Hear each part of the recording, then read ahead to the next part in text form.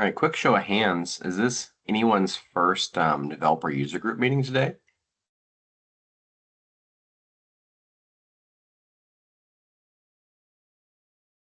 Awesome. So we got 5, oops, 6,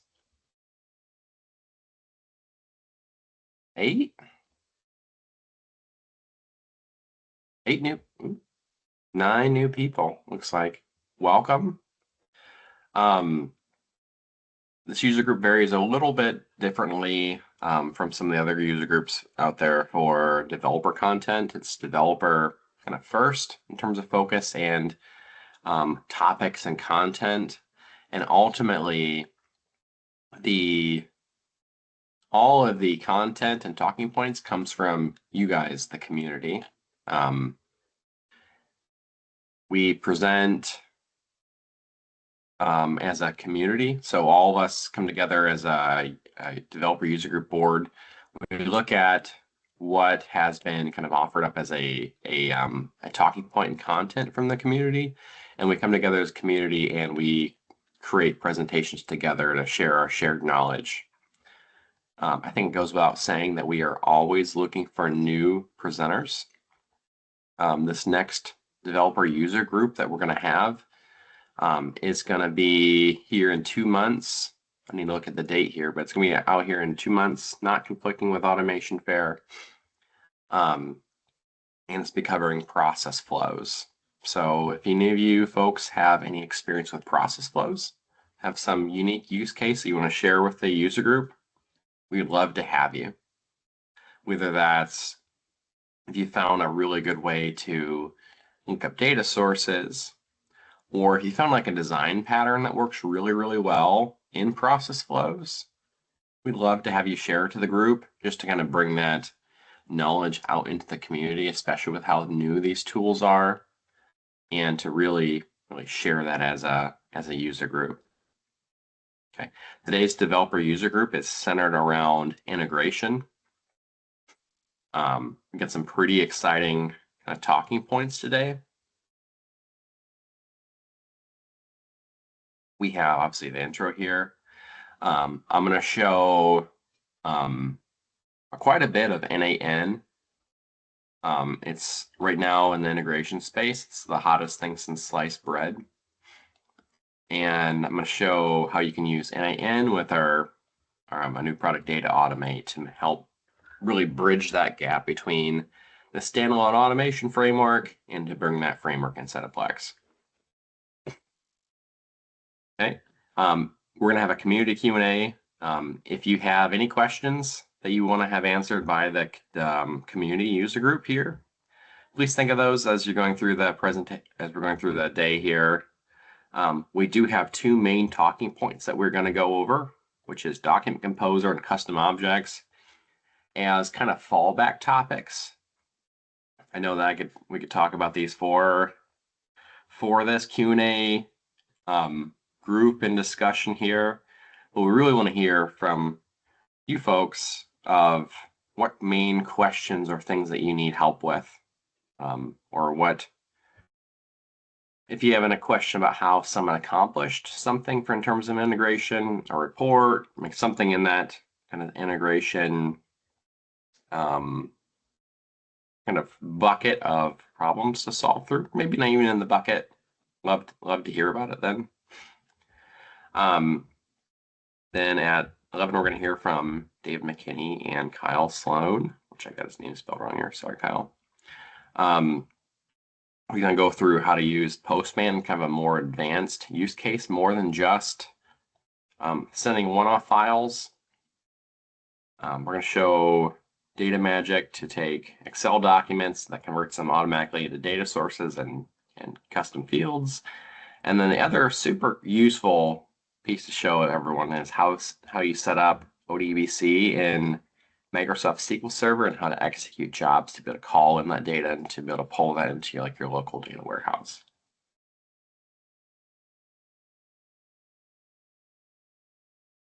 Okay.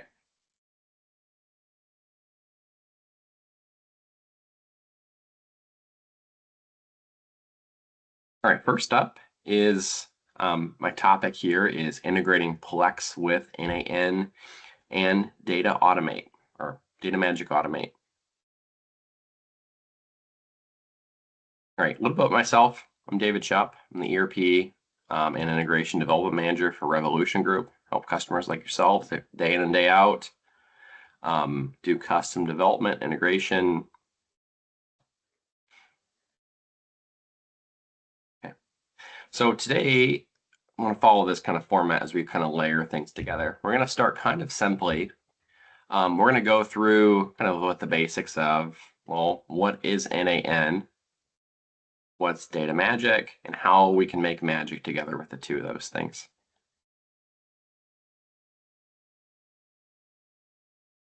So NAN is a low code. It's kind of a perfect blend between no code and low code integration framework. You can use the NAN completely no code, but it does not tie your hands like some integration frameworks out there where you cannot reach into either JavaScript or Python and be able to actually develop something that there wasn't a flow object set up for. There's also hundreds of pre-built integrations to different application suites out there.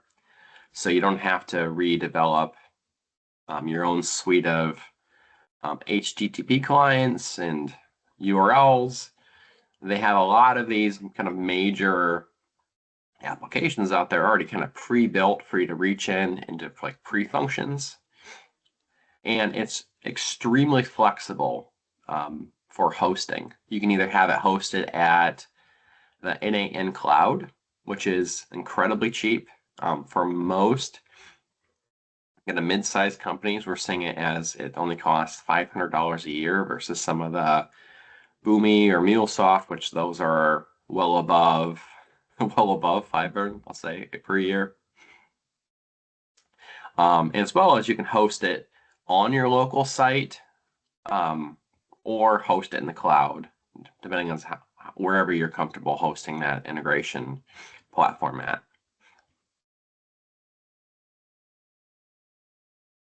Okay, so I'm taking it from a kind of a familiar example. If you've been in the process flow space, you should have seen this process flow that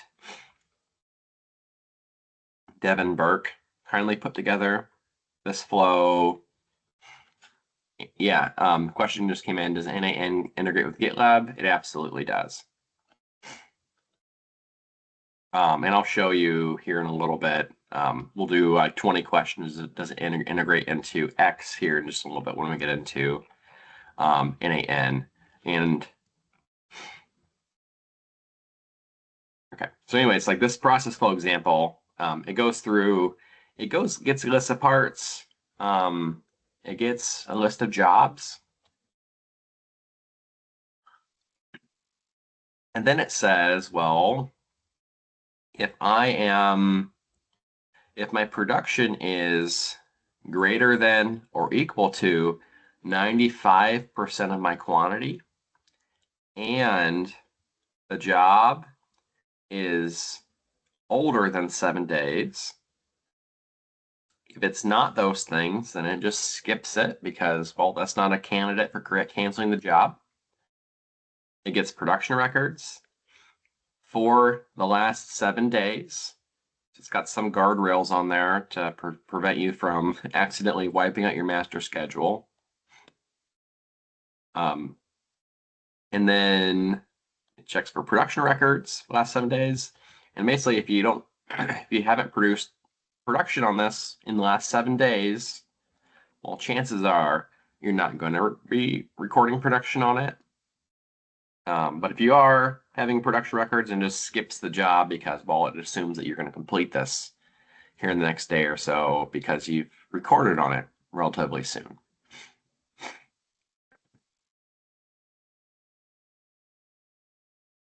So, gosh, let's get building an NAN here.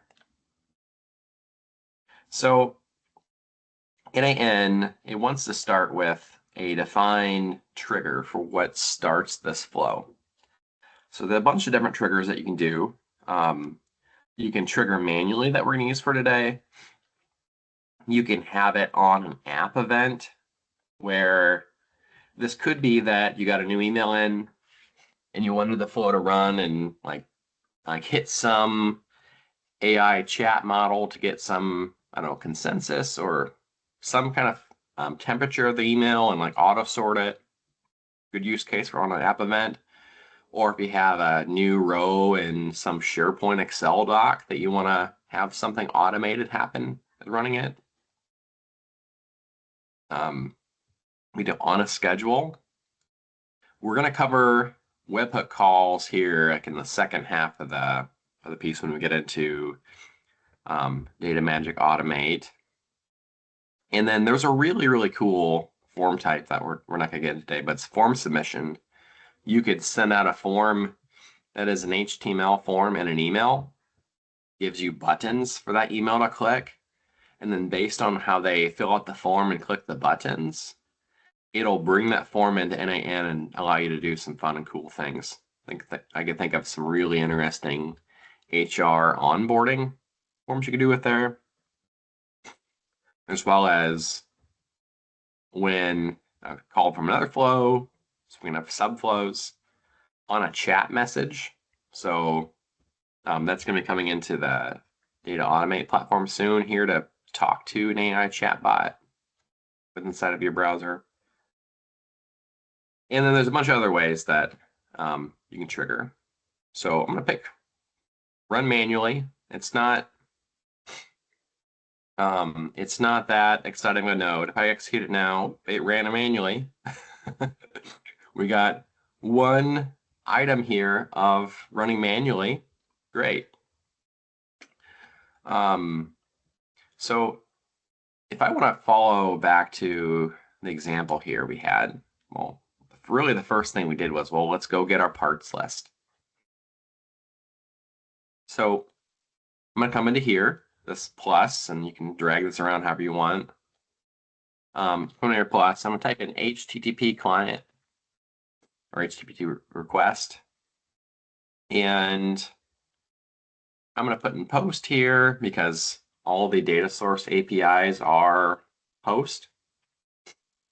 And then I know I just copied that URL in here, but I'll explain it here. Most Plex customers right now use this cloud.plex.com address. I have this set in here with test in the front of this, so that it's going to be going against the test environment.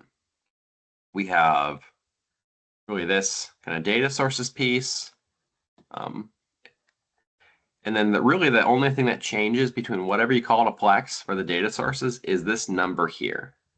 Okay, well, David, what's that number there?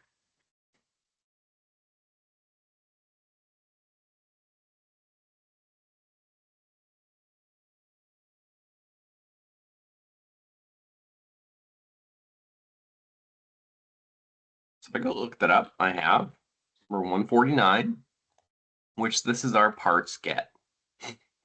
Okay. It has in here a bunch of different inputs that I can use to help filter down my list of parts. I have active that we're going to use for today. We only have maybe 1,100 parts in our PCN, so that's probably okay. We're going to miss some. We have part status in here, which I suppose we could use for today. We could say let's look at all like production parts. We could go by part type, and then it's going to return here a list of parts and part keys. Okay, awesome. So I've got that here. And I'm going to select my authentication method here, which this one's a generic credential type. I'm going to pick my generic auth type, which is basic. I've already got my web server credentials added into here. And because in this URL, I have format equals 2, and that's really important. If you want integration on hard mode, don't include format equals 2. Without that, the Plex API will return an object that's really meant to be displayed for like a VP screen where it has the table come back as a JSON table, if you will. So it has a row of headers, and then a collection of rows for the table. Format 2 says, well, I want you to return this in a typical JSON array, which we'll see that here in a second. That is really nice to use, and it's kind of something you expect in modern API use case. Okay, so I selected send body here. And then I'm going to come in here and put in some of my parameters from here. So I for sure want active. Well, this is a small int. Put a 1 here. I add another parameter. And I'm going to come back to here and see what we got here. So wanted part status. Let's do production parts.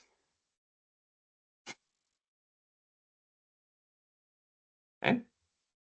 And, well, let's see what this does. I'm gonna execute.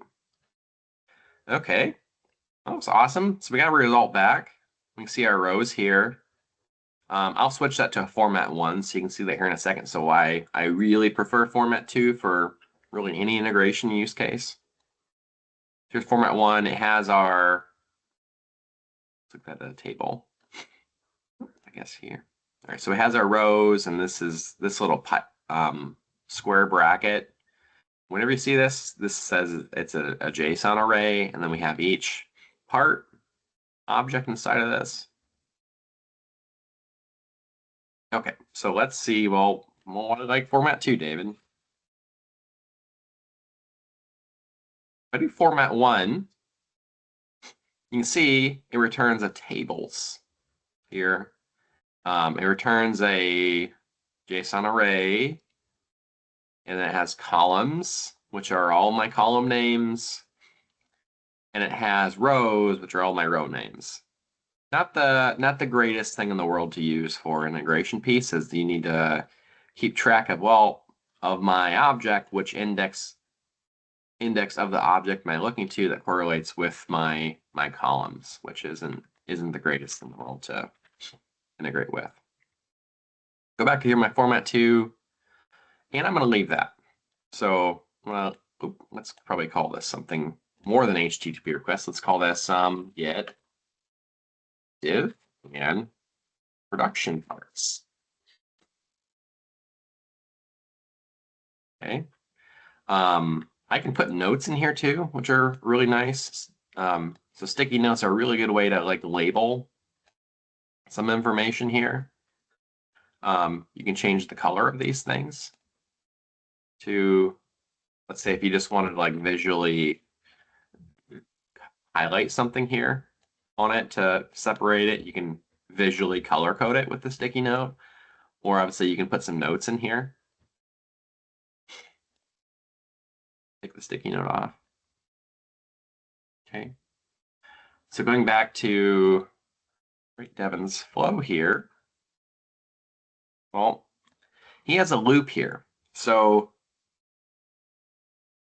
he has a loop to use this parts get. Now, we're not going to use loops today in NAN, which should be a little bit of a paradigm shift, but it's a little simpler.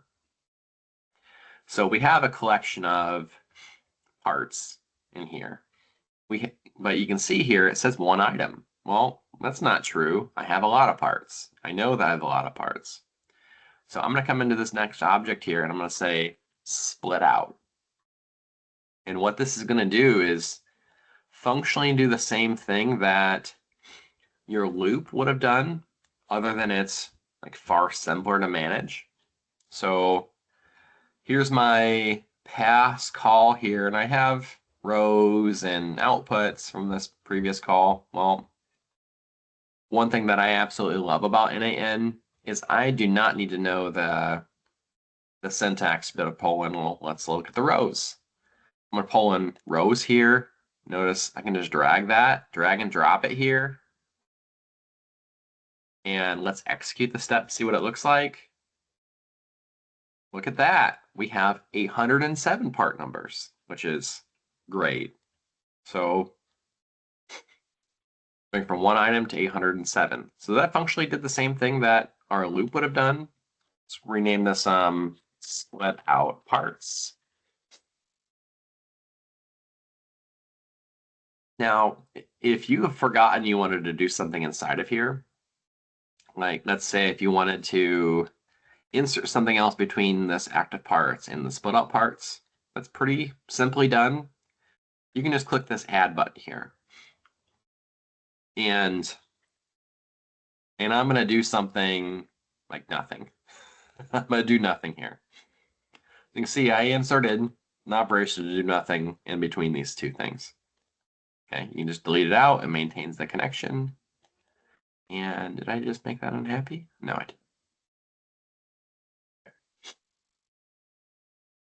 Now, the next thing we're going to do is, well, let's go get a list of jobs by part.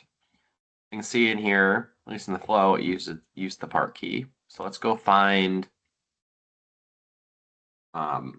that jobs by part example. And I'm cheating a little bit as I looked up the data source ID ahead of time here. But you can see in here, jobs get by part.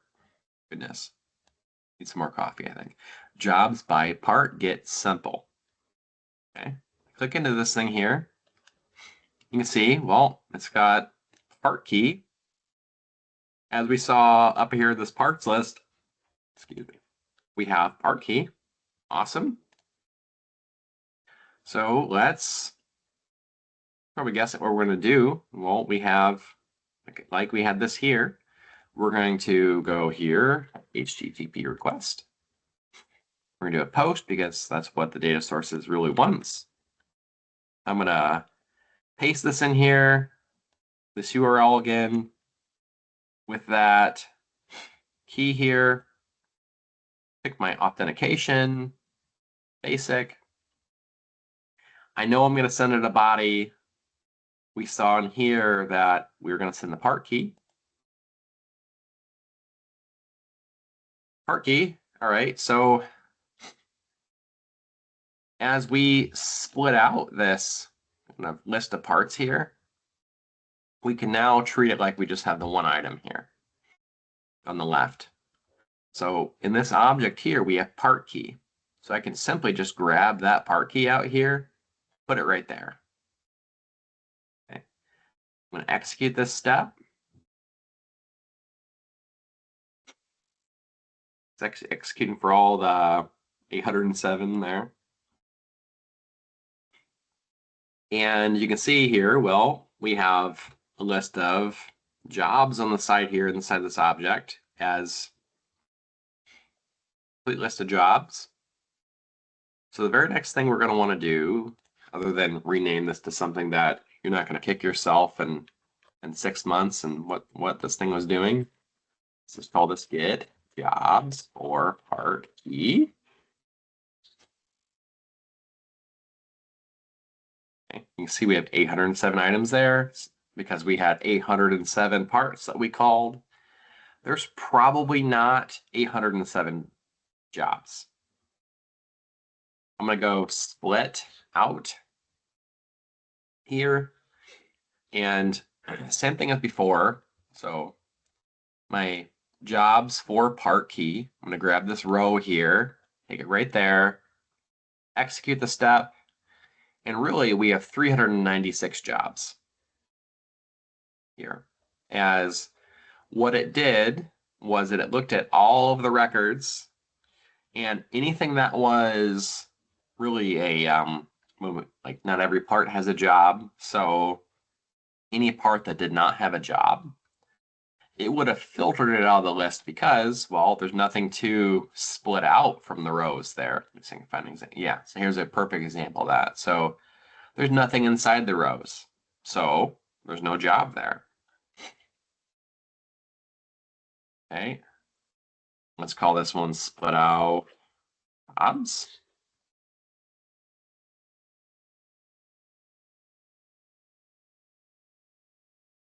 Okay, Going back to our process flow, well, that's the next thing that we did. Well, we went through it again, and we looked at the job quantity here.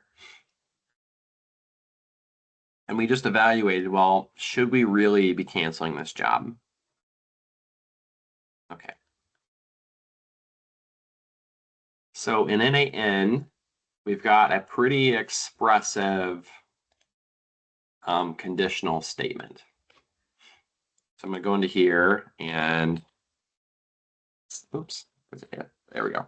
I'm going to go into an if branch here. So these if branches, they are, like I said, they're very expressive. So everything that we're doing inside of this object here that we were doing, we're going to be doing this through this statement here, which this type of syntax should look familiar to you. So one of the first things that our first condition that we had here was, well, is quantity times 0.95 less than production. Okay, so let's set up our equality operator first. So right now it says this is the string. Well, we know we want to do this as a text. So let's do like is greater than or equal to. So in our example, we had is quantity, and then it was times 0.95. So is job quantity 0.95, is that greater than or equal to production? So we have production on the left side here. I'm just going to drag out production. Put that right there. And we have our first equality operator. Okay. Let's add another condition, because I know we have another one in this process flow here. We have, well, let's look at the date, due date. And it's essentially the date due date. Is that outside of 7 days? Well, let's do a comparison there. So let's do, let's see here. So there's a magic, I'd call it a magic string inside of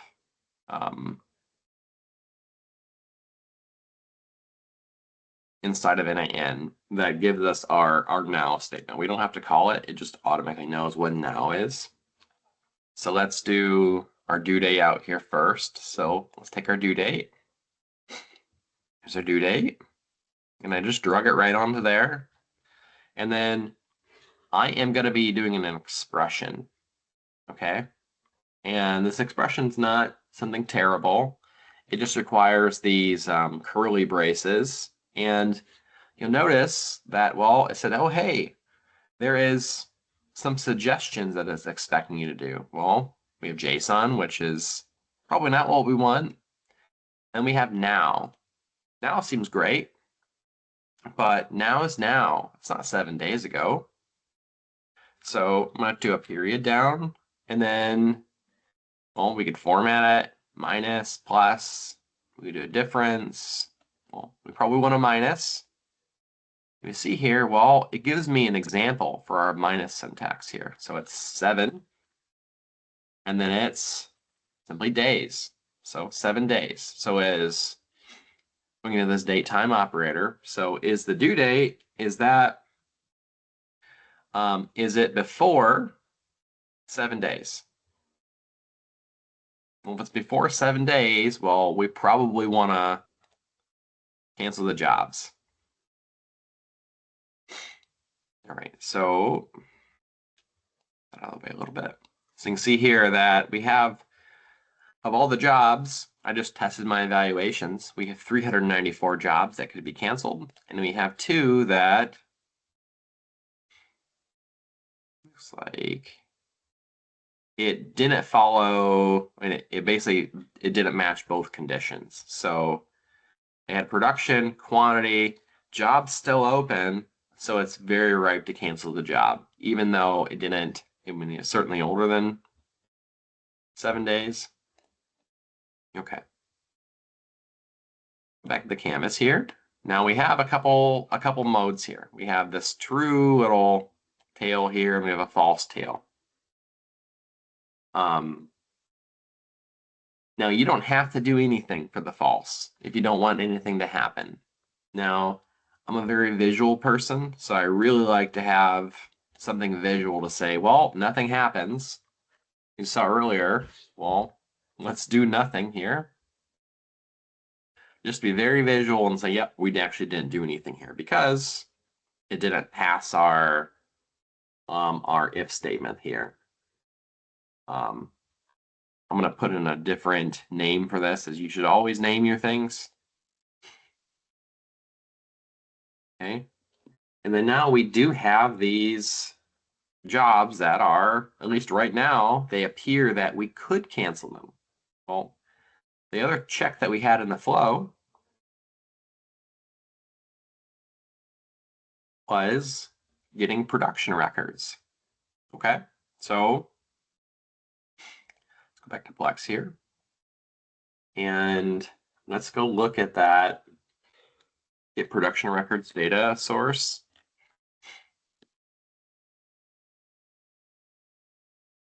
Okay, this is the one that we used in the flow earlier.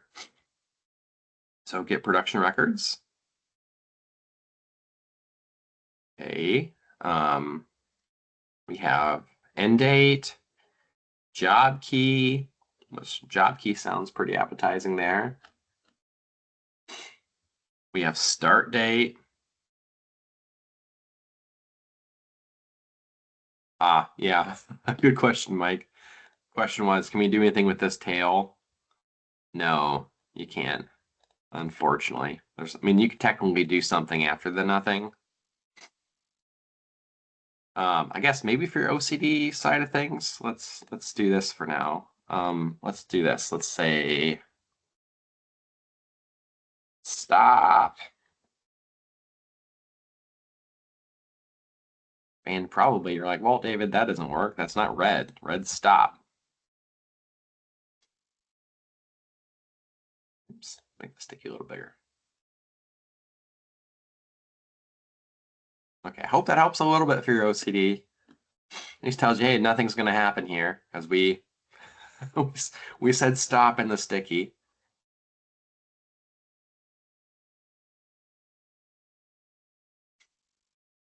Okay.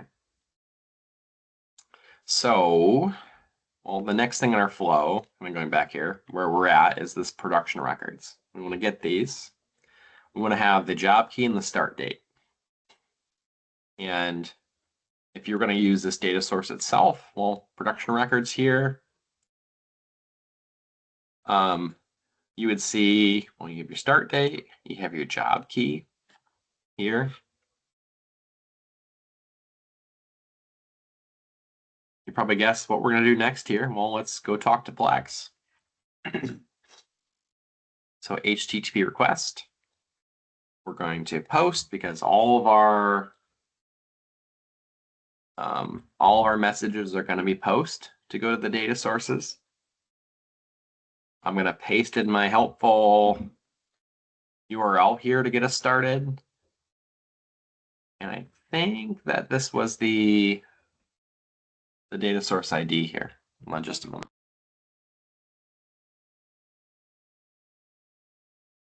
Okay. All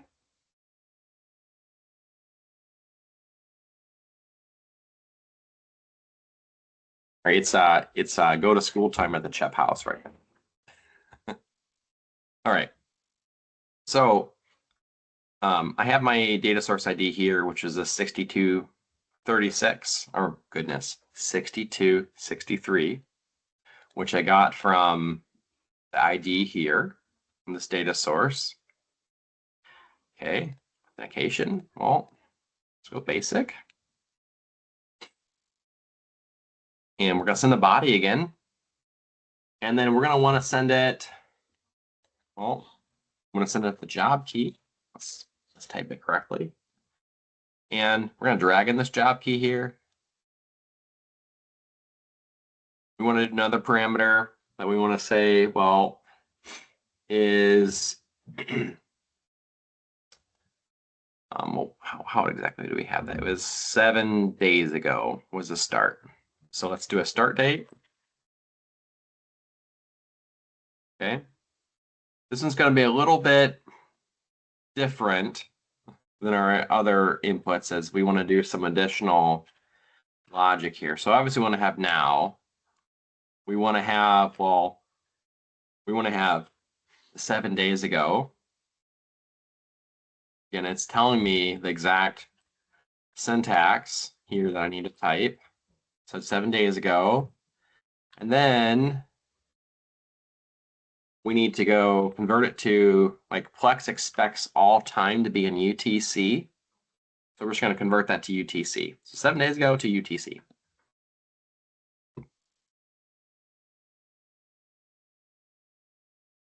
Okay. Good to go here. We are. All right. I'm gonna go back to Canvas here. Okay, so we have all these part records. Going back to our guiding example here. Well, we don't really need this is null here, but we do need to have a condition there. We need to have something that says, well, if I don't have any production records, I come back for this, well, I need to basically skip. So, okay, notice I don't have anything showing up here as input data. So I can come in here and click this node here. It says execute previous nodes to get us caught up with the data so we can see it. And I'm going to do this. I'm going to take out our rows here. And then I'm going to say dot length. You can do this instead of doing as an is null into here. You could do an is null, but this one works actually a little bit better for our use case. We're essentially saying if the, let's do this here. So false is always go to. So it's not, if the length is not equal to 0, then, actually we have that backwards. Sorry. So if it's equal to 0, then we want to do something because we're checking for if there's any active production records or recent production records.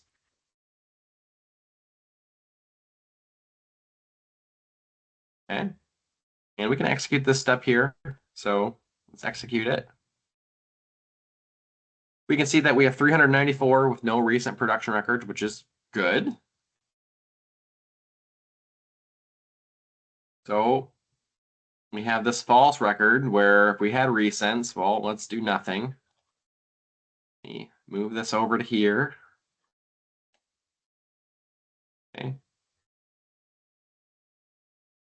And then, well, the very last thing to do in this flow, same as the process flow is, well, let's go cancel jobs. So, in here, HTTP request. We're gonna do another post. I'm gonna get us started on the URL here. And gosh, what is this data source ID? 3320. Okay, I'm gonna look at my 3320 here. We have job canceled. And then it has a few different flags in here. It has job key. It has prevent mail. This may be really important for you folks, maybe in your first runs or two, even in process flows to think about. There are some settings in Plex. If you cancel a job, it sends an email out. Imagine the poor master scheduler that is about to get hammered by 394 emails if we didn't set that to false.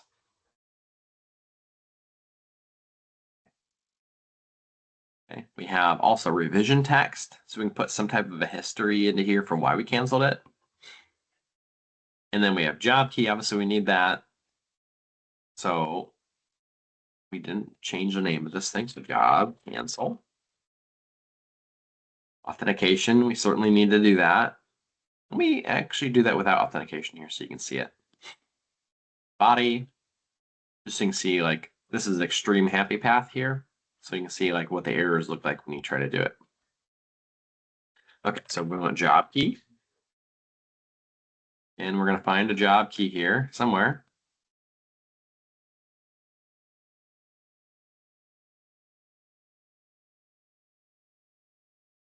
David, I think your data source needs changed. Ah, thank you, Tammy. That'd have been a double failure there. Okay. Then check for recent production records. Okay, let's go back to production records kit. Job key. Yeah, job key.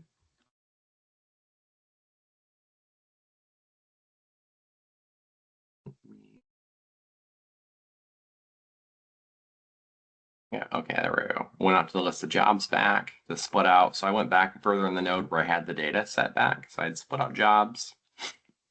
And then scroll to the top here. So I grab the job key and put this into here. There's my job key. I'm going to cancel. Well, we want to do some other things in here too. So let's go to here, prevent mail. It's a bit. Bits are ones or zeros in here. So let's go prevent mail. It's a 1. Unless you really want to bombard your master schedulers, which it's a personal choice. I don't know if you can set it for like a Monday morning only on the prevent mail, or no, or allow mail on Monday morning. That might be a good happy morning. Okay, and then we want to put some type of revision text in here. So this job was canceled. Oops, goodness. I promise you I'm a bad speller. By NaN.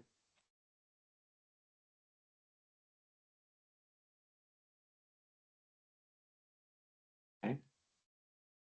And then I think that's all we need here. And I didn't put any authentication here, as you would see the same type of error that would come back here. It's going to execute the node. And it said, hey, we couldn't do this. And you can see the exact message here. So it says, well, can it process this? Here's the body of the message that we sent, the error code. Well, let's see what happens when we switch this to basic.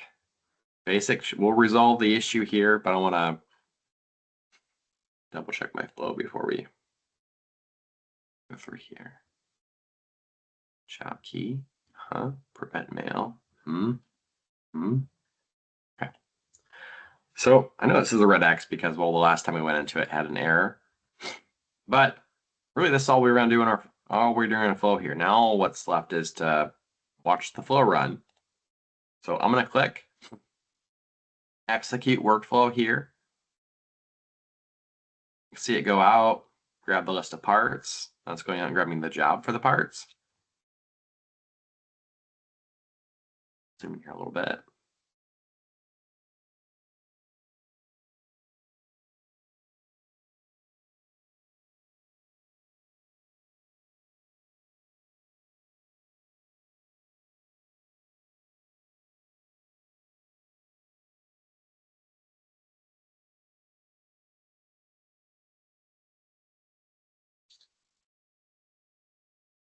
And unfortunately, you're probably asking, Mike, well, obviously we're waiting. Is there Jeopardy music you can turn on? No, there's not. All right, so went 3 of those, that step pretty quick. Now it's going out and getting production records, and now it's going out and canceling jobs.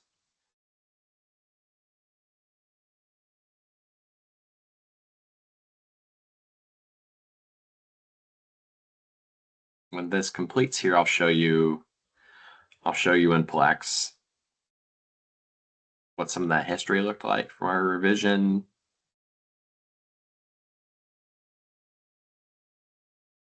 And then we'll do a Q&A for just NaN before we complicate things.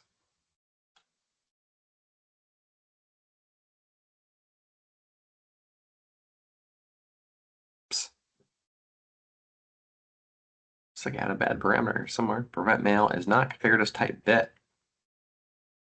Oh.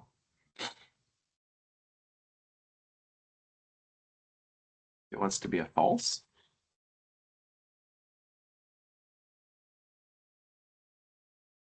Okay, let's run that again.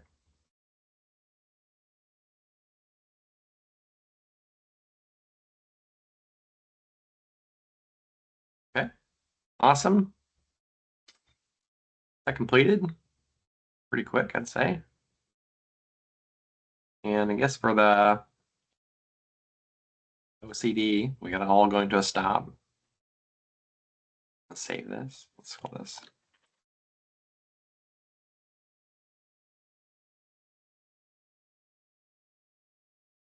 And one of the really cool things with NAN is that we have the full run history here. So you can see we had error here. We can go into here, into the job cancel, and go right into here. And we can see, well, here's what happened in this flow here. And we can even like go back in time in the steps and see, go here. So here's like the list of data that was in here at this date, this time for the flow. Yeah. Yeah, so that, Tammy, so there was a, like the canceled, I'll get a list, there's a way to get a list of jobs that were canceled and not a email for each. Yes, there is. We would do something like this.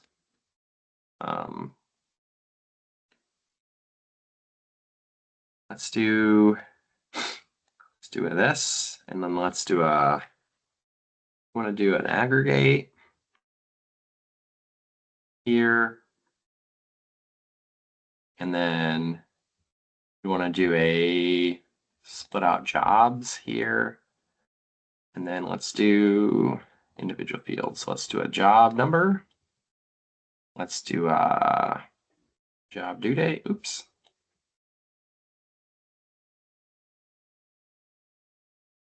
Yeah, data in a single list. So data output there, all fields. Execute there. That's not what we want. Let's do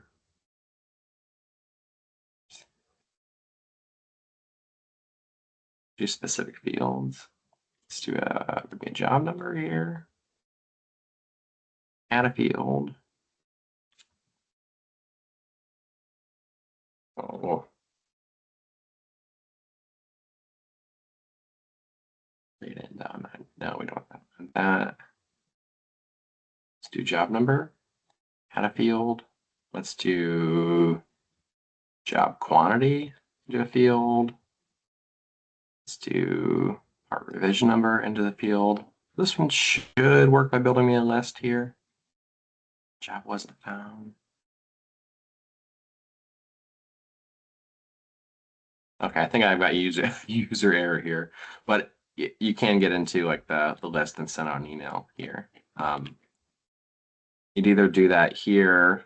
You could do a branch here for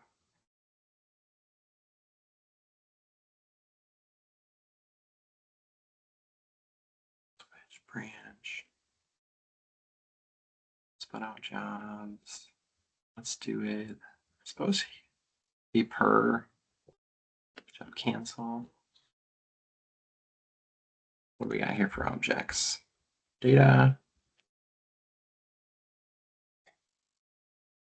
Merge. There we go.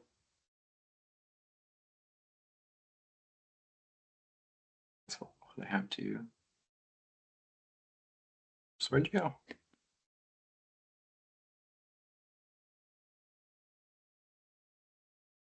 Oh, yeah, for sure you can do it, Tammy. I'm on the struggle bus here. I'll send you an example after this for how you do that. But the and, like for the and, you can do ands. We did an and in here. Oh, not that one. We did an and in here, like in this if check. There was a we did the and in here. So this conditional and this conditional. Is that kind of what you're referring to, Mike? For add an and?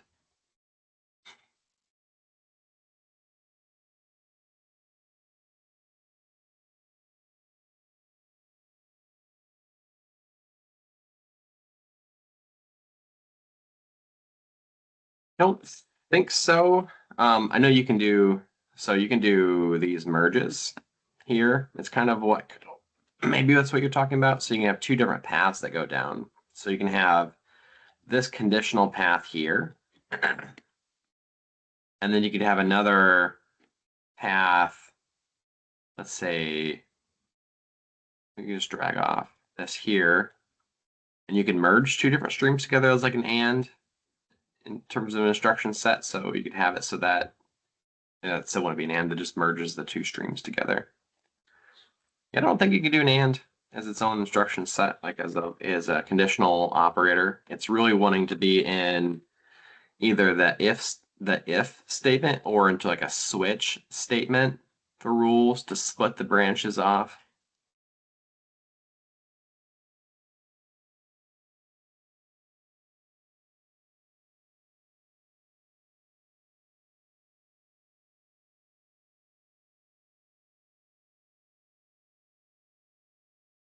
Yeah. Yep, you got it. Okay.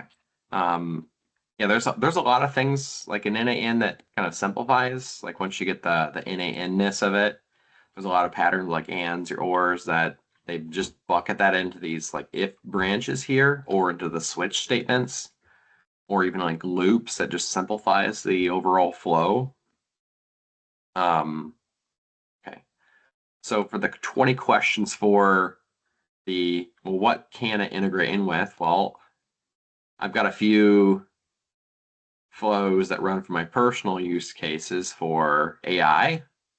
So we can add AI agents pretty easy to this flow.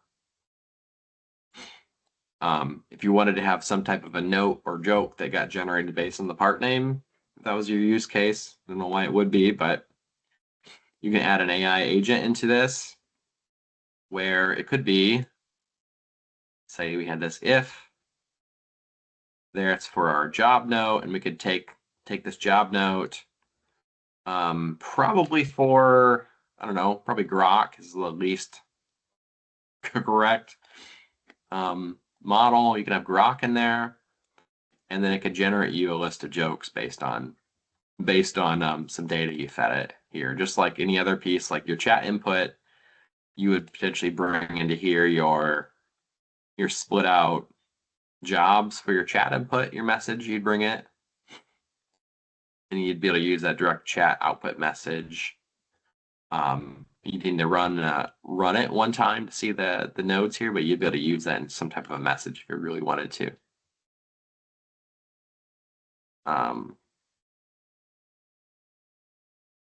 Okay.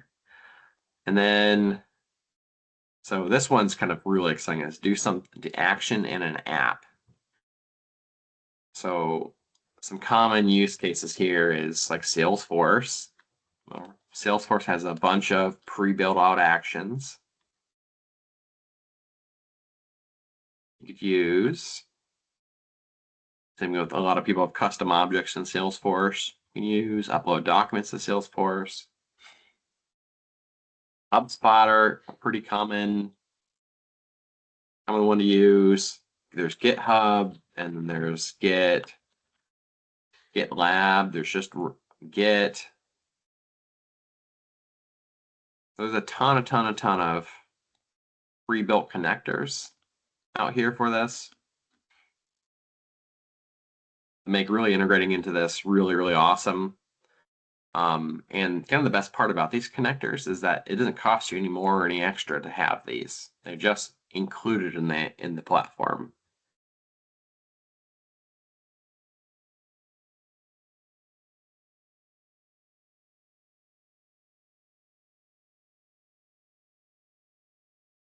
I think of some other common ones here that are nice to use. Obviously there's SQL Server, there's Postgres. Also files.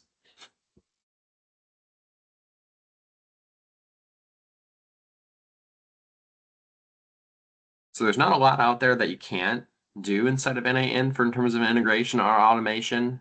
From some more example or advanced web cases, you could even build like web bots in this.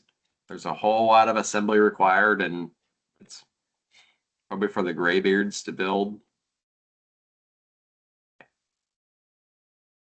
Or I already have a chatbot code from the ground up from a company. I could use that, or I need to pick from a list of approved AI models. Okay, so that's a good question.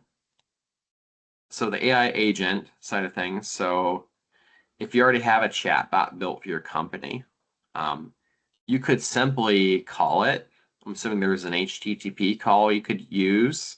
Assume that'd be the HTTP request. I don't think it'd be the AI agent, as this is meant to be grabbing one of the commercial agents here. But if you built your own, I'd imagine that there is some type of an HTTP request that you would really do. Is really that's what this AI agent is, other than it can bring some like persistence or add some tools or like MCP type things into it.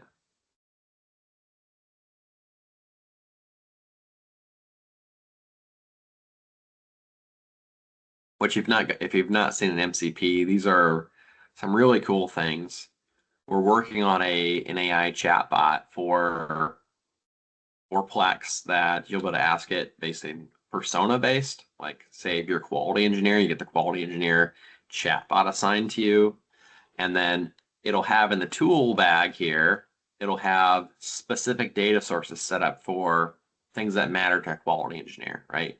What's my scrap for the day or the week or the month? What's my problem records? What's my number of like defects? Do I have anything in the MRB? Do I have any new customer complaints? There's not a lot of actual data source requirements you actually need to be able to answer those questions. And the AI agents are smart enough to know, well, let's call and talk to those specific data sources to be able to get that data to be able to answer the questions.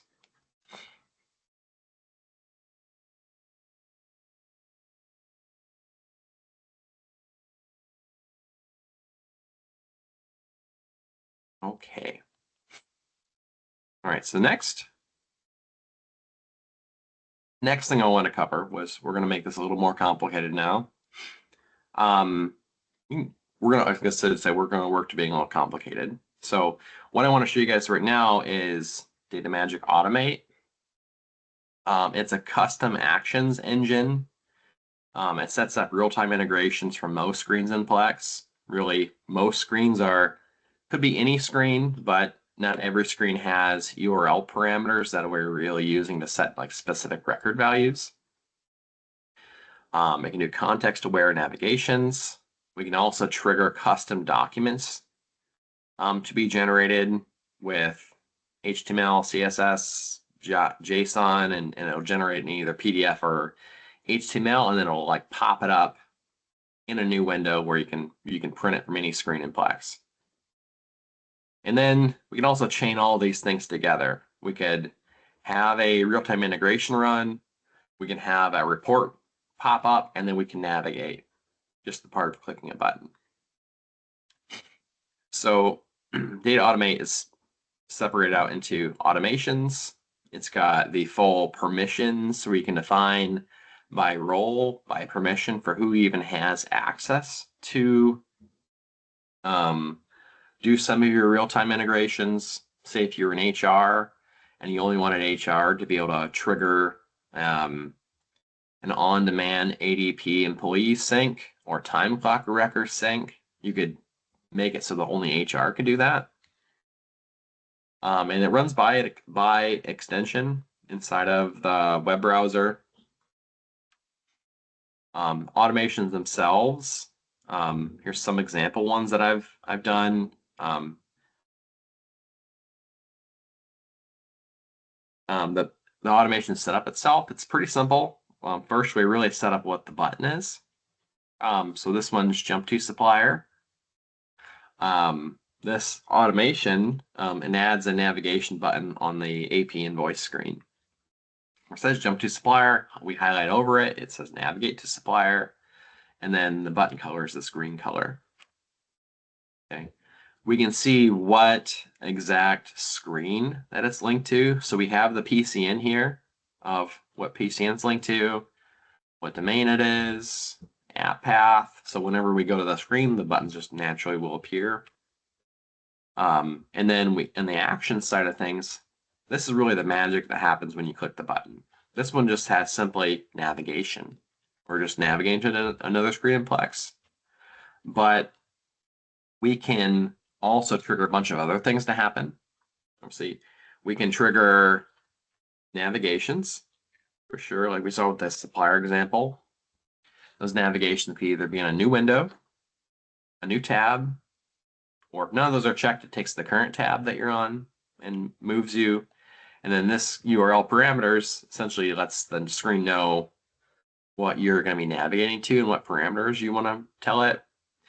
And then we also have these webhooks, which this will be the getting more complicated in an example, as I'm going to add a button to the job manager screen to run that job cancel on demand and not necessarily on a schedule, which is a great way to conserve web services and only run integrations really when you want them to run on demand. Okay, and then the flows themselves, like I said, you've got the full roles-based authentication control on it, where you can set up permissions for who can see what exact button. We also have full history of, well, when you click the buttons, well, how long did it take? Who clicked the button? What did they navigate to? And really what the request data in was, what we told the button, and if there's any errors that occurred.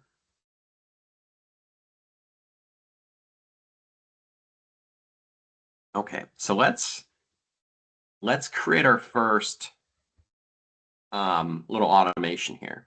So I'm going to go to Data Magic.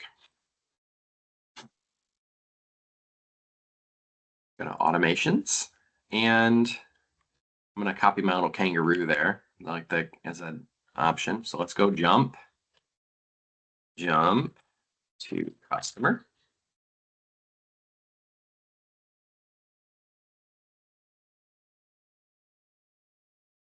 Oops. So I want to navigate to the customer record. I'll probably want the button to be something like that's a pretty color.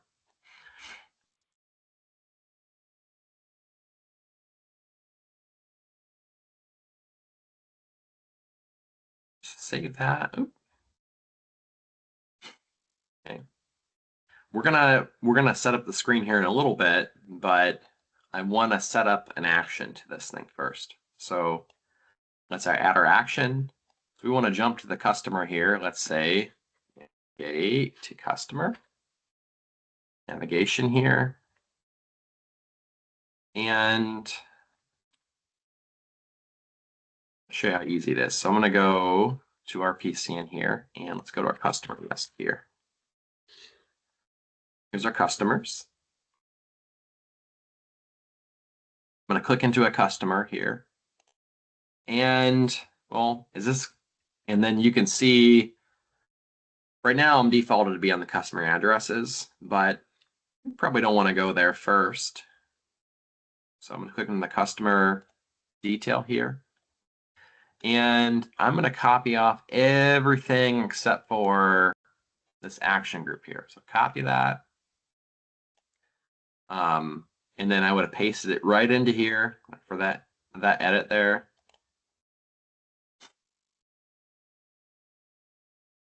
And then now the next thing I'm worried about is, well, where do I want to be able to navigate to the customer from? Well, a common thing is from accounts receivable invoices. Just do a search here. So we have this address and this invoice. Okay. See with the Data Magic extensions today, we could potentially generate a custom AR invoice here. So I'm going to go here, go to my automations. I'm going to select my jump to customer here, and I'm just going to say link current screen.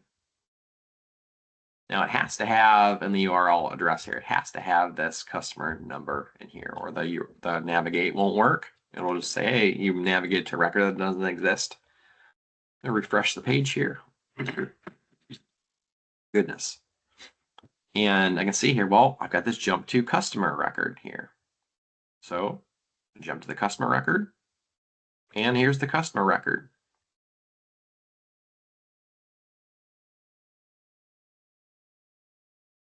So it's a really, really, really powerful way you can add like custom navigations really from any screen inside of Plex. I have the same thing on the AP side of things as well. Jump to supplier. It takes you right to that supplier record. And then anytime you click one of these buttons here, you can see, well, here's our jump to supplier, our jump to customer. And it's really important too, like when you click these buttons, it also shows you what exact data can be coming into NAN when we trigger it. So this is the call that comes in to NAN, which it's basically whatever the current web page you're on knows about for the application you're on. So it knows really what button you pushed. It knows what screen you pushed, what PCN from, what username, what email, what address you're on, specifically, and then what URL parameters you have, and also what the time you clicked it were.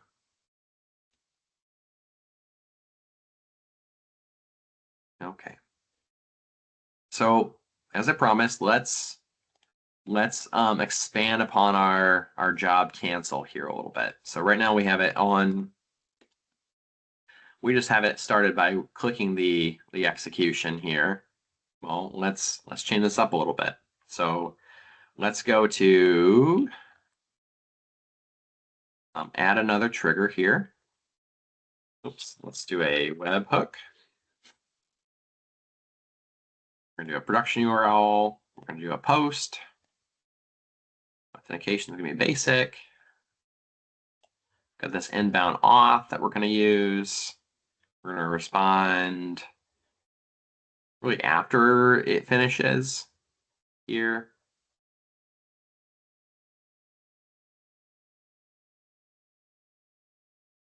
And then we could return all the JSON, or even like make our own message that comes back here. And I'm going to take this URL here. I'm going to go into my automations, and let's go to old job cancel.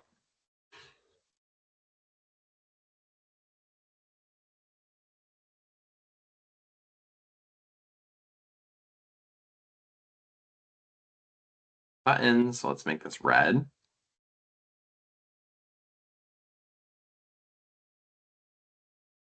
Gonna save that button name.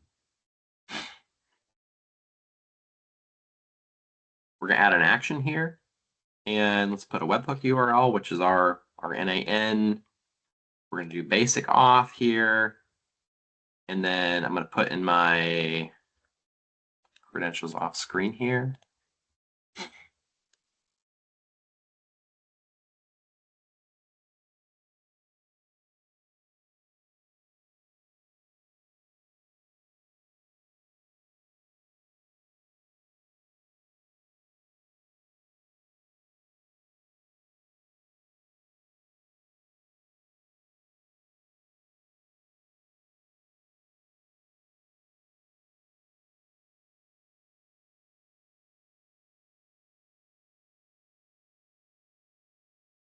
Okay.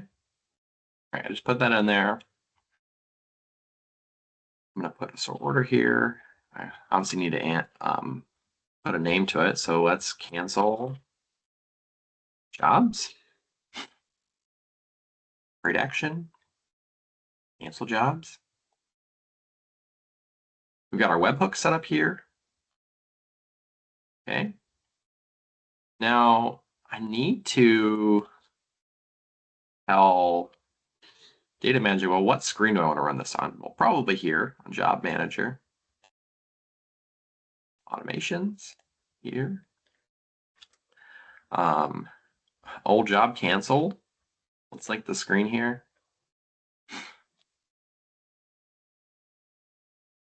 And if you're also ever curious about what type of data you can see, here is that I've got this URL parameters piece that shows you your current URLs, what parameters you have, what you have access to for specific records. And then as well as I've got these other kind of banner objects that show you what the web page knows about too.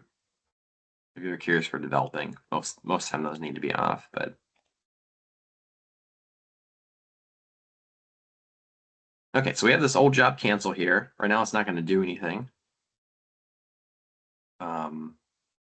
Okay, so we have that there.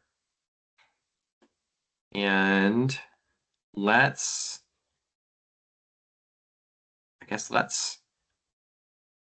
see what this is going to do on the workflow here. So we're on the job manager screen. Let's click job cancel. Canceled it successfully. Well, let's see here, dashboard. And it looks like, we didn't save the workflow here.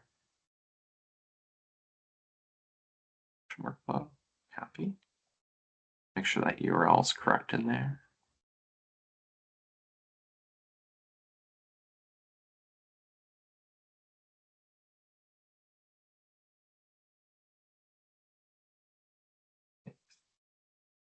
Should be.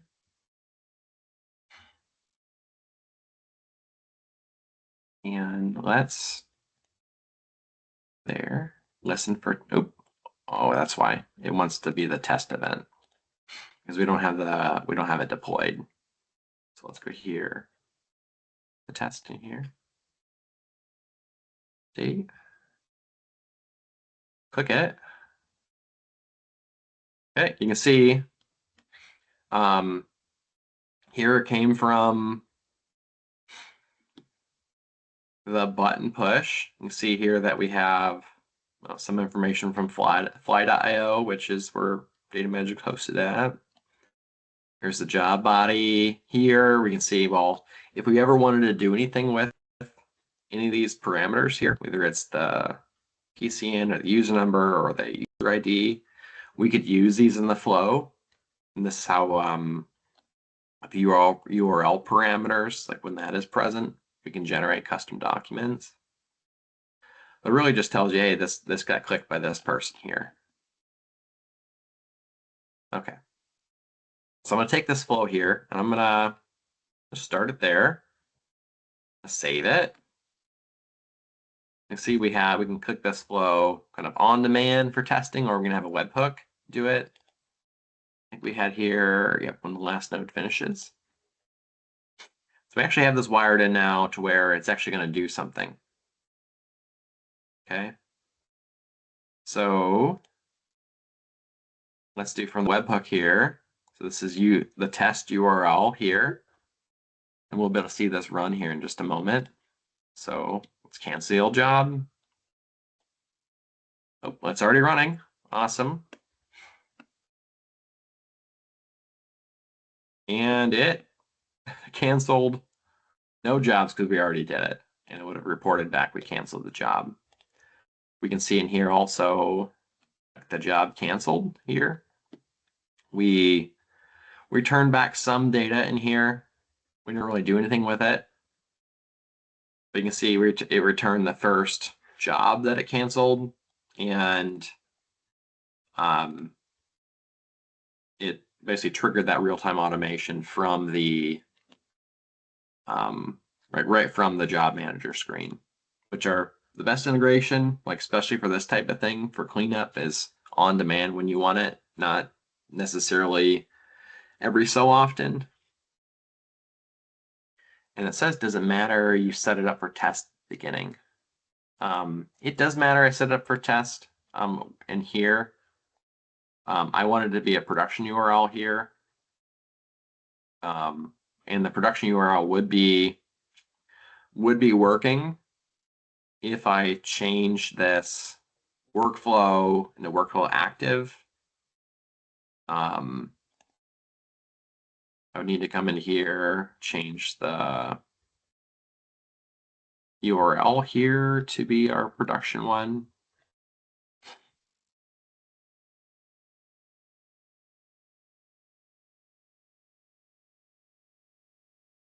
Action. And then I'm going to get out of the screen here. Let's go here. And now that I have it running, I should be able to just click this here, cancel job. It's running out there. Post in your instructions. Does it matter you set it up? Oh, yeah, it does matter I set it up for test. Yeah. I don't want to run out of my jobs here, but you could do an expression based on what environment you want to target here. But really all my calls are going into test here. So if I don't want to go into test, I would remove the test from the URL and it would go right towards the production endpoints.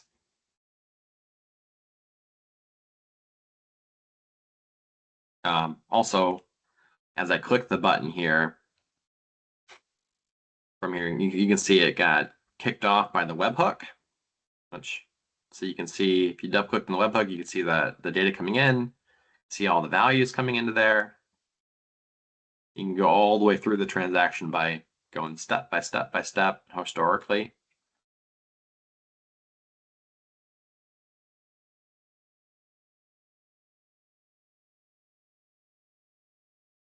I think that's pretty much it from the automate side of things. Other than we're working on right now is a document designer for this. So it's going to give you a kind of real-time update to generate any type of document that you want to have. Right now we've got it in our test environment, but it allows you to really generate some pretty complex documents, again, with HTML, CSS, and JSON.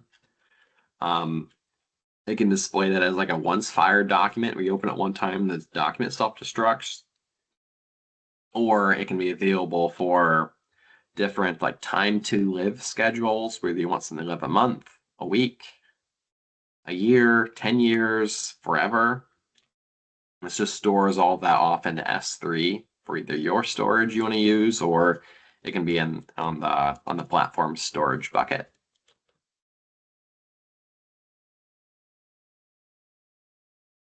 Okay. I probably went a little faster than I thought I was going to there, but what questions do you guys have for me? And I've got some questions for you guys.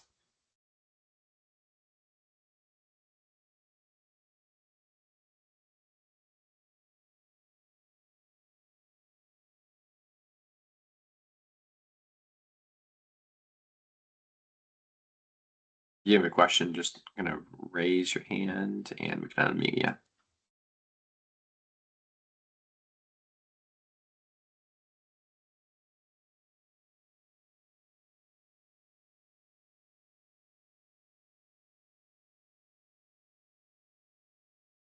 Thank you, Tammy.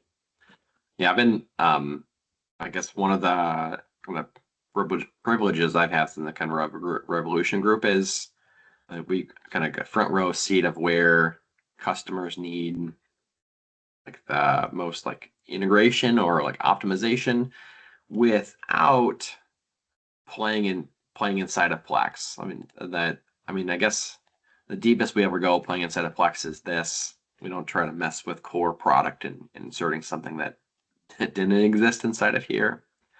it's great to see like a simple, really, it's kind of a simple tool that has a really powerful impact for folks.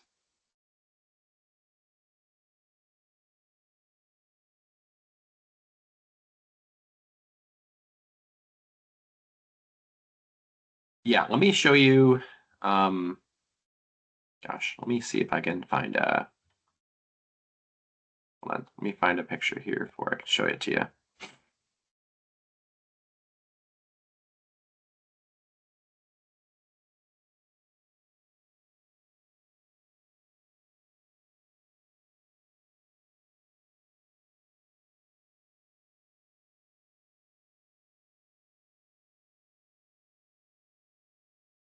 Yeah, so Scott, I'm gonna be sharing out the. I mean, we're gonna edit some of the front portion of it where we're not really talking. I'm gonna send it out. We're just gonna go. It's gonna get posted out to the developer user group, and it's gonna go out to YouTube, so you're gonna be able to view it at any time. Yeah. So the Jeff's question is the extension required? Absolutely, it is. There's no way around to. There's no secure way to be able to inject buttons into Plex that um, you can do without that extension. Um, and certainly you wouldn't want to do that as it's kind of meddling inside of the what's Plex's side of things. Hold on just a second. I've almost got an example of the document designer here. Find another. I'll try and answer the questions in order here.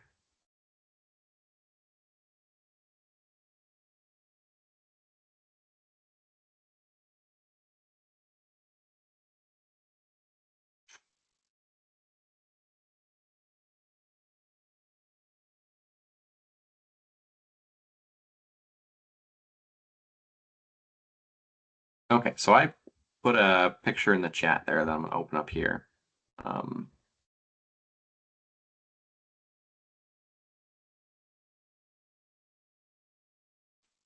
Okay, so here's an example of the document designer here. So this template here is an invoice that it was connected to that invoice button on the AR invoice where it's got the HTML document here. I hope you can't see some of the template language here, but then it uses like the Go template syntax for doing our loops. But it gives you like this HTML piece with CSS here on the side, and then our sample data that we can put into here. And then it renders the document here on the right here that and again, it's got two render modes, kind of a one real-time building where it updates every couple seconds to it and then there's a PDF generation view, what it actually looked like in a PDF view.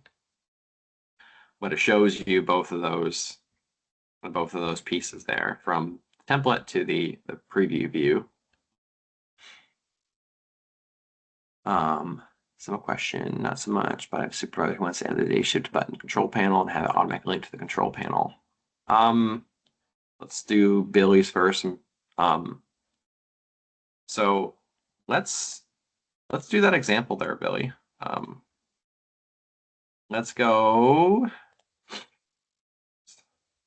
me set my windows here again. Hold on.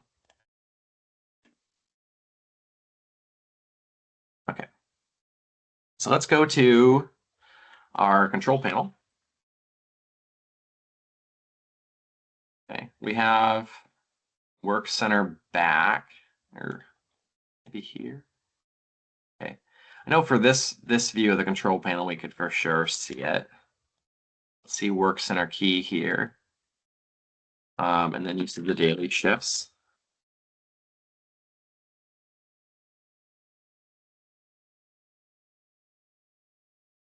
So I'm going to simulate essentially what the button would do. So it basically put this Work Center key into here.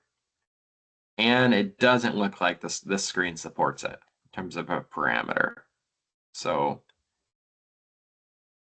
the screen needs to support, and this is for Billy's question about adding the daily shifts report to it. The screen needs to support that URL parameter. And if it doesn't support the URL parameter, you can't navigate to it. We might be able to do something in the VP designer here for adding a parameter to the screen.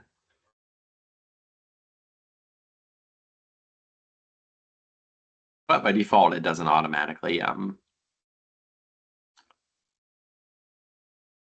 doesn't up no, that was the 500. That's the NAN pricing model there. So NAN pricing here is this. So we don't cost by PCN. It's just going to be based on like usage buckets that we're trying to define.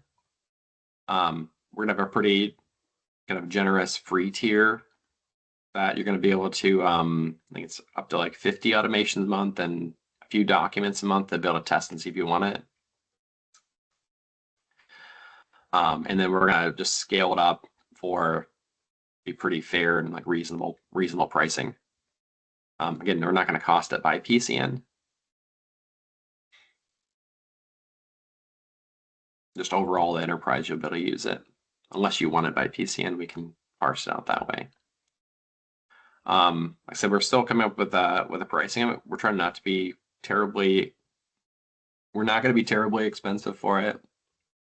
The main cost of it really is the document generation and like storage, and we're still trying to figure out what's like an equitable like pricing strategy for storage, because technically you could have documents that live in there forever as long as you have a subscription.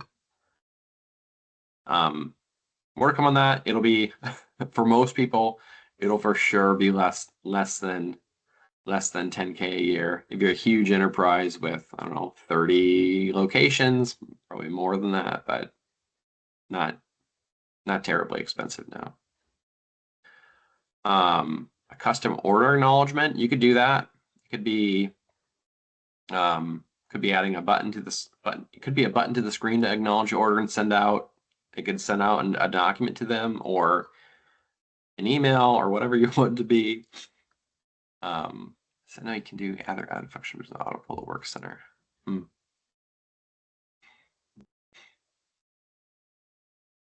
Yeah, so kind of finishing off, Billy, I'm pretty sure that we can add the work center parameter into the screen. We just need to go into the parameters. Oh, we have that there.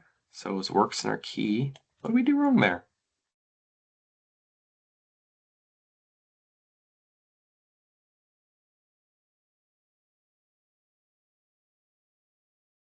I have a custom build extension ready, and I add a hook to an unsupported page from my extension. Would that allow me to hook to that page from NAN? Yeah, you could do that. Yeah, the NAN hooks are pretty awesome.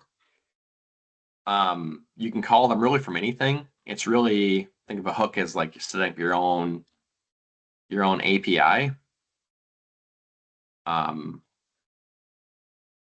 So you can do deletes, gets, heads, patch, post, put, really building it out there.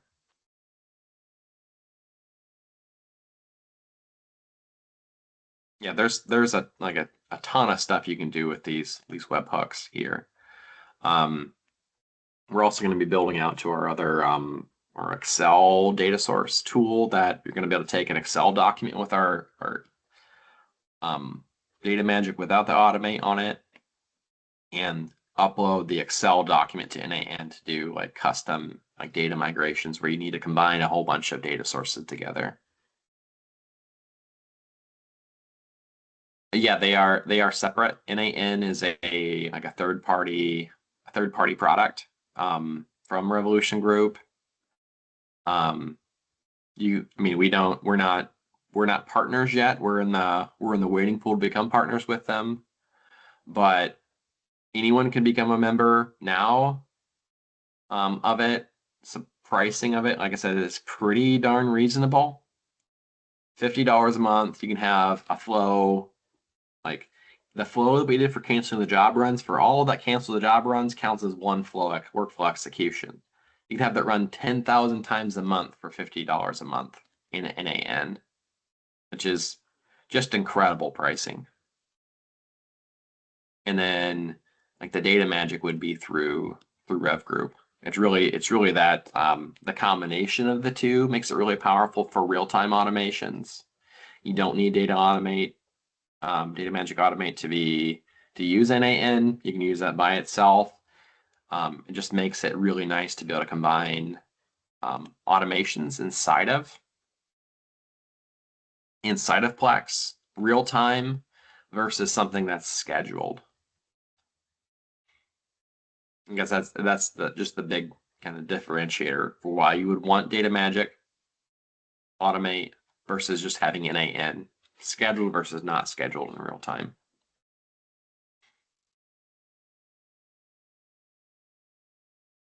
Okay, does anyone else any other questions? And we can move on to the community Q&A.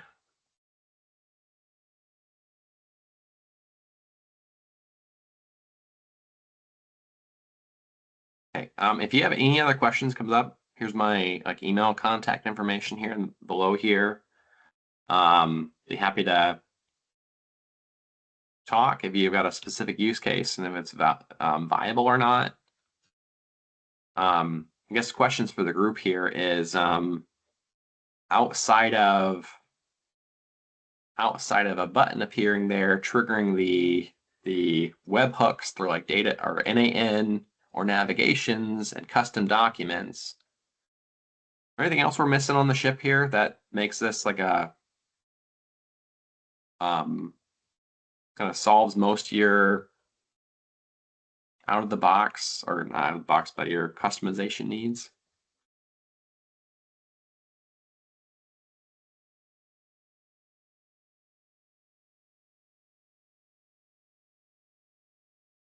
Yeah, what's your let me unmute your mic so you can talk. Been pretty active.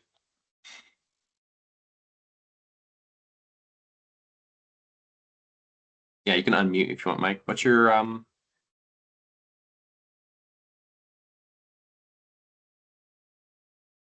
what's a use case you got there?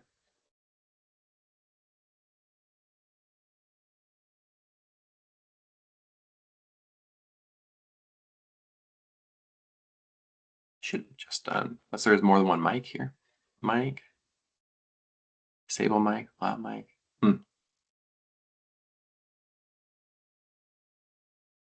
Oh, there we go. Oh. Yeah, it just says you're muted now. I don't know why. Good old Teams.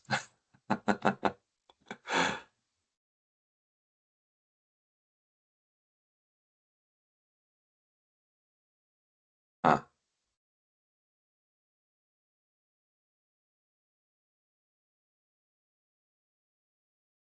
Let's see if I can have just all attendees. I need to print multiple releases at once. I need to print multiple releases at once to send 15 to 30 at a time. Okay.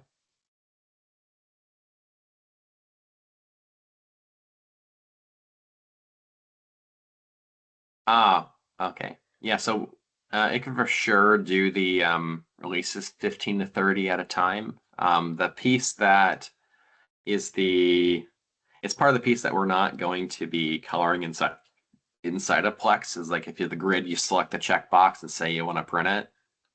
We're not supporting that as it's viewed as a bridge too far going inside of Plex.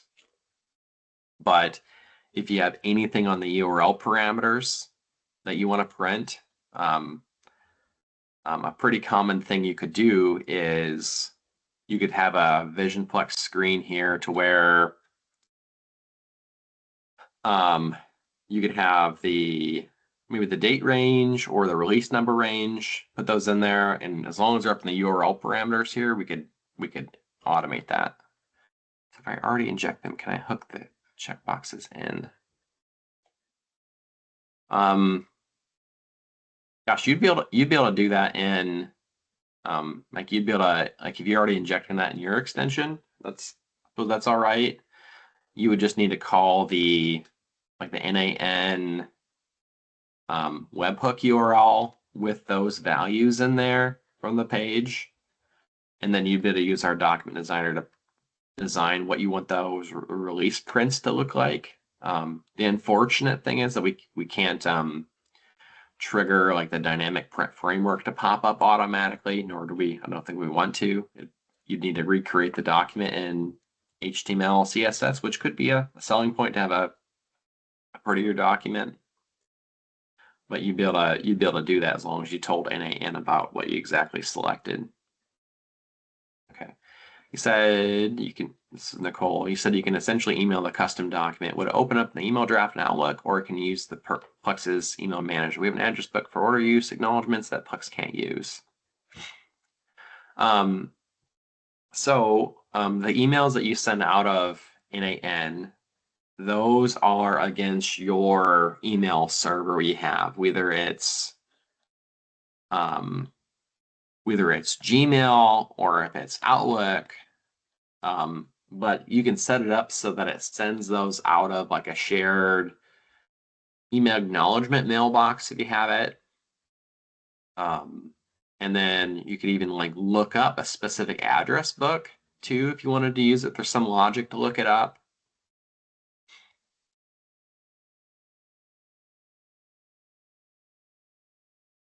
Yes, and thoughts. Okay. It's not just simple SMTP. Let me show you like a mail. Let me show you Outlook here.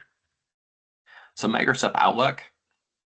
Let's say we want to send a message.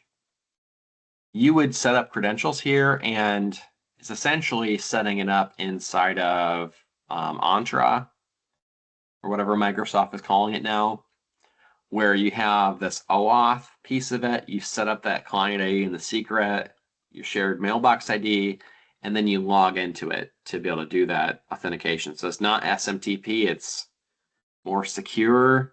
It even supports the conditional like access policies where you don't skip past those. And that's really important this day and age.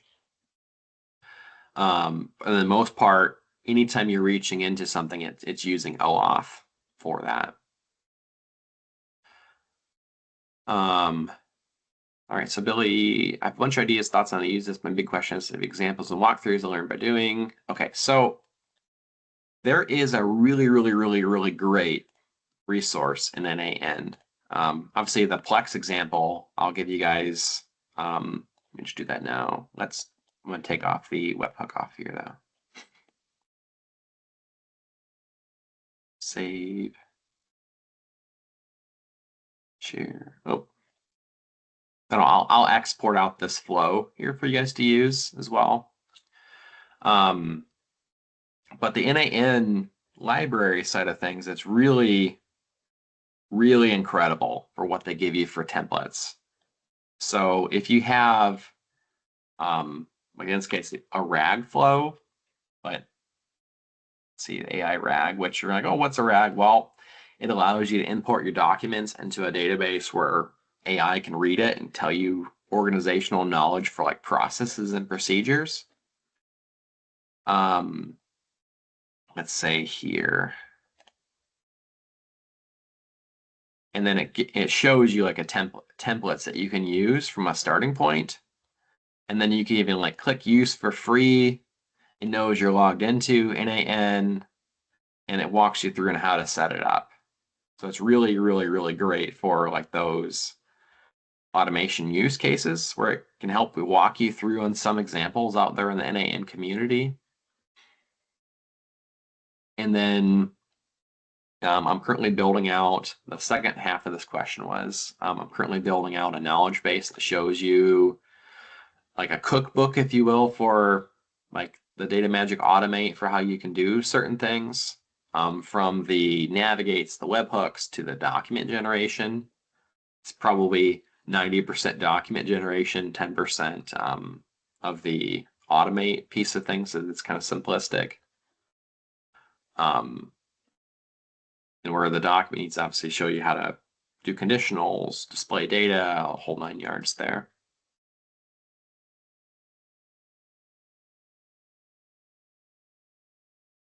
Okay. Any other questions from the group here?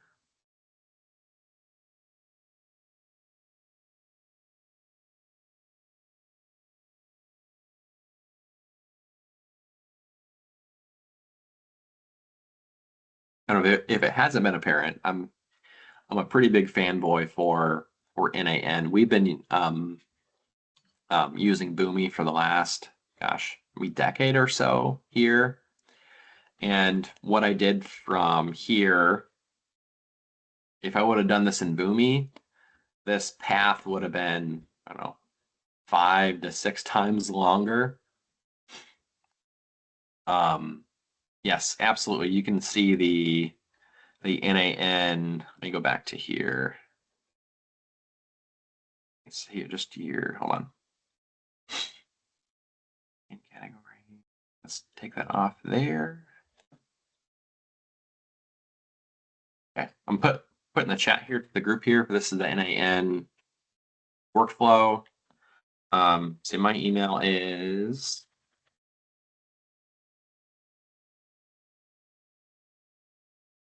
anyways, that workflow community, you do not need to have a login to see like what is kind of easy candy to see.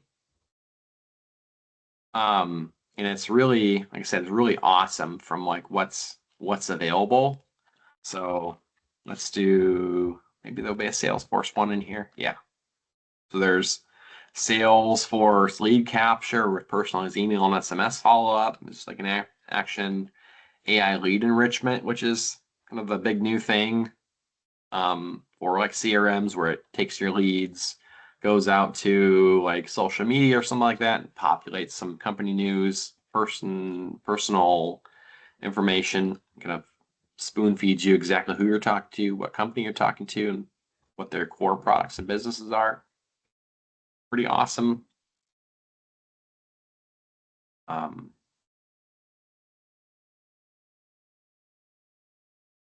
Alrighty. Well, if you don't have any other questions for me, I'm gonna kick it over into the next segment here is community Q&A. I'm gonna try and let's see if I can unmute. There we go. Allow mics for everybody. I open up the mics for everybody.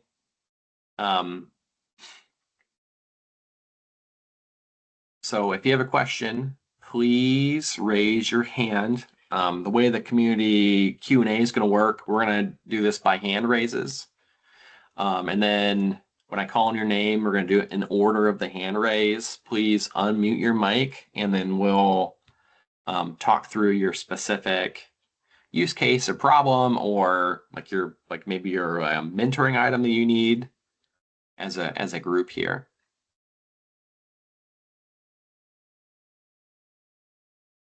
All right, we got our first one here. All right, Wilfredo, you want to unmute yourself and introduce yourself and what type of Q&A topic you have? Oh, hi, David. My name is Wilfredo Morales. I work with Henniges Automotive. And my question was, we had been looking at the document composer in Plex to, basically custom make a shipper.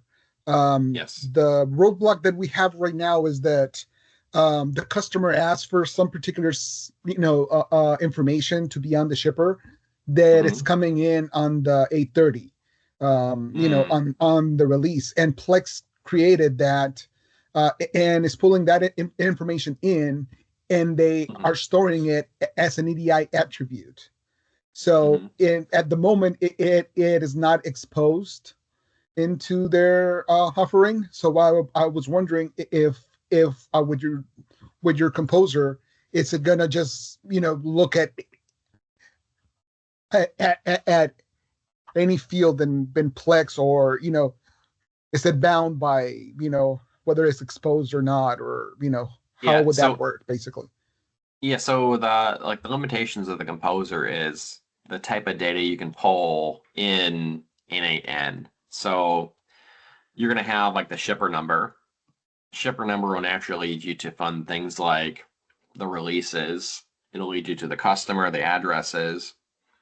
And then as long as there is a data source in Plex for that, except I go to the data sources here and you said EDI attributes. So this is going to be a release get. Sure. Maybe.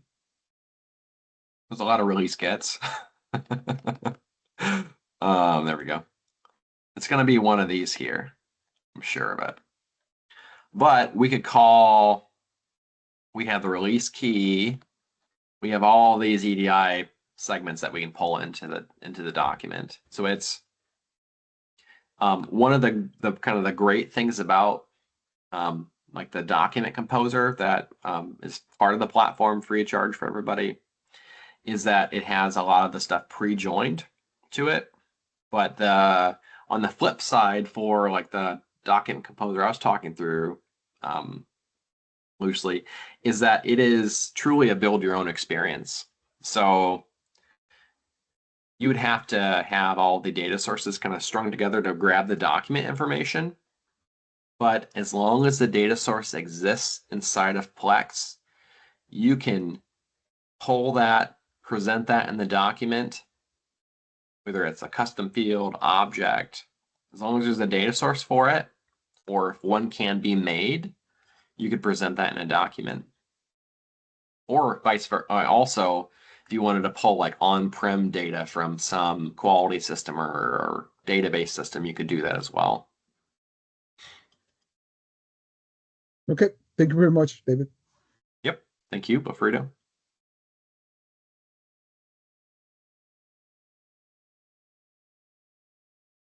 All right. What other questions we have from the community here? What are you working on? What roadblocks do you have?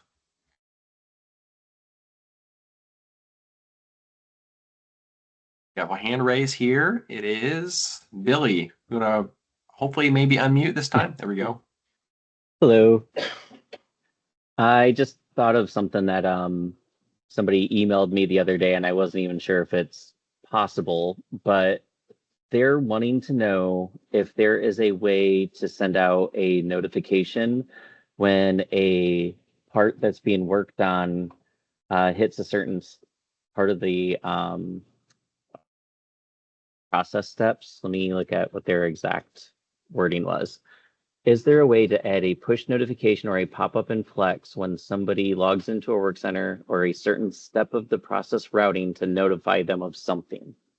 And I know the document thing that's coming out somewhat soonish, I believe, will do some of that because you can walk through the steps. But is there any way to do something like that now? I guess the piece now that you could do there is it would be like a polling type of integration you need to do. Either it's process flows to do that or NAN. But you basically have to check every so often, which these are kind of yeah, I mean they're really, really chatty and you got to be careful for the total amount of traffic that you call, but you'd have to check every so often for that specific, either that operation that's going to be running in production, or I'm sure that there's not an existing data source for process steps if one started, but as long as there's a data source for it that says, hey, this thing has started, and you have the criteria there, you would be able to send an email out either with process flows or with NAN, depending on how you want to slice the cat or skin the cat. Okay. I'll play around with that and see how real time they're looking for. But I was thinking that's what the answer would be, but just wanted to see if there was something I just didn't know about somewhere else in Plex. Yeah, it's not I don't think it's an attractive answer, but it's technically possible. Just not real time. It's real time on a schedule to check. Awesome. Thank you. Mm-hmm. Good question. Okay. Anyone else from the group here have a question? Looks like we got a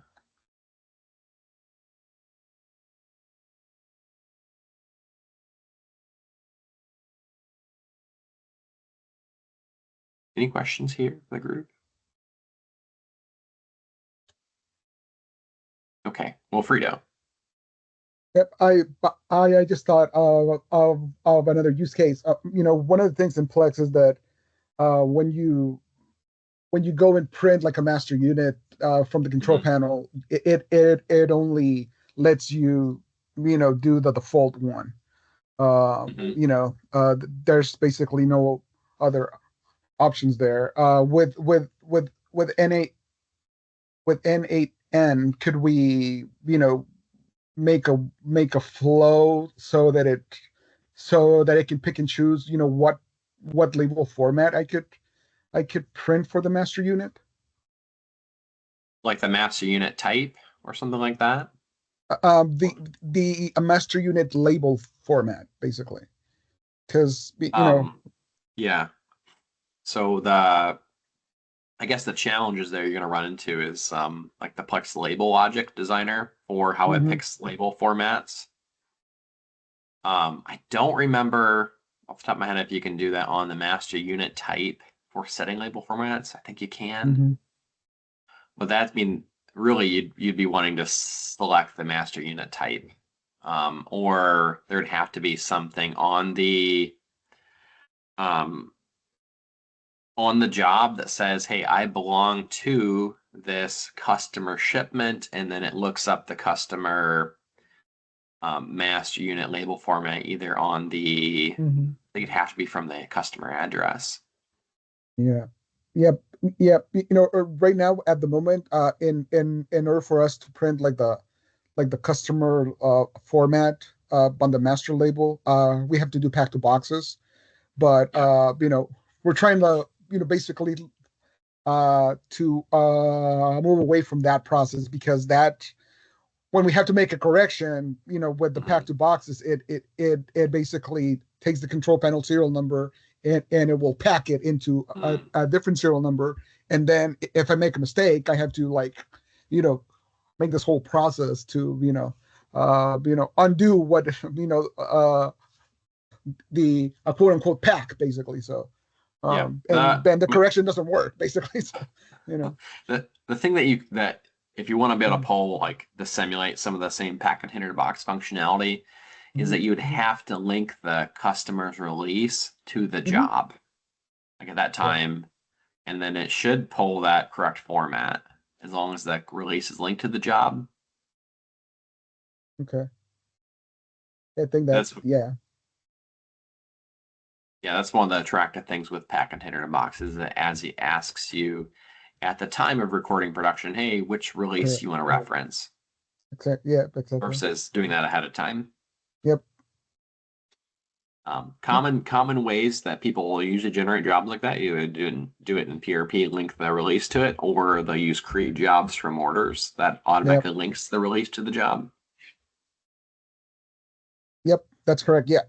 Yeah. But we're like you said, we're trying like to avoid, like to Yeah. you know uh do that up front, because uh we might ship that same part to different customers, and you know Hmm. or or, or now in some cases with EVs, they want you like to send like like a particular as the reference number as part of the shipment, so Hmm. that particular container will be shipped like under this a customer ref number, basically. So Yeah. Hmm. yeah. Okay. That sounds like a pretty similar Toyota has a pretty similar shipping requirement to, they Hmm. call it their release authorization number, which is the customer's Yeah. release number. Hmm. Yeah. RAN That, number. Yeah. yeah, that may be a good, like if there's another group of folks that have solved that for Toyota, that should have some overlap there to be able to show that same release, like authorization number on that label. Okay. Yep. It's Good to been know. We'll take a look so at it's that. been Okay. It's been 6 years since I've touched a Toyota label, but I know that's possible.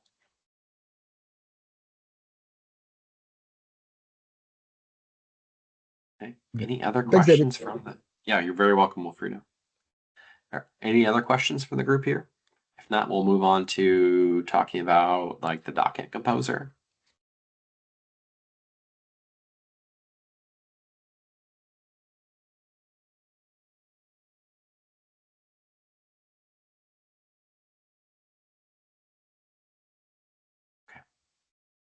Okay.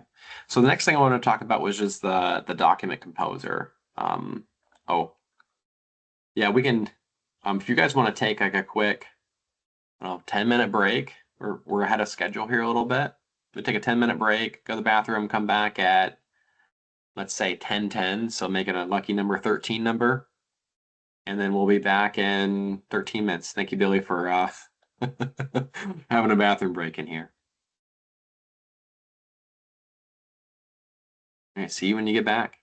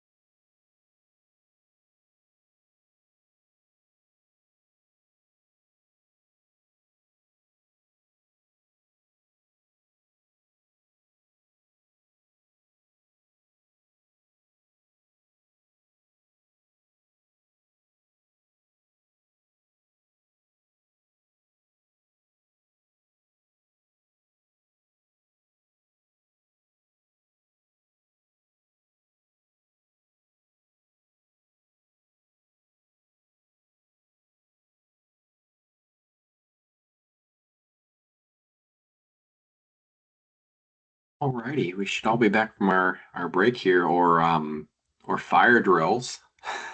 Looks like it's a pretty popular day for fire drills.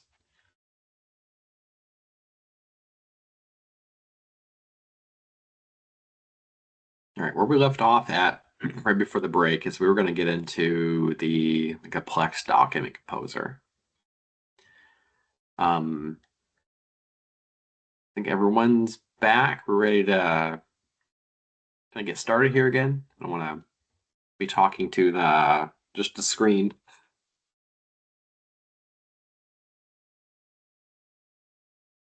Okay.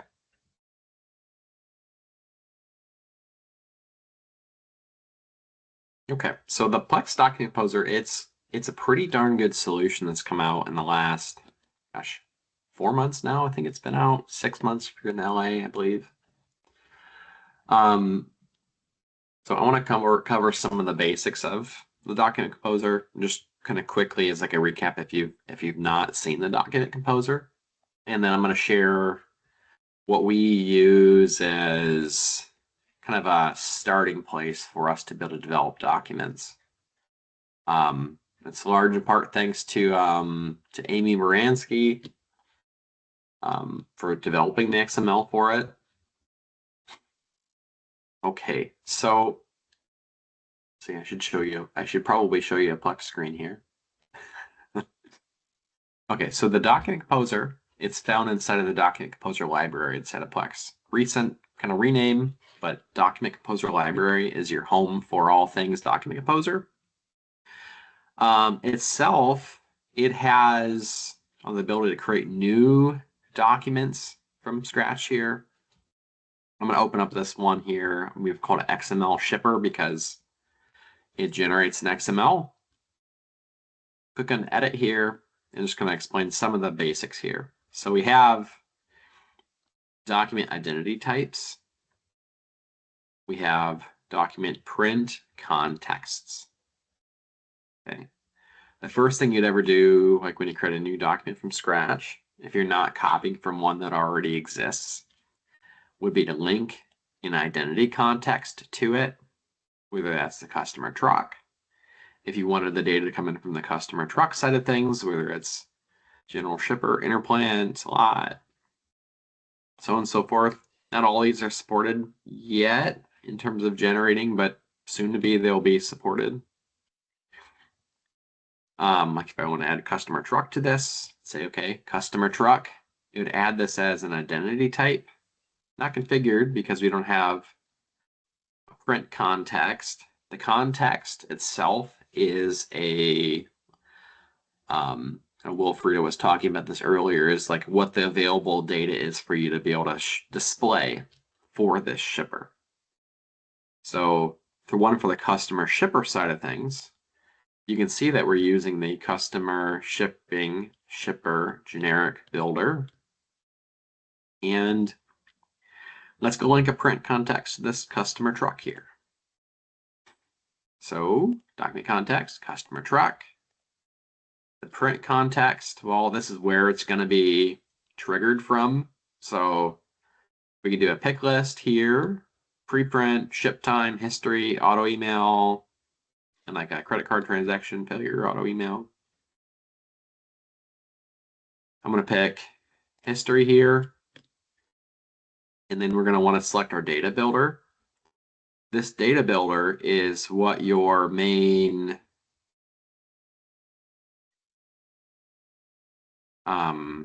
what your main data set is, as well as this data service. So let's select the data builder here. And it's looking for the community builder here. Yeah, so shipping documents, custom BOL builder. This is like the generic builder that they've made for a lot of these main documents, where it has a lot of the stuff pre-joined to it. And these other ones down below here, they match out to probably a pre-existing one, either the one that has been like purpose-built in the past through professional services, or it's just part of like the product in terms of the document they support. When you select that document builder here, it shows you the data that shows up here in the context. all the data that could possibly be on this shipper. There's quite a bit. Stay okay here. And now, that is a good question, Mike. Are we able to make a builder ourselves one day? I don't think so. I know that product is going to be building out different sizes of these generic builders. But I don't think we'll be able to build one ourselves one day unless there's a huge like investment put in like process flows to be able to build out those documents, at least the data context. Okay. So the document, this specific document is kind of funny. It's funny in the sense that, well, it's not really a useful document in the sense of sending it to a customer. Before I forget, let me add this to the chat here. So I said save as.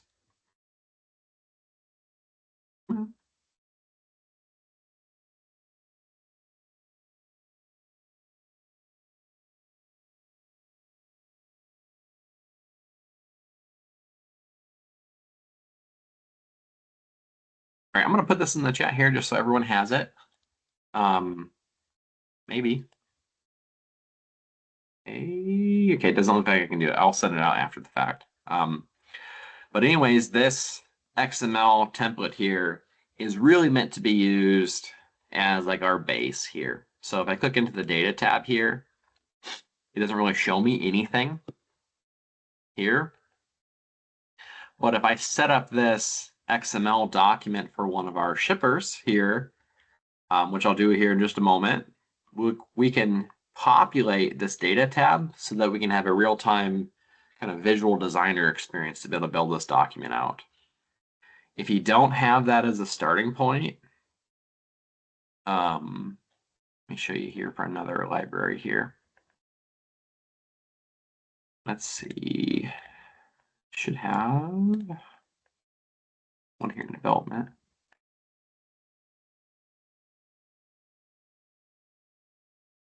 Okay, so if you don't have it as a starting point for the data here, you have this data here that is kind of funny. If you see here in the data side, we have quantity. Laudantium is the quantity here, and we're unit invoice, and it's really just like placeholder text. I don't know if it's randomly generated or what have you, but it doesn't really lend itself to be something all that great to build the document on, as it's not building off of an actual shipper based on your actual data and usage. So I'm going to go into test here.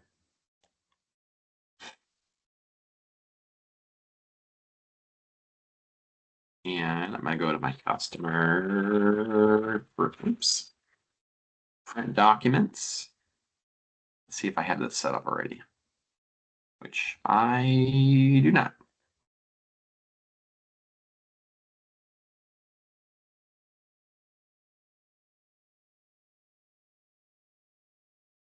Shipper, just gonna add it in here. Yeah, so it's pretty common in like web dev, like usually for like blank text holder text. A lot of the IDEs, if you type like lorem ipsum and like text, it gives you some random Latin to like fill like placeholder data. Why? I don't know. I'm sure someone knows why that was chosen in I think the 80s, the common thing. Go back here. I've got my XML shipper here, and I'm just going to set up it as a basic context here. Yep, customer shipping history, print order 1. Oh, thank you for that, Billy. Next. Company, rule scope, company. Next. Okay. We have that XML shipper there. Now if I go to my shipping history.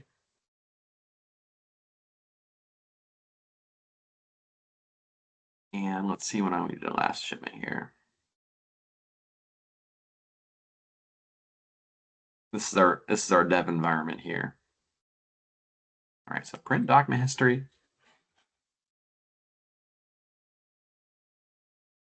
And it didn't generate. Let me go back to the shipper here.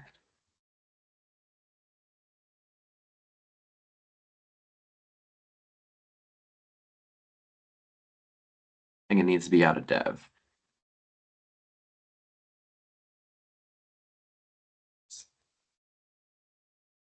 Goodness. Oh.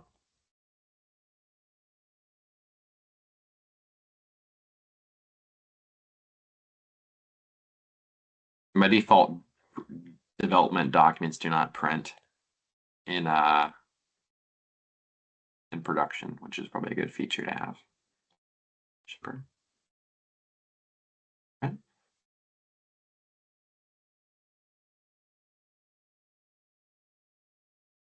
Huh. What am I doing wrong here? From print docs. Docs. Small shipper, company, customer shipping history. Okay. Our shipping, shipper history. Should be it there. Shipping history. Company.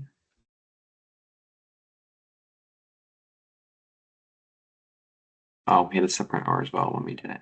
Okay. Okay. Let's do 2. Let's see if that does it.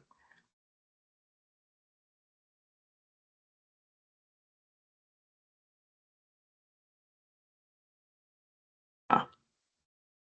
Okay, I'm not sure why that's not popping up there, but anyways, it shows you like an XML document for that shipper, which would have had all of this shipping information on it.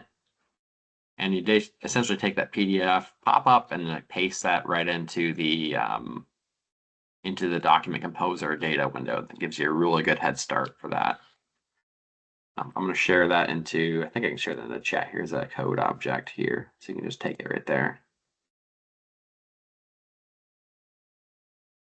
Let's do text.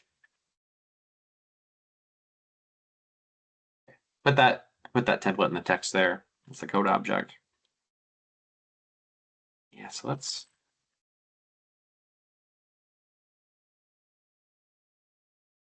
One of you said it was in production. Yes, production. So that's set up, ready to go. Shipping. Let's get rid of these windows here.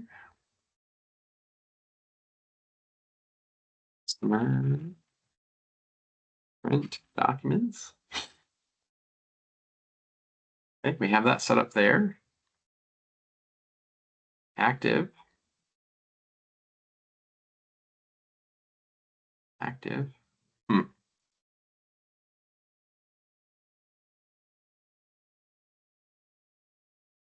pick fire letter. Shouldn't be.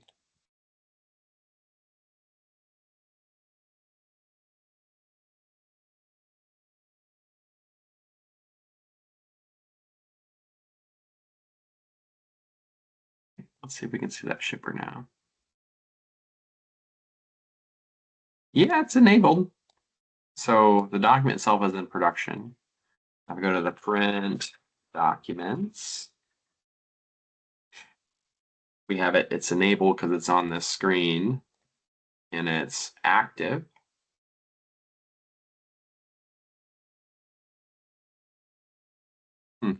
Yeah, I'm not sure why it's maybe conflicting because it's the same document. So maybe let's go to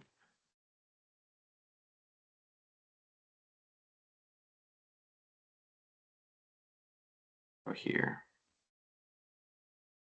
Okay, that was what document popped up there.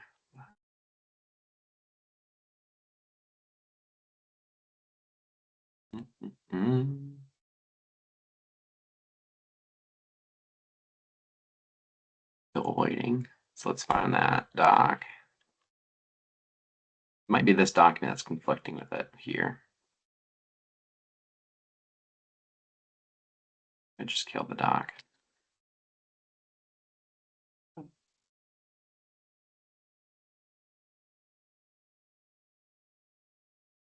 Okay. Also says bill waiting.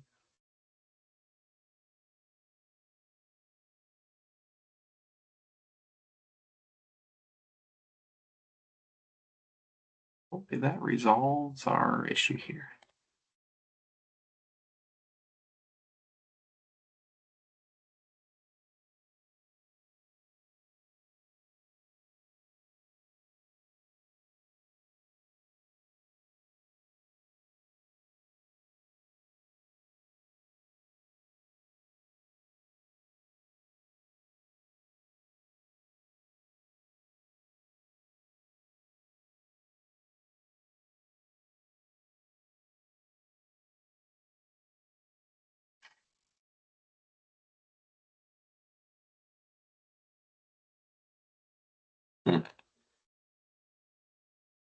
Yeah, I'm not sure why it's not populating.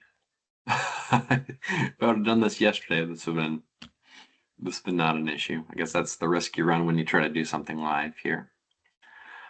So it doesn't need to have the bill to address clicked necessarily. The rule set up here should be for the company and the context here, and it doesn't have like the customer address piece. It's the bottom. There's data at the top.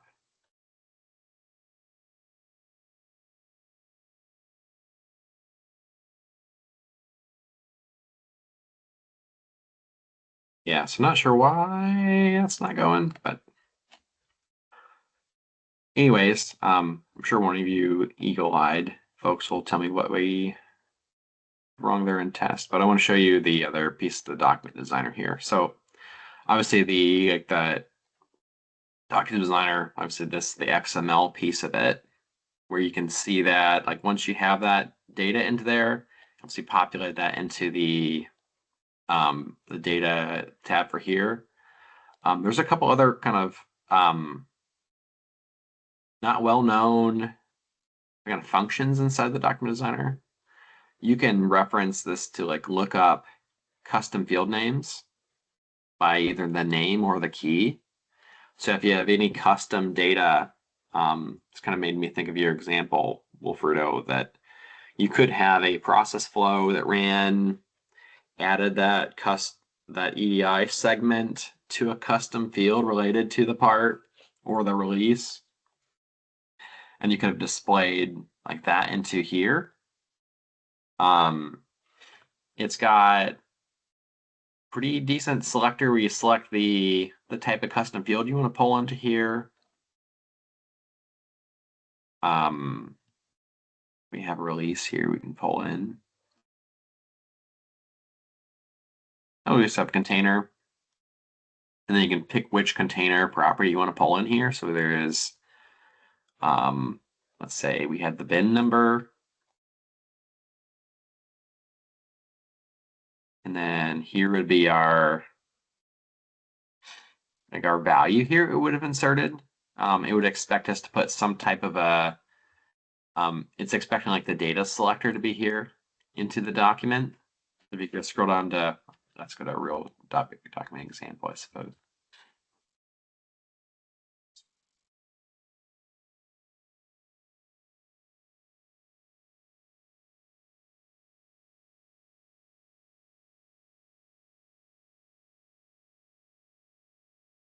Okay, so it would have expected, these are all variables up in here.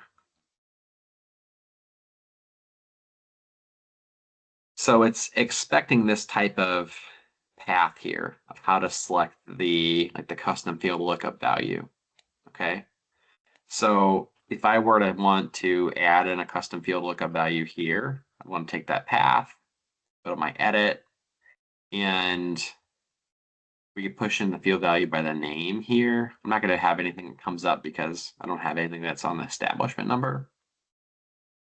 put the XPath name in there, and it's going to try to look it up by that name there into the field there. It didn't find anything, but it would try to look it up and add it to the field. So it's really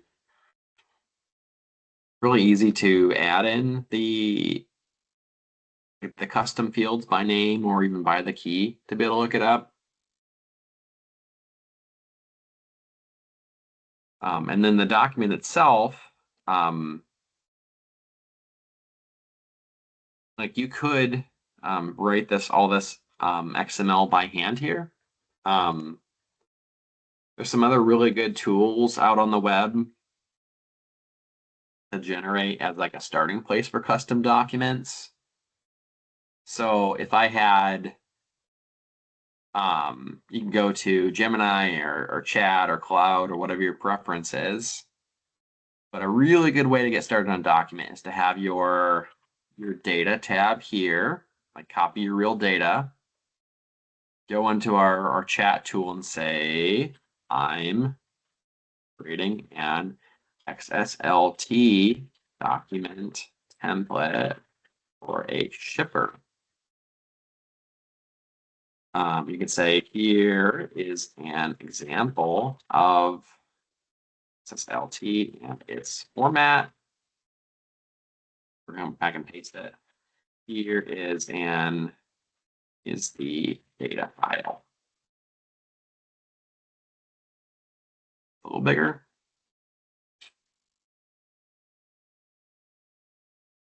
I'm going to copy the XSLT.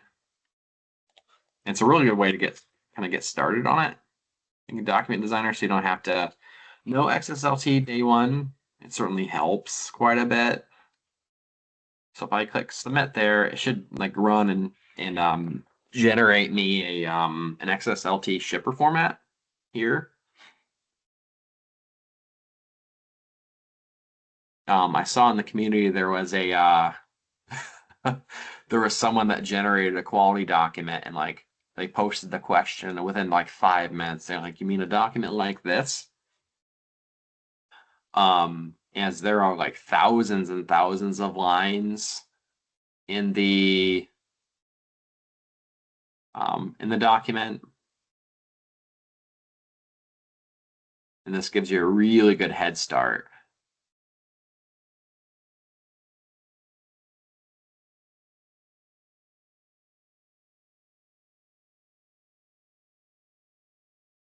Maybe. Come on. Give me the file. Mm-hmm. Yep. Womp. Probably Cloud's a better example than to use than Gemini, but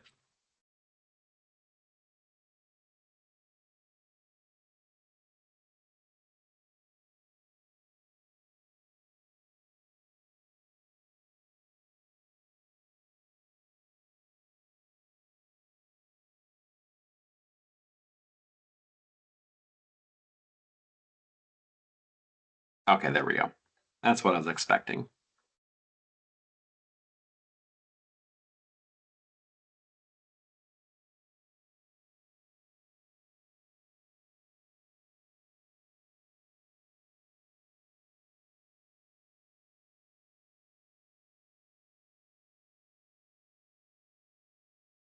That set and churn for a second.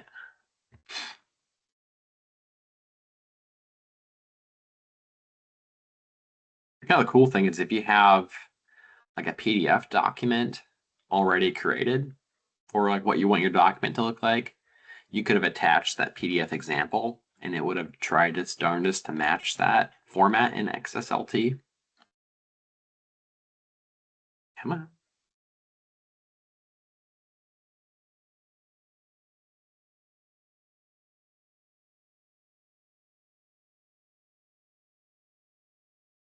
Come on. Let's make in the doc.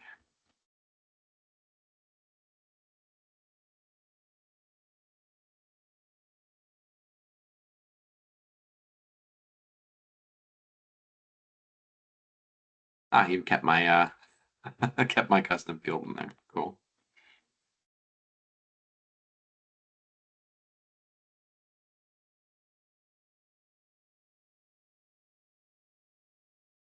Come on.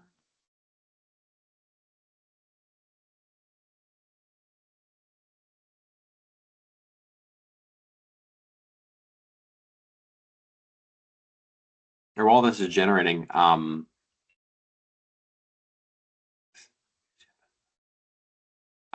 yeah, that's a really good piece of advice to ask it to create comments and documentation in there.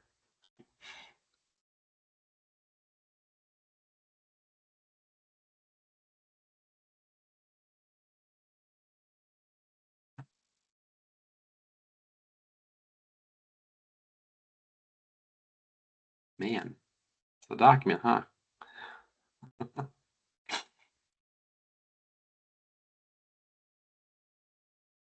All right, while this is running here, did you add the docket? Yeah, I did add the doc in the print document setup manager.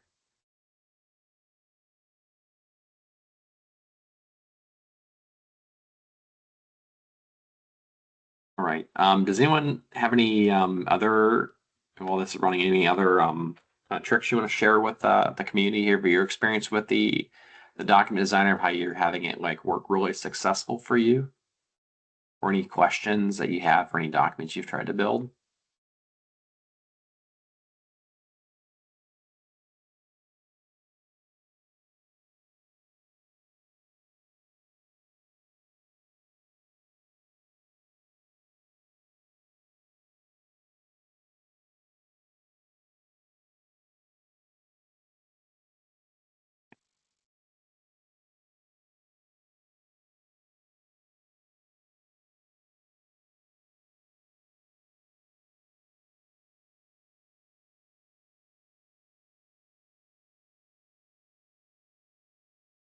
Probably should have done this. Oh, we're at the footer now. Good.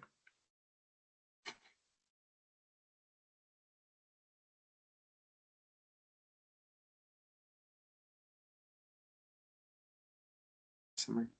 Goodness.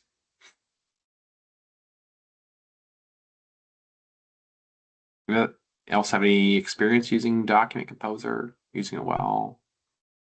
Any questions you have for it? No, it wasn't meant to give you like the nuts and bolts of Document Composer, just to help get you started.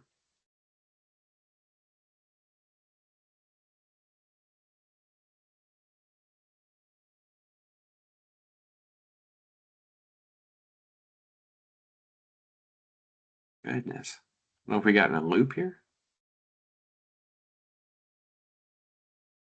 Still Shepherd Grid. Goodness. Okay.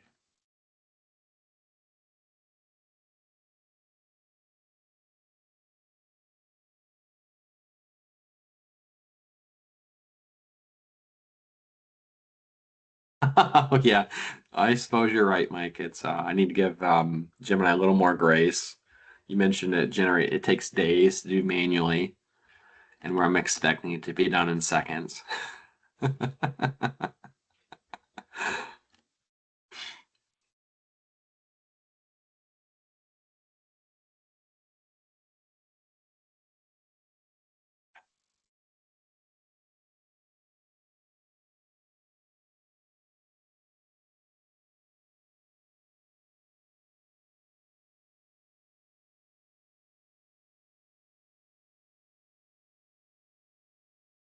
Okay, so I guess while this loads, we'll just keep it in the background for now.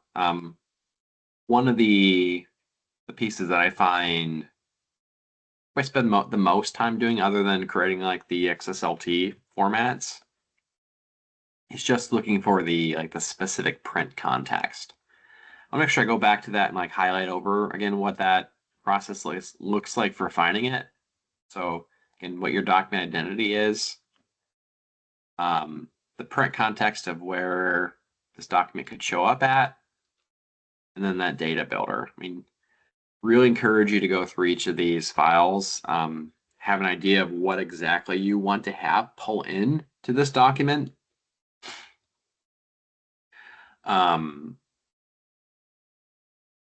As I can discover shipping generator, as oftentimes like if it's probably the worst thing in the world to get through the document, like, and then you get it almost made, and then you find out you're missing a field. So you're going to want to have like at least your document sketched out and like all the data you want to have pulled into that document kind of planned out ahead of time. And then you're going to want to find the data builder that has all of your data in its complete form in there. And if not, like what custom fields you're going to use to like plan out that that data entry into there, to at least supplement that data context in the data builder. And I usually ask people to print out their document, either design it in Excel in terms of what they want the document to look like, and then kind of print it out and take like a red pen or something like that and go through each field and just, do I have this field in this data context or not? That's really the only way you're going to know if you're going to be successful or not, by picking the data context. These generic builders, they have the most data in there, but they by and large, they don't have, let's call it like fringe data in there that could exist. Like if it was like something like very like niche and like industry specific for like a subset of something you're shipping, you may not find it in the document. That you may want to supplement with some custom fields. They have that data in there. Let's check in on our friend Gemini here. It says I'm tired code. Oh, there we go. Beautiful. Let's go into here. So it was the steel builder. Check out. Let's look at what this document looks like. See if that actually generated something. Oh, look at that. We have a new document format.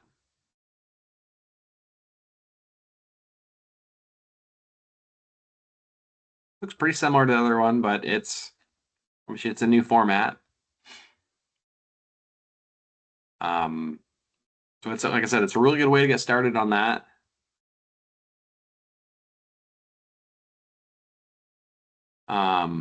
And like I said, it's probably where I would start, especially for your documents, to have, like I said, that Excel doc, you're probably copied out as a PDF. Send that to your favorite LLM, tell it that you want to have it use XSLT, give it a copy of the data format that it's going to use to pull the information, and then it should get you 90% of the way there. And really there you go, that XSLTFO. If you don't see the FO piece, it'll say, okay, I suppose you want this in HTML, and that's not correct for the document designer. It can't be used in AR invoices yet. It's supposed to be coming here relatively soon. Soon as in the next 6 months, hopefully.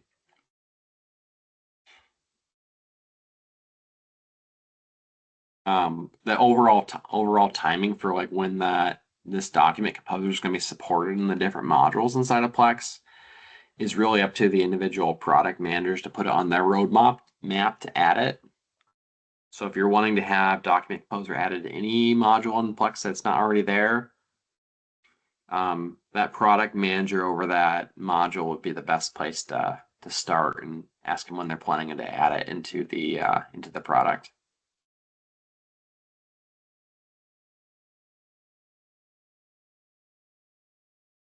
Okay, well, we have our doc composer. The next thing I want to cover like briefly here is like the next piece that is, a lot of this is in LA right now for like the document. That's not document good. I got that on my brain. The custom app designer, which is using custom objects, but the custom app designer itself really relies on custom objects, which if you've not seen these yet, think of it as like a build your own database inside of Plex. These are not supported yet in process flows, but they will be within the next 6 months, hopefully. I know it's on the current LA. It's going to launch here soon. Okay, so I have in here an example. Hold on. Example, is there a space left? The LA piece of it, I would reach out to Devin Burke. He's pretty inclusive for the LA. He just asks that if you want to be in the LAs, that you are going to be active, you participate, and you kick the tires of the thing that you're in the LA for. Try to break it if you can to give them some really good feedback early on. But yeah, it's pretty inclusive. Let me send the guys Devin's email here if you don't have it. The chat. Sure, he'll appreciate me sending this. All right, so here's Devin's email. Like if you just ask him to be part of the LA, I'm sure he'll love to include you in it, especially if you want to get in there, kick the tires, and if you have a specific use case you're trying to solve, love to add you into the LA. Okay, so the custom object side of things, I added this in here for like we're going to be doing a dunnage tracking project here. So I have in here a custom object of dunnage. This has container type to it. It says in building, out of building, location, RFID ID, and the shipper. As we're tracking these big metal bins that are going to be going out to potentially out to suppliers or customers. You know where it's at, what RFID tag it has, what shipper it was sent out on. And one of the really great things with this is that obviously you can build your own fields upon this where you can say, well, I want to reference these standard kind of values here for data types, booleans, dates, so on and so forth. But you can also reference other custom objects as like pickers for this table. You can reference other standard object data, which is another way of saying core Plex data. Let me show an example here. What have I added? So I have the location here. I have this added as a standard object reference with location. It points to,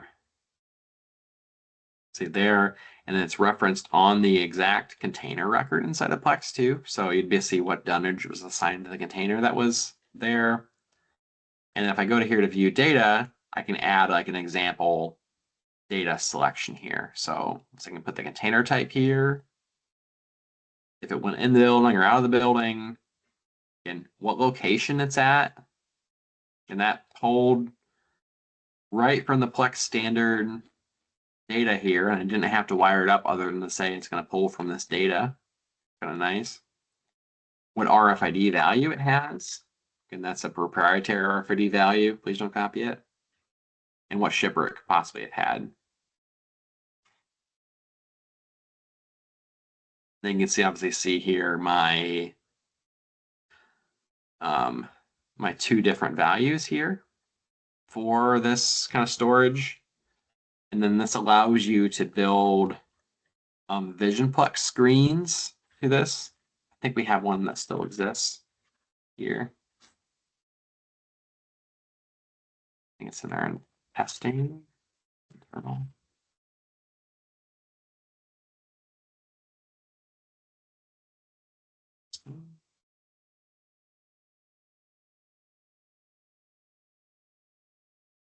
Let's do. Okay, I think we pruned that screen out of here. But anyways, it allows you to build that in a really nice document designer here where you can add these custom objects to really any of these form types here. I'm going to select grid here. And one of the LA, I think LA for this is going to open up here pretty soon for customers, but you can select custom object here and you'll be able to select your exact object, what data you want to display. Here's the outputs, and then you can have additional like inputs into here so that you can set up your filters just like you would any other VP application. And have it as your custom app in here. It really supports the full add, update, get, delete, to be able to view all this custom data. It's incredibly powerful. Once process flows comes out with support for it, it'll be even more powerful. Another use case I've seen for custom objects right now is you use it as like a reference between two different systems for like a sync log.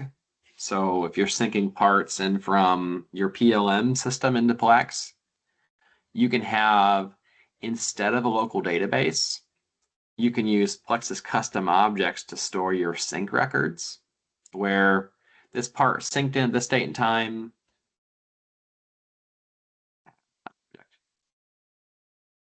Yeah, let me add something here as a,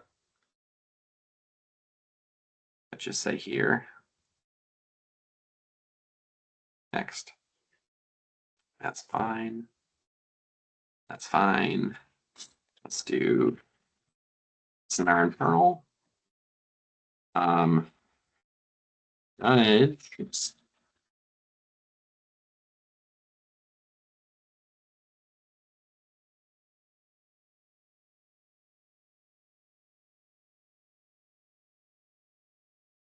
Finished. Edit.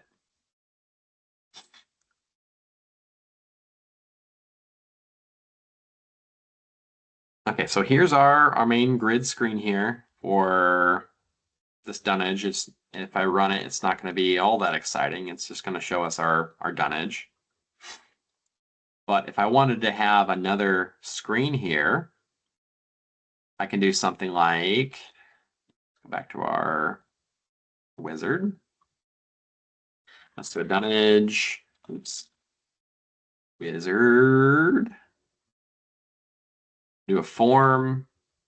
Let's call this one custom object. Dunnage. It's going to be, it's probably fine.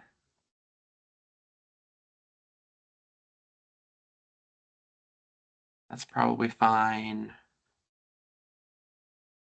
Add, okay, so here's the add piece of things. It's going to say, okay, here's a column. Suppose we get to have it here to be column. And let's just go to finish here. Just a basic example. Okay. Okay.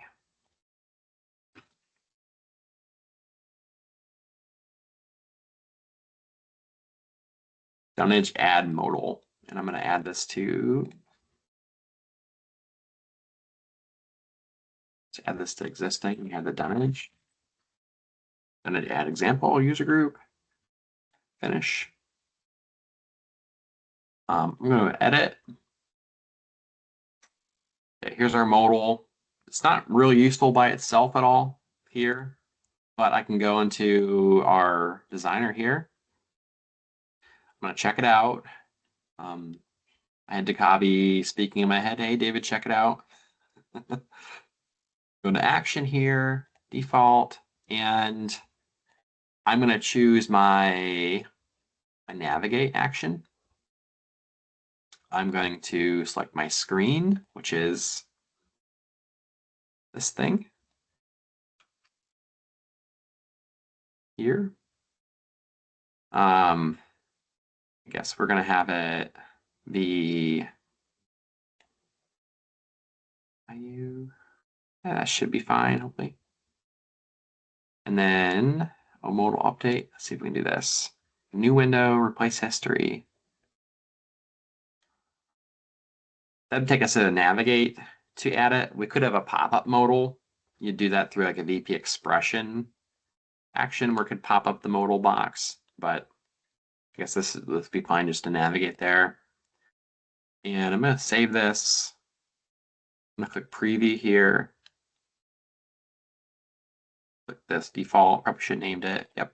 Oops. Yes. navigates me to my screen here, which is great. You can see how that navigation works. Oops. Let's change this to just add. Suppose we don't want that to say default. Add, save it again. Now from this screen here, right, we have an add mode here. So when we click OK, what does that OK button do? Right now it says custom data, where we have this data source here. We'd wire this up to be pointing to our specific columns here. Okay. And then we have our RFID column here, which is a requirement. All right, so it looks like it's already set up to pull this information here. So let's populate this in like we would any other value. Right now it pulls in these. Looks like it tried to give me some data here. I don't really want to have. Let's clear the static data. Yeah, let's select the data source. What's probably more interesting is this piece. Let's look up container type picker. Container picker, get it? We want it to be active, probably. Container types, or point back to itself, so we can do like %tab. Okay. The value, container type. And I think, and I didn't check it out.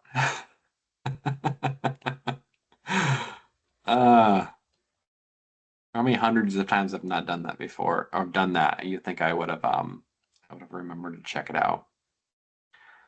Okay, but this, anyways, but this should work here, like the unchecked out option. So it goes there, adds the custom object, and then navigates backwards. So if I go here, let's run this screen, and I don't have my button added. Just check it in.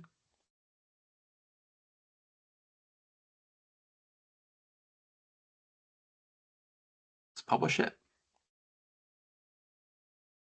And the update piece, you'd need to wire this in and to pull in that specific record here.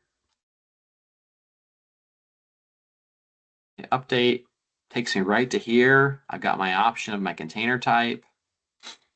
My RFID, here's my RFID code. Okay. I'm back here and I've got my container here. You can do additional like navigations more than just add. You could be showing like charts and graphs of these custom objects. That's a pretty neat piece of builder. We're going to do a full webinar on this. I'm calling dibs to recreate the funeral management module. We're going to create that in custom objects. I think that's going to come out for, I can remember that schedule. It's going to either come out in like December or in January. We're waiting for there's some bugs with the flex panels we're waiting for to get solved before we want to try and do a webinar on it. But we're going to have a funeral management module that you could use if you wanted to. Yes, Bill. So I've been working on an app to do ASN check printing, and the trouble with it is our bookkeeper doesn't want to select all the checks. So what I was going to ask a second ago in here is, could I have a checkbox column in here? And the answer is yes, because you have a Boolean type. But the way my app would work, and I'm dying to do this, I was going to do this with APIs, but I'd rather stay in Plex, is the bookkeeper would click on the line item, they'd get the modal, they'd save it, and then the checks we were going to print or not going to print would show up in the grid, and then we'd be good. So this is really cool, and I'm very excited about this. And thank you. No problem. Yeah, you can add checkboxes here pretty easy. you just have to have a button here that evaluates those checkboxes there. You want to look in here, selection content, and be the, I don't know, it basically have the option to see this grid here. We just make sure the grid is exposed to it, and you'd be able to pull in those checkboxes to pass those into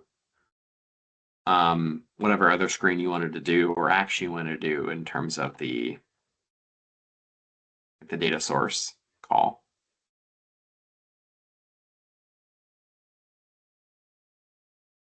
Hey, I'm out of time. I'm going to cede the floor to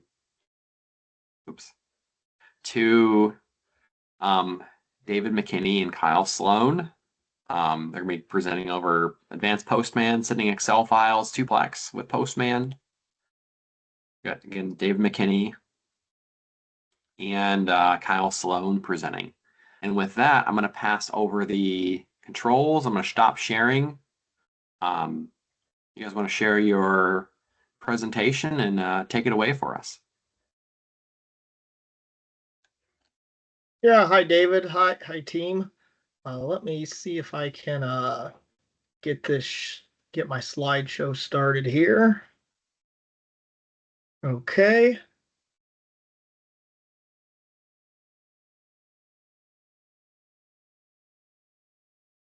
All right, I think you guys are able to see here. Yes, sir. All right, perfect. Well, I'm David McKinney. I work for a company called Amphenol TechVox, located out of Huntsville, Alabama. We make USB connectors and things like that for most of the automobiles you drive. So a couple years ago, I kind of got into starting with APIs some.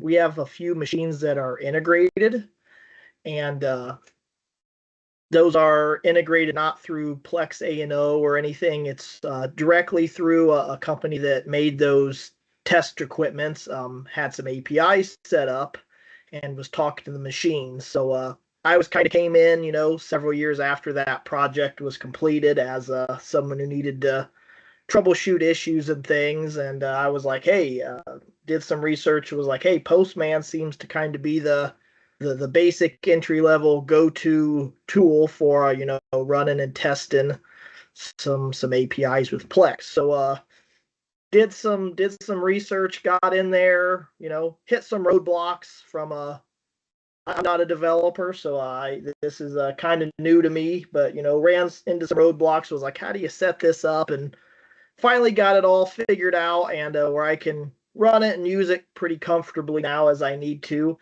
But was thinking, hey, I'm sure there's people like me who aren't developers who would, kind of want to get their feet wet and don't know how to get started.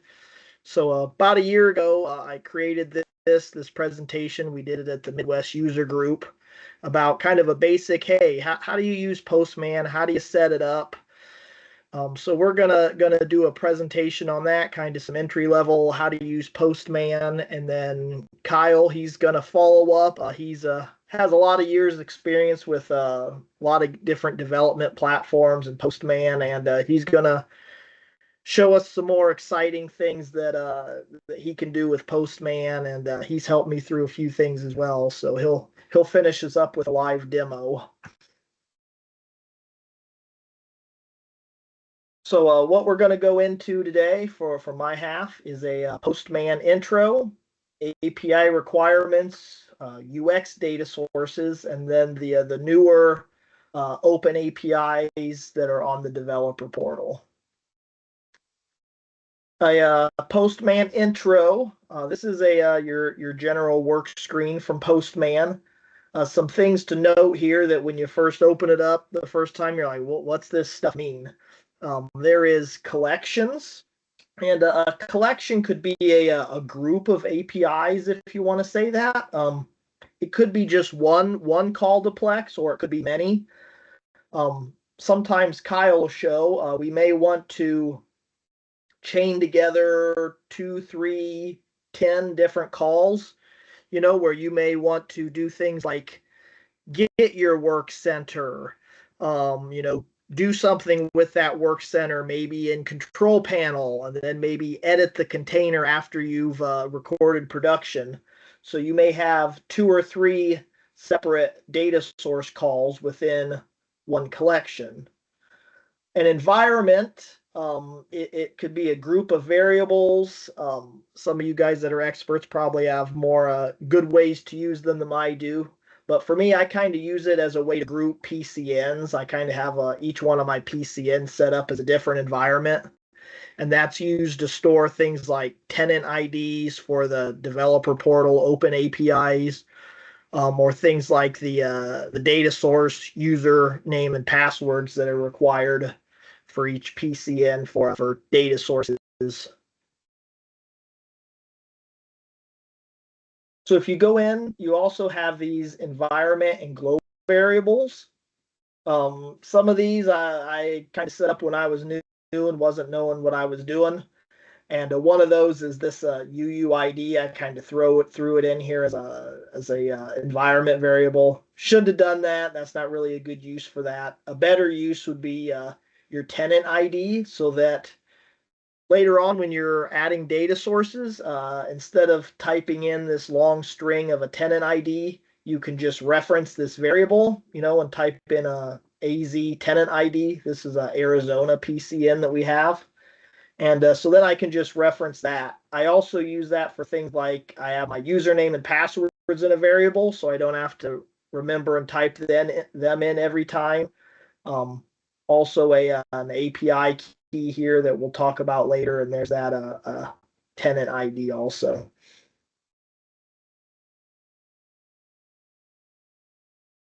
What do you need to get started with APIs? Not everyone who's a Plex user has access to use APIs. You do have to have an Enterprise Integration Framework subscription. That is required. If you don't have that, you'll need to talk to your Plex sales manager to get a subscription for that. I believe that if you have Mach 2, or known as Plex A&O, I think you have this as part of that subscription. So you may have this and not even know it. And API user account is required before communicating with Plex with APIs. There are 2 different kinds of accounts. A data source user is required for using UX data sources. I might call them UX data sources, the JSON ones we'll talk about later. To get a user for that, you'll need to enter a Plex support case, and they will create a new web services account for you. You will need a different username, a different account for each PCN that you want to access. So you may have 1, you may have 20 different data source users. Also, when you get that username, kind of I guess this is something newer with the UX JSON data sources, but that username by default has no access, meaning all of the data sources are turned off. So about a year ago, Plex added this screen, web service access by user account. And that's a self-service screen in UX that you can bring up your username, and you can add one by one all of those data sources that you want access to. Back in the old days, you had to put in a Plex ticket every time and say, hey, I need a update container data source. Can you give me access to that? And it'd take a day or 2, and then they do it. Made it difficult for testing if you just wanted to try something quick. But now you can do it on your own, so that's a great feature. Then the newer style, the RESTful, the open API from the developer portal, those are actually managed through the developer portal. To get that, you'll need to enter a support case to create a new developer portal user. You may already have one. I think EDI requires one for Smart EDI, so you may already have a user for the developer portal. It is self-service after you get that user. From there, you create your own consumer key and secret from within the portal. There is some documentation out there on the community how to do that. I think when I had to do it, I think there was a knowledge base article I found that walked through it pretty well. To get to the developer portal, it's right here, developers.plex.com. So let's go to UX data sources, as that's what I call them anyway. So to find those in UX, there is a screen rightly named data sources. And that is where you can find all the data sources that Plex has written that we can use. Some good ways to search. You can use your percents as wildcards, and you can put in something like, container, AR, or accounts receivable, or whatever you're kind of trying to search for, you can put there in the data source name. The ID is a unique key that you'll find later that you can reference it, and it's a little easier sometimes than using the rather long names. You see here, this one is container load to work center RF part. That's kind of long, so it's easier to use the ID. You can also search by input or output name. Those would be fields that you're wanting to put in or get out of your data source call. So those can also help you trying to find the right data source. When you click into one of those, it gives you some nice details. There is a sample request button up here. That will give you a chunk of sample code for this that you can copy and paste into Postman. You can see down here, we have input parameters. And these, you don't have to use all of them. They do have checkboxes on the ones that are required. Like for this one, you have to do a serial number. I found, and sometimes with support, had some support cases in, and it's a little odd, but there may be things that are required that aren't checked. Like, I don't know, for example, this one, container load to work center. This, through an API, will load a container as source material to a work center. Well, if I was to only put in the serial number, you're just feeding Plex a serial number. It has no idea where to load it. So you have to use a work center code or a work center key to tell it where to go. So even though it's not checked as required, you're going to have some issues if you don't use that. So just be mindful of that. If you're getting some weird errors, you may need to add some fields that aren't required. Next, if I said there was that sample request button, here's a picture of that. You can check here which fields you want to include in your sample request. You don't have to pick them all. You can just pick the ones you want. And they will, in real time, as you check those boxes, they will show up down here. So then, for moving into Postman, what you'll want to do is this chunk right here inside the brackets, you're going to want to copy that. And then our next slide, we're going to move into Postman and show you where you're going to want to put that in Postman. So in Postman, I guess I don't show, but you would start a new collection, and you would start a new call there in Postman. Maybe I'll go back here, kind of show you where that is. It'd be in collections here. If I remember right, I think you just click this plus sign and it will add a new collection, and then you can add additional calls down there. So then that would bring you up to this screen. A couple things to know. First, I said about copying that output that you receive from your Plex data source screen. You're going to go to this body tab and paste it in there. And it'll show up. It'll be just like it was in Plex. Show up here. You're going to want to choose JSON. There's several options. If it's not already checked, you have to pick JSON. For the UX data sources, it's always post. Even if you're getting information, not pushing anything to Plex, it's always post. I've had that and seen other people have that issue. Sometimes Postman will start it out, default it to get, and you gotta do a post. This URL, this is important because This is one of the things initially I had trouble finding, because if you don't have this URL and don't know where to find it, it's hard to get started. So this is a specific URL that you have to use. It is the same for all data sources. The only thing that changes is this ID right here. And on the previous screen, I kind of mentioned the ID. That is where that comes from. So that ID will be useful. You'll want to replace it with the one I have here for whichever one you're using. Test here. That's very important. If you leave the test off, it can just start as cloud.plex.com. That is going to hit the production database and make real-time changes. So at least when you're testing, you want to make sure that you have test.cloud. So that way you're pulling or pushing information from the test database. Data source authorization. This is something you're going to need. It can be a little confusing until you get it figured out. There's the authorization tab right here. Right here, I had mine set to inherit authorization from the parent. That is something you can set up at the higher collection level. So if you have 10 different ones of these calls chained together, you don't have to put all this information in each time. You can set it up once at the collection, and then you can just inherit it from that parent authorization.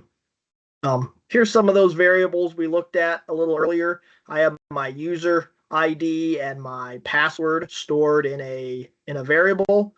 The passwords are pretty long and cryptic, and so you don't want to type those in every time. So I stored them in here as a variable, and I can just put that in. Postman is nice. If you put in 2 brackets, it'll start giving you some autocomplete options. So you can just pick them from the drop down that it gives you. Here are those URLs I talked about that are important that you'll want to need. You're going to have, there's your test one, there's your production one, and like I said, this ID here, you're going to change this to whichever the ID is of the data source that you're using. So that's the basic intro for UX data sources. That ought to at least get you started in Postman, get you running a few calls to start with. I remember the first time I got one to work, it was like, wow, this is the coolest thing ever. You know, I did something in Plex and I'm not in Plex. You know, it's kind of, how cool is that? So I was pretty excited the first one I did. It's a pretty neat tool. So then the newer flavor of Plex's APIs are the open APIs, or I might call them developer portal open APIs. Those are found in the developer portal. So that developer portal is developers.plex.com. There's some really good information in here. The getting started is great. Best practices guide. There's a lot of good info in here to get you started, help you figure out what you're doing, how to use these open APIs. The one specifically here I'm looking at is the API documentation. This is going to give you a list of categories here on the left of different APIs that Plex has for us. They're by category. Here's one by parts, process routings, price, production operations, and which within each one of those, there's going to be a list of, maybe 2 or 3 APIs, maybe 50. They're all different. I'll note that there are ones here that have beta listed and ones that don't have beta listed. The beta ones come with a disclaimer from Plex saying, hey, these are still in beta mode. Don't use them for production. They may or may not be ready. They may or may not have some issues. Also, I think I heard this is in the works to being changed, but there are some IDs and things that are specific to these beta ones. And when they push it to production, they're going to change that ID and change it to a production ID. So if you have this baked into a program or a machine or something, you might be like, yeah, this is great. I'm using the beta one. It's working great. Then you may not know when Plex changes that to production, and your process may break, and may take you a minute to wonder why. So that's the disclaimer with those, with the beta APIs. So if you click into one of those, it gives you this screen here. It gives you a method. This one I chose here is post. These are different. Some may be post, some may be get. And when you go into Postman, you're going to have to make sure to put this matching method in Postman. They're not always post like the data sources are. It's going to give you a resource URL. This is going to be different for each API that you find in the developer portal. It's not going to be like the data sources that it's always the same. So you're going to want to copy and paste this into Postman. There are things called URL parameters, or might be called URL variables. And for this one, it's a Work Center ID. Kind of gives you a little table here, shows you some info about it, says it's required. And that, when you put that into Postman, you can either use a variable, like maybe a Work Center ID variable, or the most simplest form is you just may actually paste that Work Center ID directly into the URL here between the brackets. One thing to note is this Work Center ID is in a UUID format. The first time I touched that, I was like, what in the world is this? We're going to talk a little bit more about those later, but the UUID, it's from my understanding, it's almost like a primary key for a table. If you do some SQL programming, querying in Plex, you may notice that some tables now have a UUID. I think you can pull it through SQL as one way. A more common way is usually you can use another API to look up all work centers, and it will also give you the UUID for that. But that's something new. If you don't know about it, don't know how to find it, it may confuse you because it's not like the standard primary Work Center ID key that you may be used to seeing if you're doing SQL queries. There are also something called, actually, this is what I was just talking about. Got ahead of myself. The URL parameters. So like I said, in this one, it's a post example. If you're putting it into Postman, this is what it's going to look like. You're going to paste your URL parameter in here. Again, notice I have test in here. If you remove the test, you're going to hit the production database. So make sure you got test in there. And you can see in this example, I went through some hoops. I found my UUID for the Work Center ID, and I've pasted that in here and replaced Work Center ID with my UUID.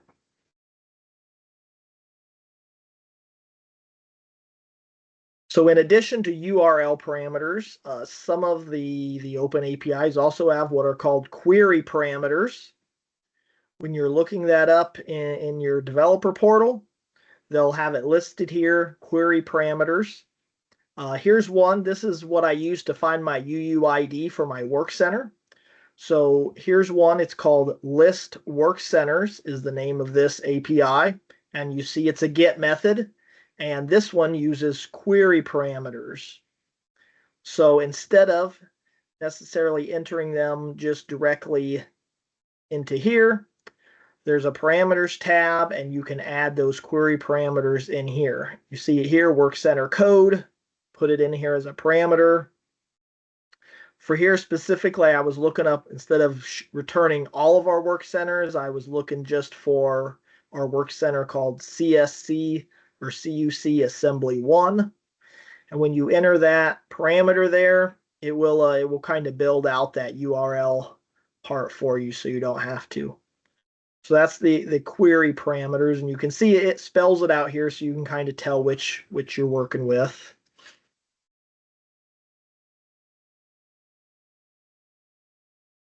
For authorization in Postman for your open APIs, they're a little different also than the data sources. The data sources, you get your username and password from the support team when you create your account. For the open APIs, you're going to get a developer portal, and then within the portal, it's there in some of that best practices and getting started guides in there. but you're gonna set up a API key, and also your yeah, I guess we'll call it a API key. That's what it calls it. So that's what we'll do. XPlex Connect API key, and they're going to give you a consumer key, and you're going to put that in here. Again, you see I put them in a variable, so I don't have to type them in every time. That's under the authorization tab. The authorization type is API key.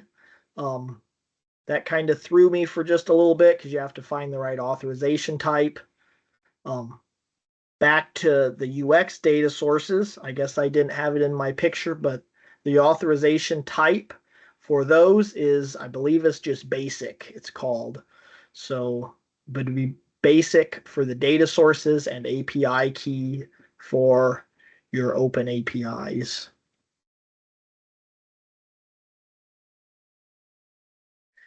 So then you have your headers, your header tab here in Postman.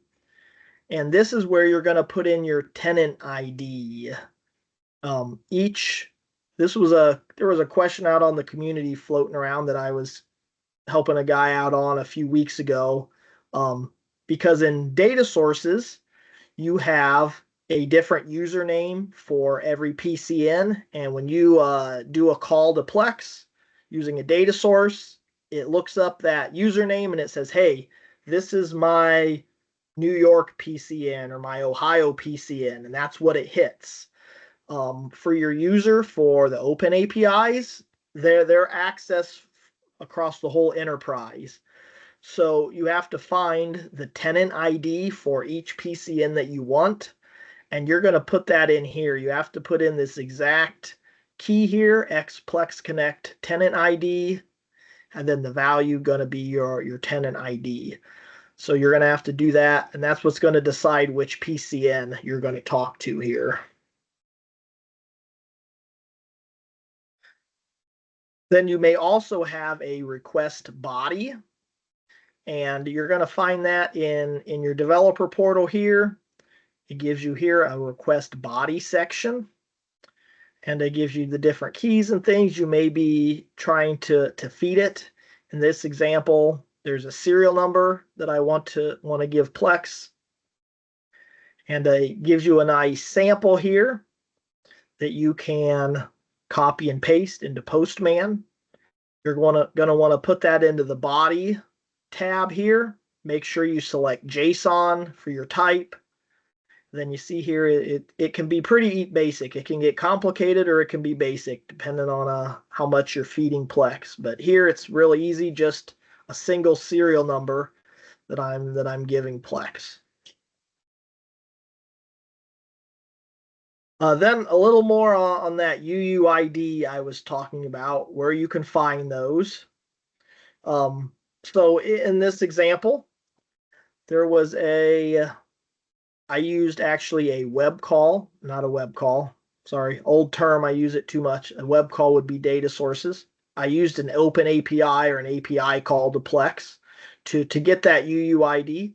So if you search through your different open APIs, I think this one was called List Work Centers, if I remember right. And like my example a little bit earlier, I think in a screenshot, hey, I fed it CUC assembly 1, and my results is gonna be the UUID for that specific work center.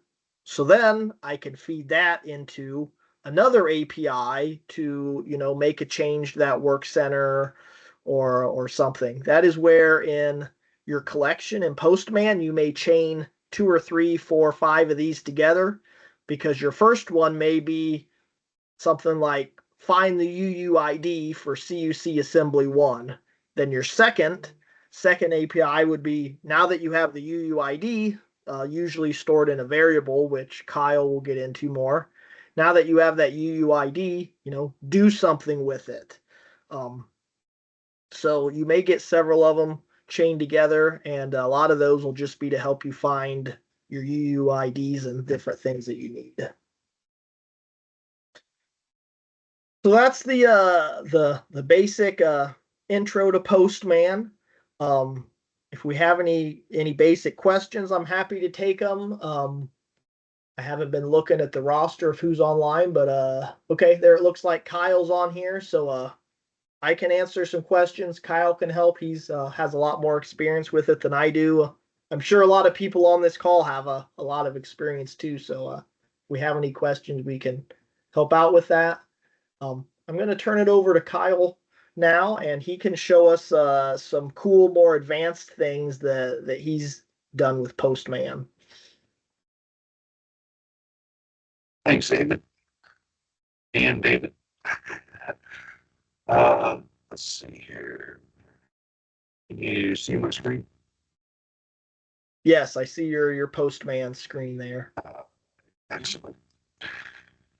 Voice sounds a little robotic-y. A little. That's because this is actually an AI bot talking now. Oh, Is that better?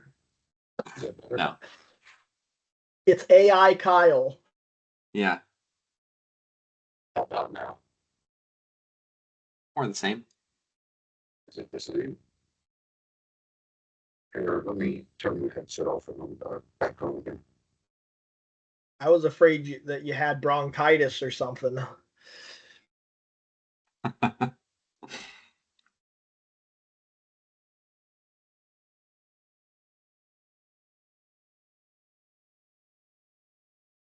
Is it any better? No, you're understandable though. I think just talk slow and we can hear you. Okay, so um, basically, I'm going to demonstrate a couple different API processes here. One is if you have like a CSV file with data in it that you want to update in Plex. I'm going to show an example of that. I can't show this example due to the IntelliPlex issues. I will kind of talk about it though. So this is basically touching the, as David referred to, the Open API on the developer portal for updating sales releases. And basically, we want to cancel these sales releases. So we basically have a IntelliPlex report that we can run for a customer. We review the releases in it that we want to keep. We delete those out of the file. The rest of the releases that we want to cancel out, we leave in the file. And this kind of scenario comes into play, like if you're switching over to a new EDI trading partner that has been a manual release customer, and you're wanting to implement EDI with them, you need to first cancel out all your manual releases because those will get replaced when you run that EDI. This gives you the ability to do a mass cancellation where if you have a lot of releases, even with the mass update release screen, you would appreciate that having something that does it for you within a minute compared to you have to click through releases to cancel them out manually. So that's kind of the use case for that API. Again, I can't run this in the test database because I currently can't pull data out of IntelliPlex. So in this API, we have a pre-request script, and a pre-request script is going to fire off before this HTTP request gets sent. So if you need to data, manipulate data, you can do it in the pre-request. So here is an example of where I've created a due date variable. And it's not coming from IntelliPlex in a ISO date format that's required for the put method here. So we're basically pulling in that due date, giving it a new date as of today, and we're putting it to an ISO string. That's a JavaScript function where it will convert, something in a month, day, year format to that ISO string that's got the date, time, and the time zone indicator for Zulu time. So once I get that date for today, I'm basically setting a collection variable. And variables in scope, Postman will look at local variables first. Then it will look at collection variables. Then it will look at environment variables. And then it will ultimately look at global variables. That's kind of the scope of how it determines which variable to use. And the body of the request here, and maybe let's pull over the developer portal just so we can look at what that request looks like through the developer portal. It's a sales release API, and we're doing the update release process here. So in the URL parameter, it's wanting the UUID for that particular release. That is available in the Plex SDE environment. It's exposed on the database table.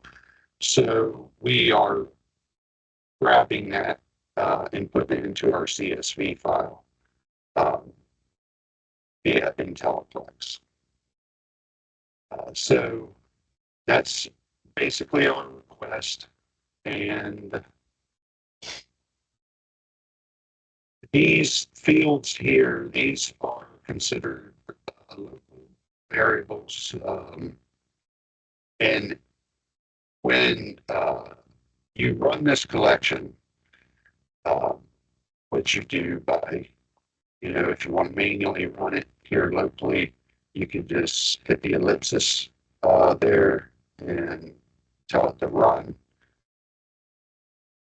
You can select that CSV file that you have.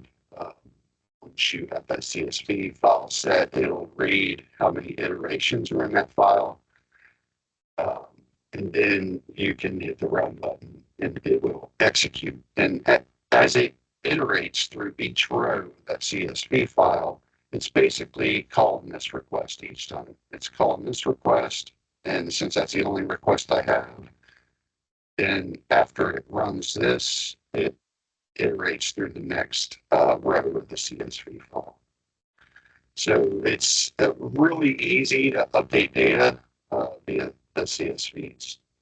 But this, whatever your column header is named in that CSV file, if you want to dynamically pull that in through this local variable here, as long as you got in brackets, it's got to be verbatim what it's titled in that file. It's case sensitive, so it's got to match your column headers in your CSV file. And then that's how it knows, okay, the release number is that particular column's data for that row. So that's kind of how it gets set. The release status, we are setting that with a collection variable. Collection variables you can put in the collection itself. We have this variable here set. We got our release status. I have some other tests in here. We're setting that due date Zulu. This particular API call on the back end, you just pass in the due date. Plex automatically calculates a ship date. When I first approached this, I thought I had to pass in both, but I didn't. So that's one good reason why always test heavily, make sure it's doing exactly what you're wanting to do. So again, I can't run that one because I don't have a data file for it, but I can run this one. The use case for this tool inventory closure is we use the tool in manufacturing module in Plex. We do not use it for inventory purposes. We only use it for full job management. So we do not want to have all that inventory that's already been through a tool job in the system anymore. It needs to be deactivated. And we run this once a week just to clean up that inventory and kind of purge it out of our system. This one I do have a data file for, so we can run that. Let's look at what's going to happen here first. So in the pre-request script, it's just determining what's the environment name for this. It's going to be this PBUC, which is the environment that I have selected here. And I don't have a post response script there. So the body of the request, let's drag that over here. This is that data source, UX data source that we are hitting here. And these UX data sources, they especially have other logic built in, so you need to really thoroughly test, make sure that you're not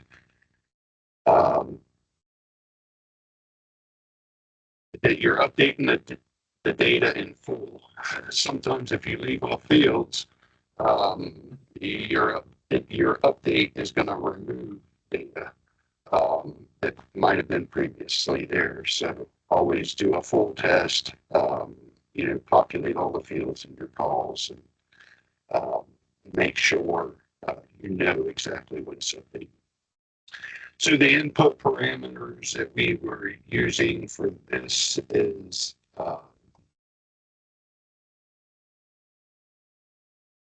here.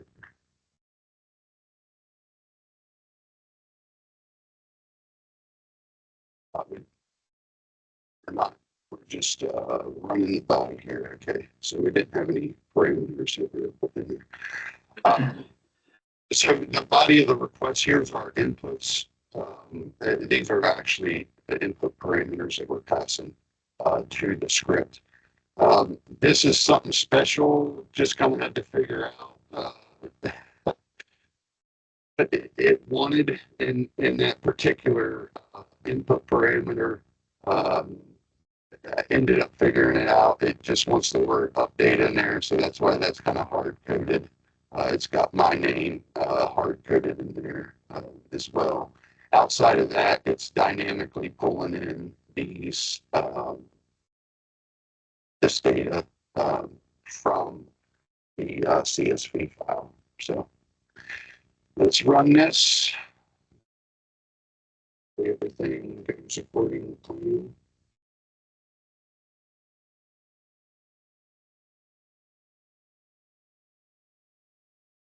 Just going to use it locally this one time. This is a newer feature that's just come out in Postman. They give you the ability to upload that to your workspace and reuse that file. But we just need it for a one-time use, so we'll put use locally. As we can see, that file has 76 iterations through it. We'll go ahead and run it.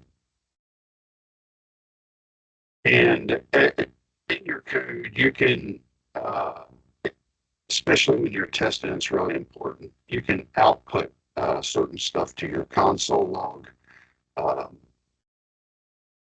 You can do any tests. I don't have any tests set up on this one, but you can also put certain JavaScript functions in your post script to basically acknowledge that, like the status was okay here. We're getting 419 codes, so something is not right.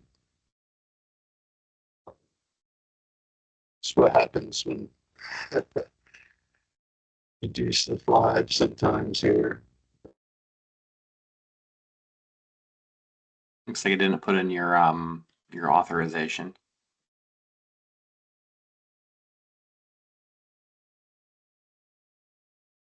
Or okay, so it said across was it the CSRF? It's in their settings to be able to configure that. So,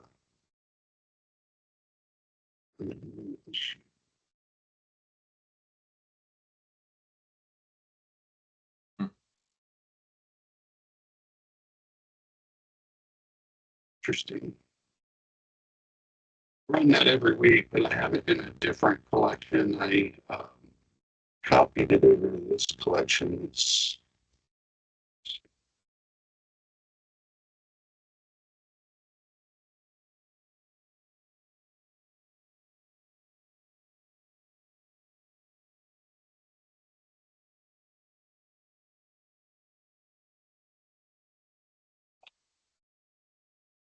the environment that I have is named differently than the other, and that's the problem.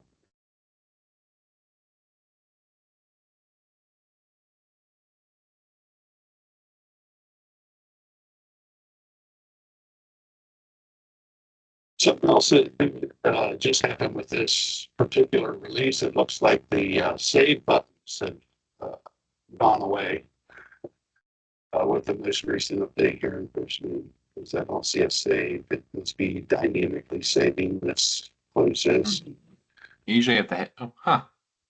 Yeah, it just updated right as soon as I opened it this morning, and then I noticed that the save.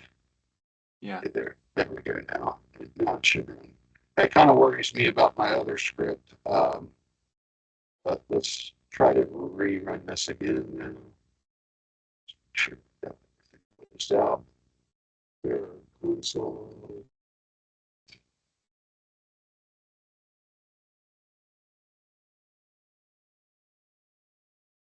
Try it again. Cross our fingers.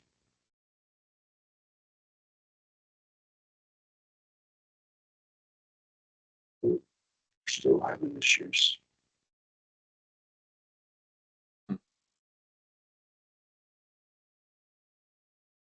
To dig into that more, I wonder if that update did something else that might need to be configured. So, anyways,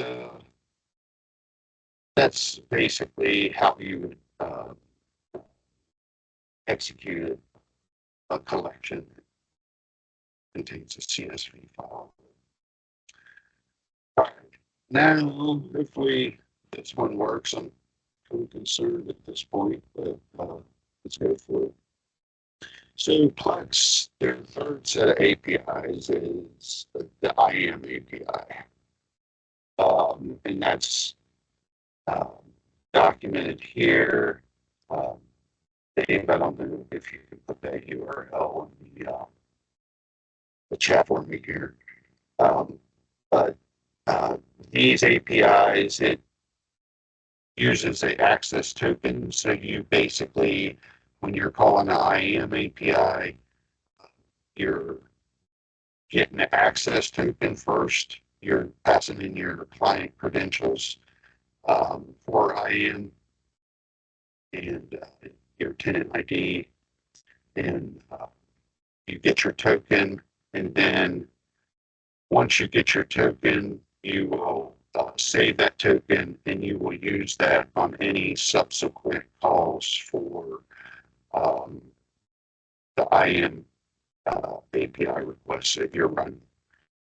And then after you're done running those requests, best practice is to go ahead and revoke your token. It will stay active for, I believe, 10 to 15 minutes. But you want to, get rid of that, essentially sign out of it That way it can't be used outside of your use. All right, so this is where they IAM APIs are documented in Plex. A lot of people don't know where that's at. Don't think it's well documented. It's probably buried somewhere in the community, but that don't help you. So you So- want to, post a link of that to the chat here? Yeah.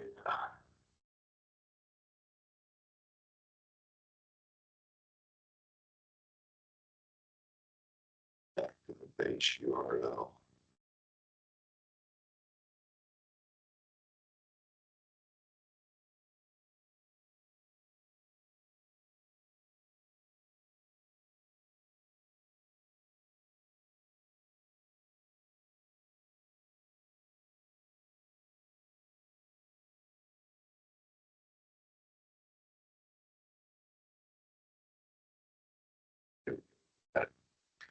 Okay, so whether you know it or not, when you terminate a employee in Plex, it might terminate the local, what we refer to as the PMC user account, the user account within UX. But the linked IAM user account, it doesn't do anything with it. We tried during the LA to get Plex to resolve that issue. They never did. So had to put a process in place to make sure that these users also got terminated in the IAM portal. And we did that via this process here. So our first call is to get Plex terminations. So we'll get that termination data. We'll put that into an array, basically, and save it as a collection variable. And that's an array of Plex user numbers that were terminated. Now we are looking back here for the last 30 days. So it dynamically, we're setting it our beginning and ending date filters for this particular UX data source. That way it's always based on when this is running 30 days back. And we're stripping out the time element. We're kind of setting everything to midnight Zulu time here. And then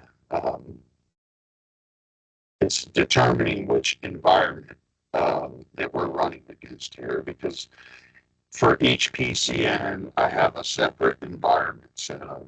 I name all my variables the same. That way I can run this procedure. I can schedule it to run that collection for a specific environment. And then basically that's that PCN.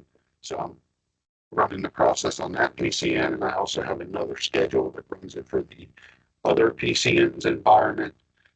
So that's kind of how I do things. I try to keep the code here not company specific and give it all the same variable names. It's just the environment is basically what controls the authentication and all the secret stuff that gets passed in. So in addition to that, I also have an environment that is set up in Postman that I can access via the code dynamically, because I need to determine if I've terminated someone. I'm pulling 30 days worth of data here, and if I've terminated somebody already and ran them through this process, I don't need to do that again. So I need to I needed to determine, okay, when, what group of users have already run through this process.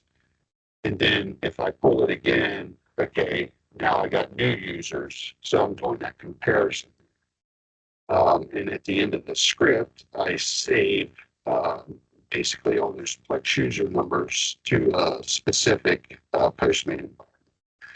So the environment that I have here is this IAM terminations, and this is a specific company code. I have one set up for our as well, but it just has a variable in there, puns, and it has the array of puns that it's already processed. So that's how I'm determining and kind of setting which ones have I already taken care of versus, which ones, what are the new terminations that I need to deactivate the IAM account for. So now I'm going to try to run this. And this is a lot. There's no testing this because IAM is live. There is no test environment for IAM. So we got to run a live test here. We are going to use employee number 2 for our test. So we're going to terminate them.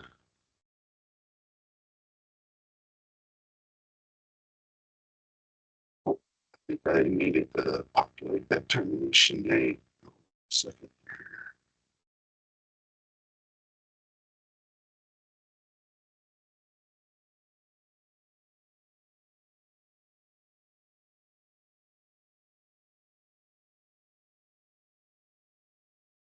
So now we see the only active test employee is test employee 1.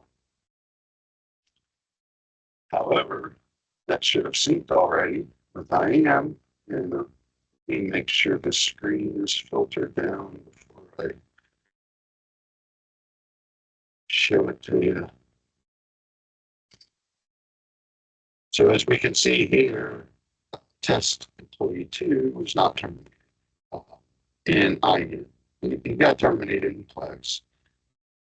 This is the problem that we need to fix. So manually, HR would have to terminate them in Plex and then go in here and then basically check this box and remove their access grant. That's the IAM way, the proper IAM way of terminating somebody's access. Since that wasn't done, we were basically going to terminate this access grant via the API. So let's get back here to our collections again. Close out that stuff. Tell it to run.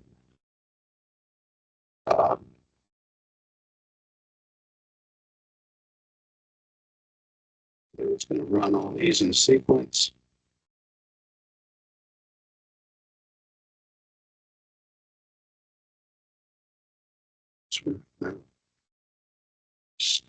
Not like some.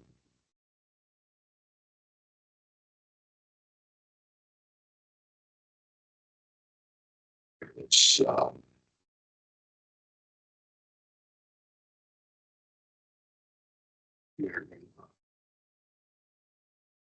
Span does have some weird issues where it handles running something locally in the rich client here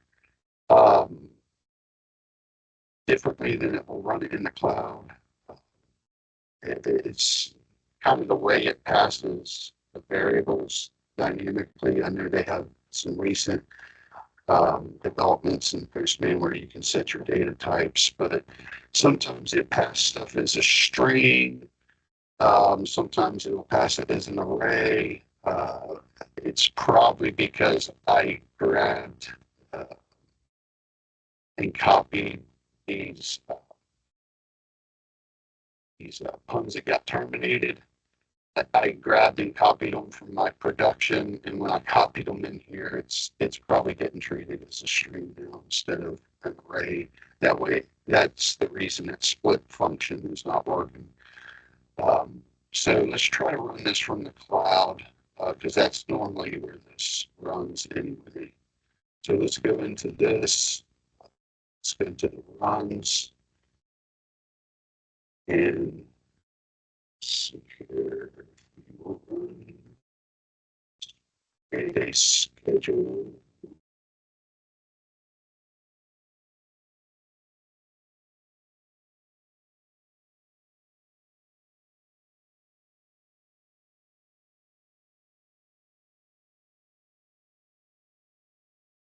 It's kind of how you would set up a automated schedule to run based on a certain frequency. Schedule is just set it to every Sunday right now, just so it don't run. Okay.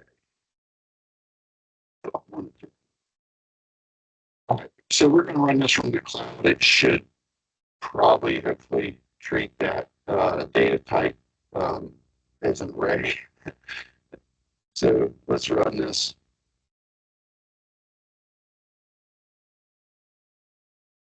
Now this is not running locally on this client. This is actually running in the Postman cloud. And so it's basically called the Postman cloud and said, hey, run this collection.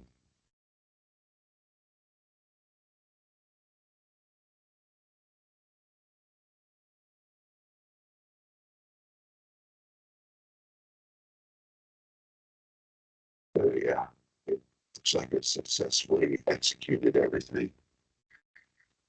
That was definitely a learning curve, figuring out why, what was the cause of things running in the cloud and or running here locally, fine. And then when I promoted to the cloud, I had to do some extra things to get it to handle the arrays properly. So now that should have terminated my user, and I am. Let me just filter that screen down again. Now we can see that that access grant was removed for that employee, and now that employee has been terminated. So in order to revive them, we'd either have to reactivate the employee in UX, which would sync automatically, and reactivate that user, or we'd have to go to recover accounts here to reactivate that user.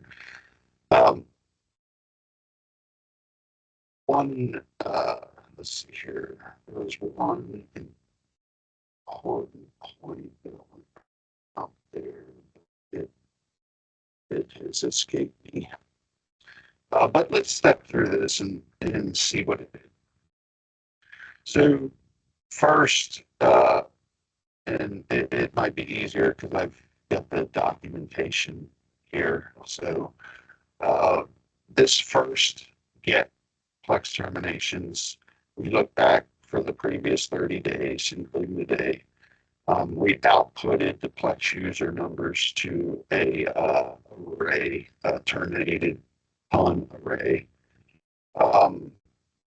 Then after that, we got a Postman environment, which was that one environment where I only have one variable of the list of puns that were previously processed. We got that to pull that down and evaluate. During that, we evaluate, okay, what are there new Plex user numbers that we need to process? If so, then we put it in a Plex user number to update array. Afterwards, everything's in Plex user number. David, he posted a link to a new conversion API that Plex has out there on the developer portal to allow you to convert from like the Plex user number to the Plex user UUID. This process was kind of developed before that. So I'm kind of going the extra step of, based on the Plex user number, what is the PMC user ID? And then from there, I'm determining what that UUID is in this call. After that, we've determined what UUIDs that need to be processed and terminated in IAM. So now we're accessing IAM, we're getting our session token. That's done through basic authentication, and you have to request special user account to access those IAM APIs. In the body, it's URL encoded. It's not like a JSON. It's URL encoded, and the grant type is client credentials. That basically is the bearer token that's getting. And then we're going to get the access grants. These are the access grants are the IAM UUIDs for access to the different PCNs or tenants, as they would be referred to in IAM. However, we don't need to terminate a user and all PCNs for IAM. We only need to terminate them in their home PCN. Plex does have, if you terminate them in their home PCN, they do have a process in place that will terminate them in all the other PCNs automatically. So you only need to grab the home user, the user's home tenant access grant. It's the only thing we need to grab here. So in this process, I can revoke everything with all the access grants. If I was terminating multiple employees, I could put that all into an array because I have to iterate through this to pull them out and then put them into that array. And then when I go here to remove the access grants, I just kind of send that whole array to it, and it removes or terminates all those employees at once. After that is done, then everything's complete. As long as all those employees were terminated properly in all the previous steps, then we go ahead and revoke the token. That way we properly, close out our IAM instance or session. And then we're updating the Postman environment here. And when you're doing that, you need to do it dynamically. So I'll show you that here in a second. But we're updating this, basically letting it know, hey, here's the new list of Plex user numbers to store for the next one. And dynamically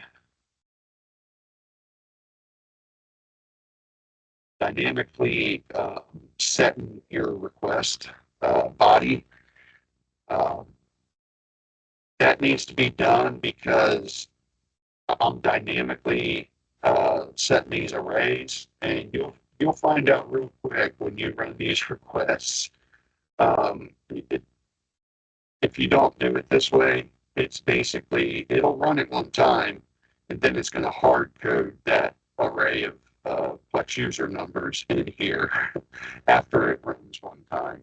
So that's why you have to kind of dynamically do that. That way it will properly handle this as a variable and not turn it into a hard coded value. Otherwise you're going to kind of corrupt your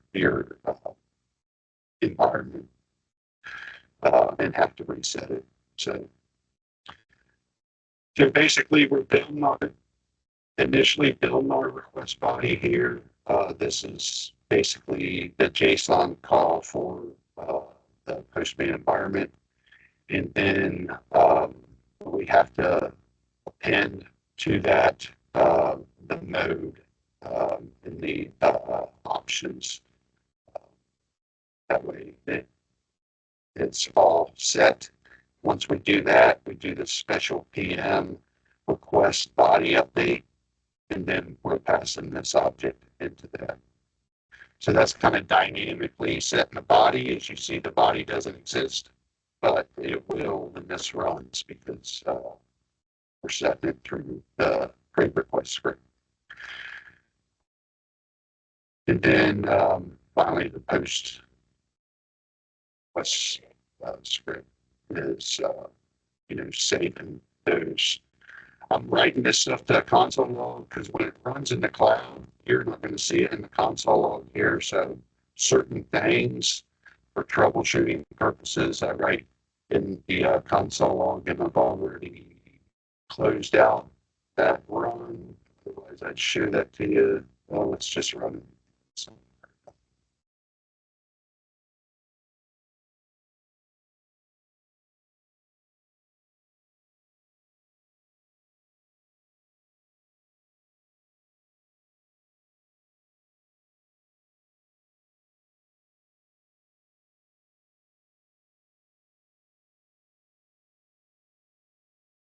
we can actually see it. Since it was on the cloud, we can see it here, our prior run. So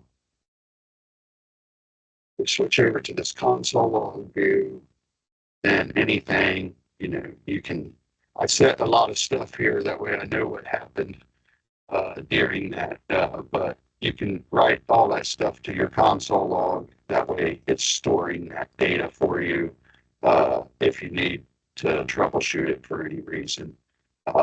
Here's where it's saved our for the next run. So this is that data that got saved to the Postman environment. Didn't quite go off this plan, but nothing ever does, right?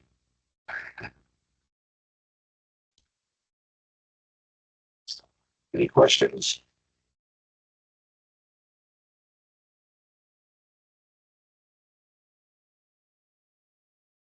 Looks like Chris, you have your hand up. Chris, you want to unmute and ask your question?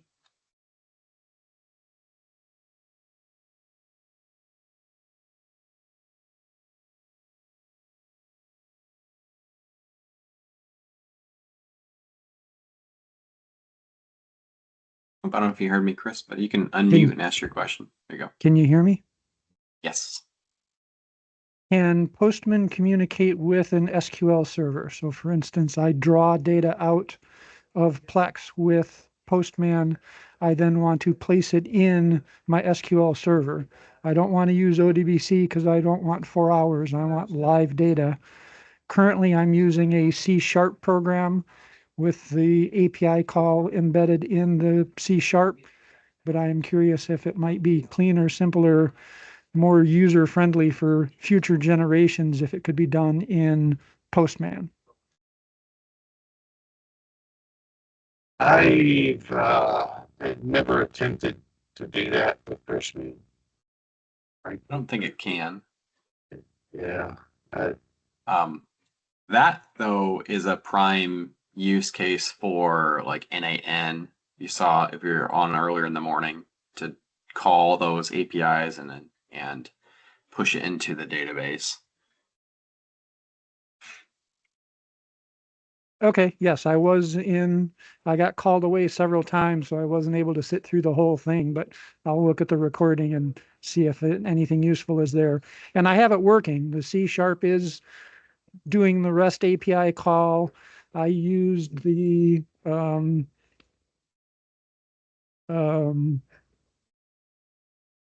AI that's built in and was able to pass it some of the data, and the AI passed me back the correct formatting, kind of like you did in your demo. So I have C# working. It's just not a lot of C# programmers out there. And the next guy who comes along might know Postman, might not know C#, and I get him up and running doing these similar things native in Postman. If the answer is no, the answer is no.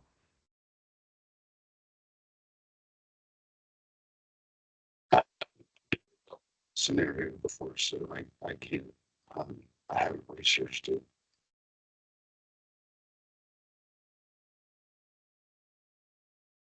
If it's working for you today with your C program, you know, it's just as good. I mean, that's a pretty common language, and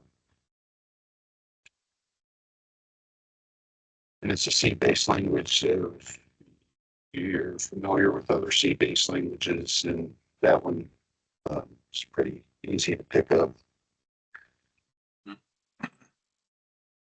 Bill? Could you say something about Postman security? Like, do you trust Postman?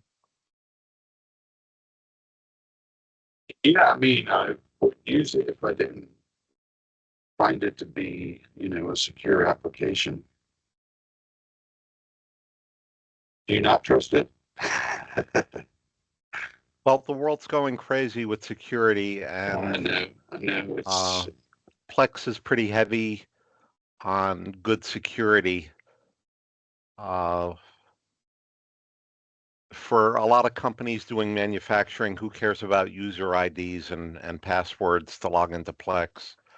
But I'd have trouble convincing my boss to do any financial type of stuff that would reveal customers and dollars. Like, how does anybody know that Postman's not logging all of this and selling it to the Russians? you're running it locally through the rich client. It's called making those API calls locally. Yeah, I mean, when I'm running stuff through the cloud, it is being run through Postman. But, you know, I guess let's put it this way, Plex developed their IAM processes, so it appears to be via Postman. So, and that's for their IAM security. So, Okay, so that helps a lot. If I'm running it locally, it's pretty good and solid. yeah, I mean, I run it in the cloud. You know, you can't run it on a certain time schedule unless you run it through the Postman cloud. Because chances are you're not going to be there to run it on your computer with the rich client. Good. Yeah, if you do want something scheduled, like kind of ran locally with no logs leaving, N8N has an installation mode where you can install that locally. You can even run in an air-gapped setting where nothing leaves except for the API calls that you want out. Like if you really are that concerned with any logging or anything like that, if you trust to have that behind your firewall, that's probably the better place to have scheduled tasks there. I think that's self-hosted one's even free license.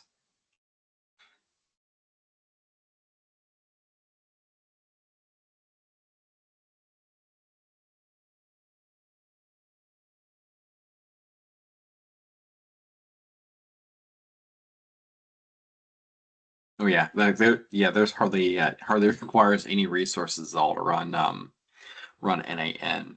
The environment that I showed you today, it cost me like $5 a month to run it at Fly.io. Takes a gig of RAM, a CPU core, and it's just happy as a clam with that little resource.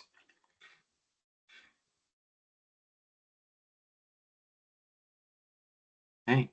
Any further questions for Kyle or David here before we move on to the next topic?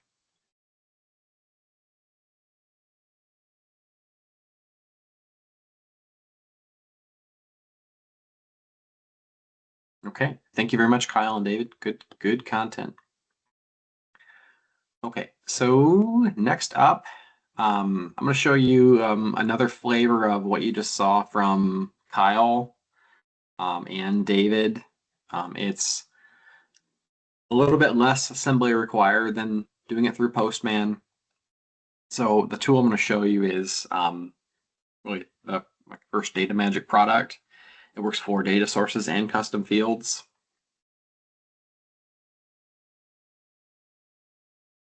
It's me again. All right, so Data Magic itself, it's meant to run off of Excel worksheets. So if you're familiar with doing uploads inside of Plex today, you're used to very much of the Excel worksheet experience, right? You're gonna take that template, download it, populate your data in there, and then upload it. Essentially, that is what Data Magic does. The magical part of it, why it's called Data Magic and not just data boring, is it converts any data source that exists in the data source library and converts it into a tool that you can use for uploads. And as well as it is a pretty easy tool to mass upload custom field data without having to custom program it.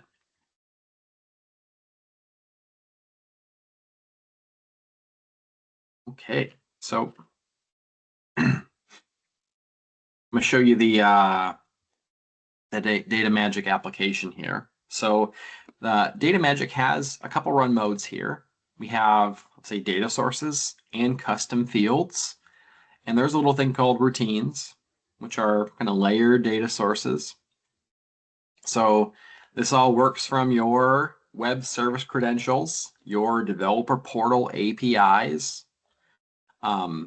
Really a very similar thing what you just saw to the Postman example, other than it does a lot of the heavy lifting for you. So first example I'm going to show you is really, it's my favorite example to show. I'm going to select my PCN, which is my web service credential.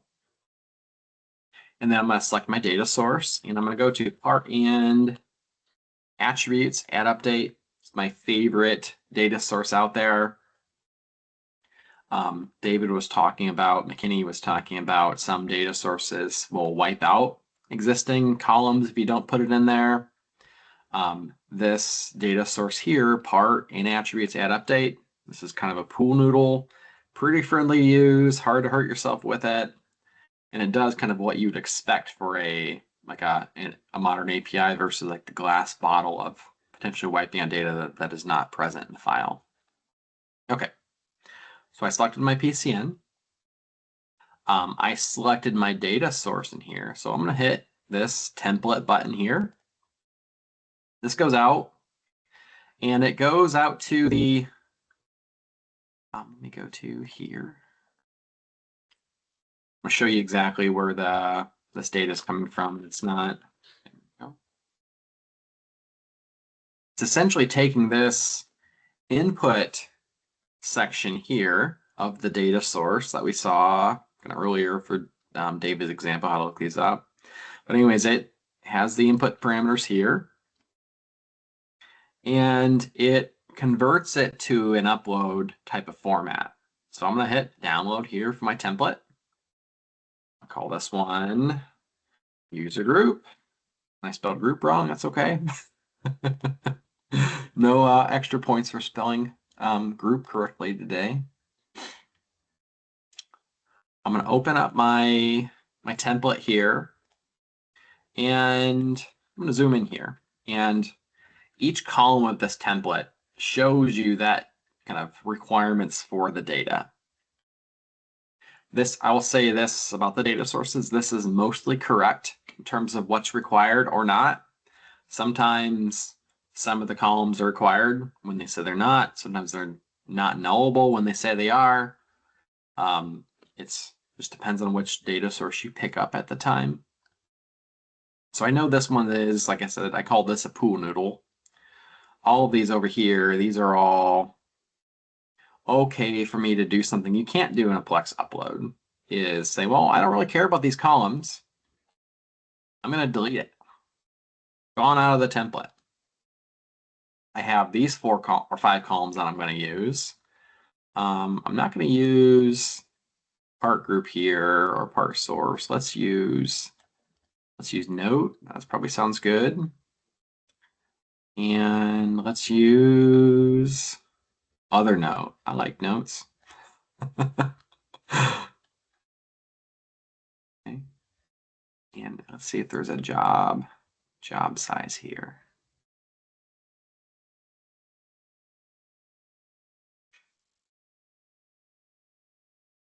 Yeah, no love for the engineers. Those require me to put in a user ID. Okay, so for me to be able to use this template, it's going to take an exact match of these column headers here. So kind of a nice, really nice feature with Data Magic is that you come into here and let's insert something in here and say this is junk data. Well, maybe not junk data, but you could make some type of a note in here. Like if you wanted to have some type of a historical record, or how did you figure out what your minimum job size was, or your MOQs, SOQs, that kind of thing. You could put this into the file to save it off as a record of, hey, we push this in here in this date. And you can push any type of really technical data into there, and functionally, it's going to get ignored out of the sheet. Now, if I open a new tab and I have, gosh, I don't know, VLOOKUP data source. Let's say if you download some SQL and you wanted to build your upload with some VLOOKUPs, you can do that all in the same file. So here's my very technical VLOOKUP data source. And let's do another no-no usually for uploads. We'll put this in the first tab position. Okay. I'm going to come in here and let's create, let's say dev part 1. Let's create some parts here. Not going to add 1,000,000 because I don't know if you want to watch 1,000,000 go in, but we could have 1,000,000 parts go in if that's how many you wanted to upload.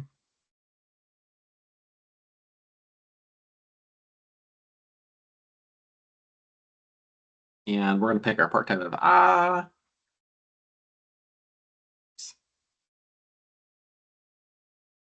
am going to pick an error. Like I want to show you what an error looks like in the tool. So the part status of error. There is no part status called error.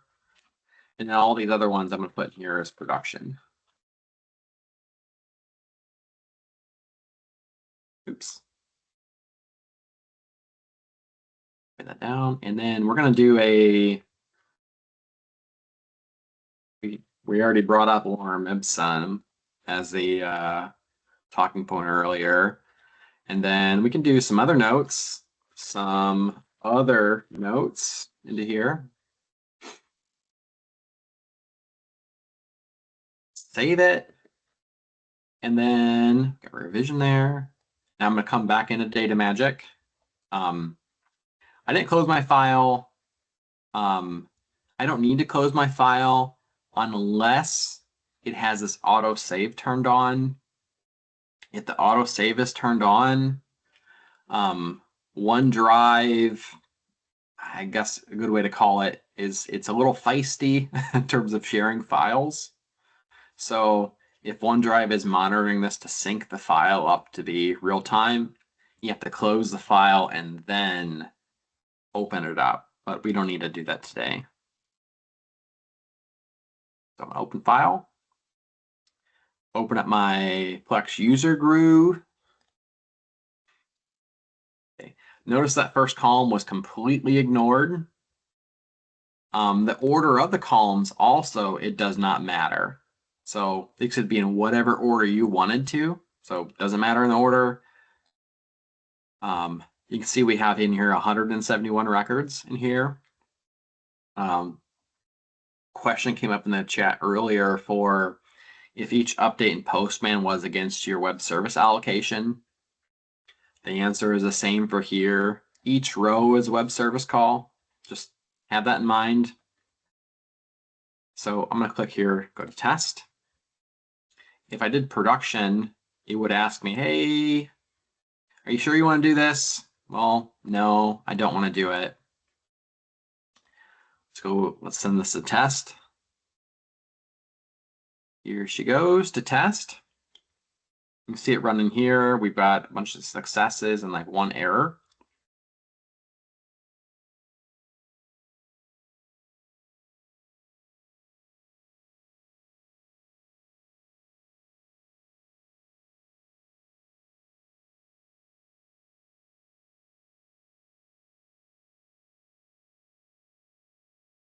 Here's our results back. So I'm going to download our results. It's a little easier to see.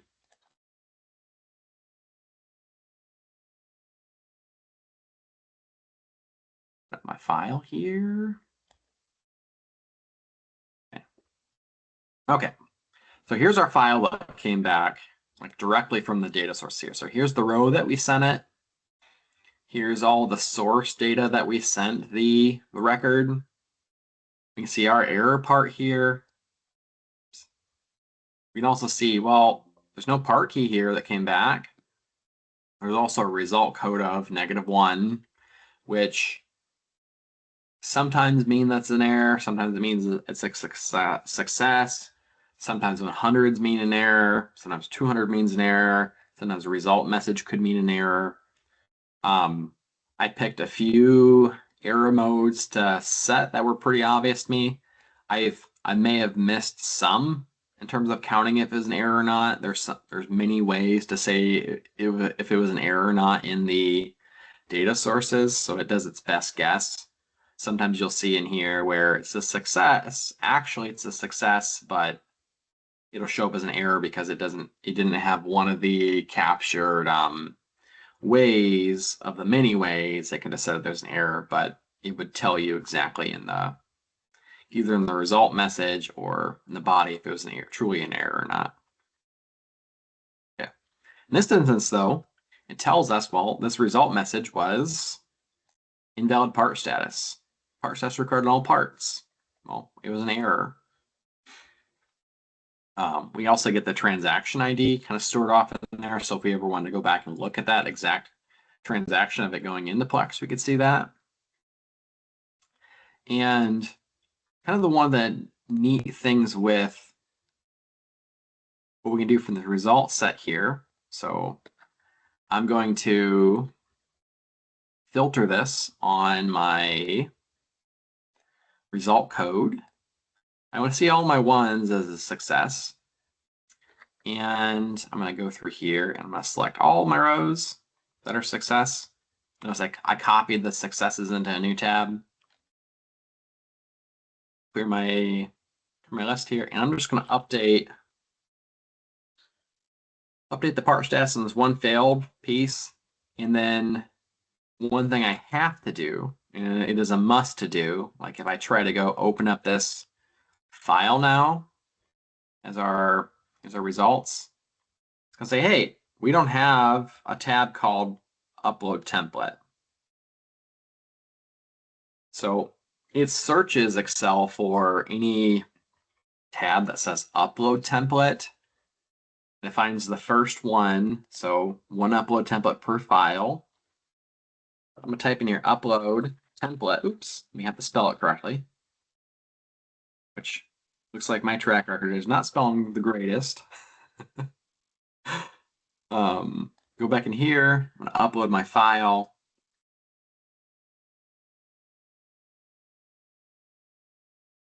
I'll answer your question just in a second, Billy. It came in there. Looks a little funny because there's just one row. I'll send it. We got our result back that we in fact did have the new one because we corrected the condition. Now, Billy's question is, since Plex normally has stuff that is mandatory, that you didn't select because Data Manager doesn't need it, what happens on the Plex side with that missing data? That is a very hard question to answer, as it is dependent on the data source that you select. Now, there are a couple modes that it could happen on the data source. Mode 1, which is this data search, which this is the pool noodle example, but being very friendly, is if you don't put the data in there, it takes the previous value and then puts that as part of the update. So it just takes previous value, doesn't wipe it out. Other ones, it will completely null out the value or set it to a default value. Or the third option is if it really is required, there may be an error handling in the data source that checks for that missing column. Not on the data source registrations page that we saw, which was this screen, which is the data source registration, but on the actual data source, there could be validation in there where it says, hey, you're missing this column. And it would return that back as a result message like we saw here, where you'd see invalid part status. So it's very, like I said, it's very, very dependent on that data source you choose. And there's not a one required field way of handling it or not, which is one of the big reasons why they started developing the developer portal APIs, to have some consistency across APIs.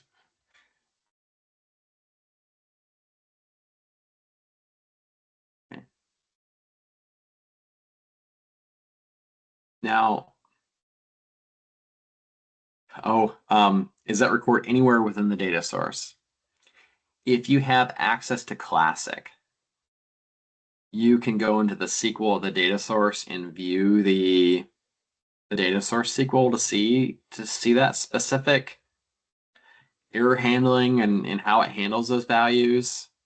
If you don't have access to Classic, I would say ask a friend who does, or test and do a before and after snapshot of, well, what did this data source do?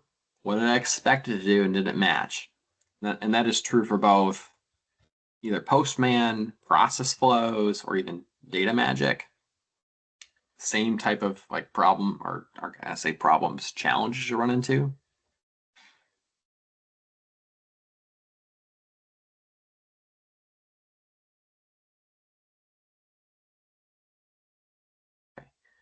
Now I do have another run mode here for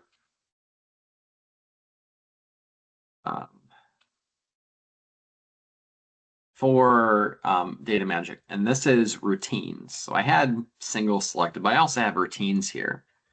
It functions the same way, where we can pick our file here that we want to be able to load into data magic here. We can download our template here to get the file. I'll open up one from yesterday. I know it's going to fail, but maybe it won't fail, but we'll try it. And really same thing here, like it'll take this with these web service calls and it'll run them in order. So it'll run the parts, it'll run the routing, it'll run the BOM. And then here it says, hey, I checked this data source. It is not currently whitelisted for your web service API call, so it locks out the ability to even try it because it knows it doesn't have access to even be successful.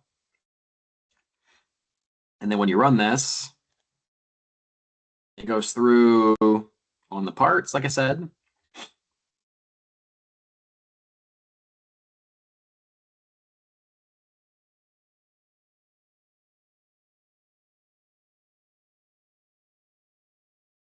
And then it'll immediately go into the next API call here. And I'm going to stop this kind of prematurely here. But it'll immediately go on the next API call, and you'll be able to download the results for each one. The routines themselves, like this is like one of my favorite things about the tool. We made this routines for a customer who had something like 100,000 finished good part numbers. Each finished good part number had 8 to 15 bill material items. They also had 5 to 8 process operation steps or process routing steps. So imagine doing that in uploads. That would have been 100 upload files to upload for the parts. Probably 1,000 upload files for bill material and process routings. And what this allows you to do is come into here, and if you know you're going to have that sequence type of data there, you can set up those big files, load it in there, hit the go button, walk away, grab your favorite caffeinated beverage of choice, contemplate life, watch the birds, come back, and it would have already pushed in all of those file, or really all those files that you marked into Plex to load that data, instead of having to spend an all-day activity to upload those files. And I promise you I've done it for where I've had 60 files, and I missed one because, you know, it's hard to keep track of that many files when you need to upload, and especially if there's any errors that happen. So there will be errors when you have that many upload files going. With this, you can just let it go into test, download the results, see any errors that could have happened as part of those going in, and have the process more like asynchronous and go about your day, and while you come back and see the results there. So the routine sequences themselves, they can be exported. Or export this here, exported, and then they can be shared. Where you just come into here to this import, and I've got a second copy of it now, but you can share them freely for your routines. And then of course, like when you come into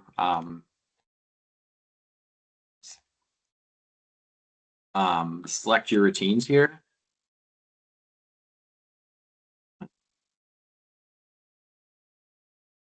I see what that's a little funny. It'll show you exactly like which ones you have whitelisted or not here. But it's, like I said, it's a pretty darn useful feature to be able to upload a ton of data into Plex. The other feature here is, I think it's pretty cool, is this custom fields section here of Data Magic. Again, just custom fields. This uses your developer portal API key. The custom fields themselves, like when you set your credential, it goes out to the developer portal and says, hey, what are my current standard objects for custom fields as this list is growing? Pulls that list in. When I select part, it goes out to the developer portal API and says, hey, what, yeah, I'll swing back there, Mike, and I'll show you guys how to build that. So it goes out and it says, okay, what are my custom fields that could be for here? So I've got a bunch on the part here. Now, we have a file here that has part key in here, but I didn't tell it a part color in this file. So let's save off a copy of this file, and let's call this one Fusion also.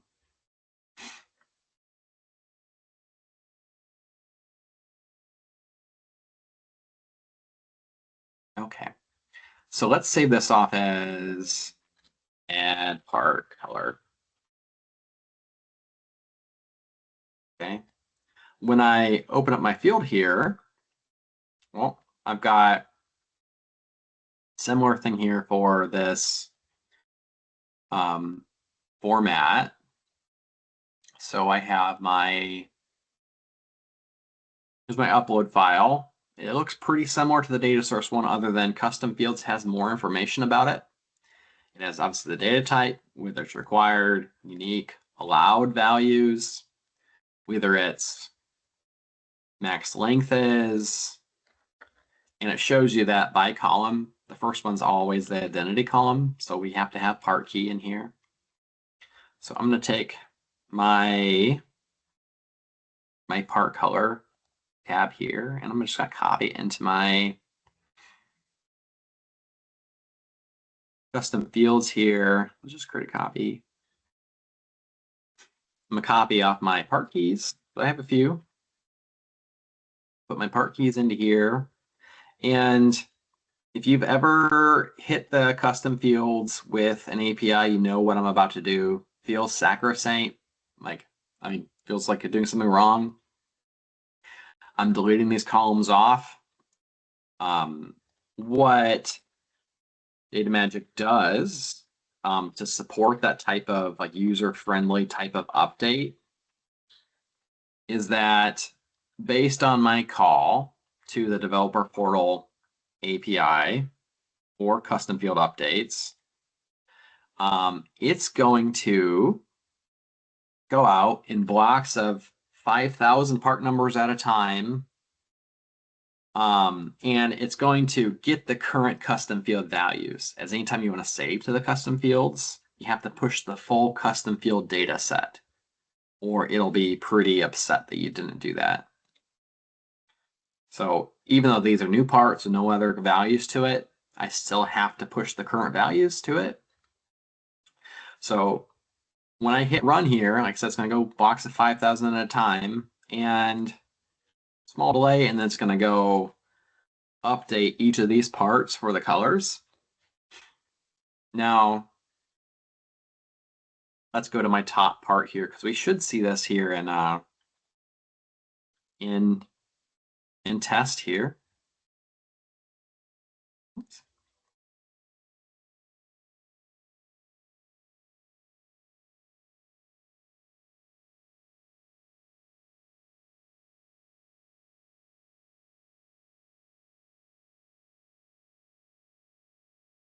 Okay, so I have dev part 1. You see out here, well, this is obviously the part that we added today. And it looks like I did skip it because this was the one in my file. If you remember, this is the one I put error on and it wasn't in my source file. But you can see here we have all the part colors set on these already on the custom field value. So that's incredibly helpful when you're trying to layer kind of data in there. Okay. Answer your question, Mike. Let's show you how to build a routine. So I'm going to click simply just add a routine. I'm going to call it Mike's routine. This, I guess let's do this uploads.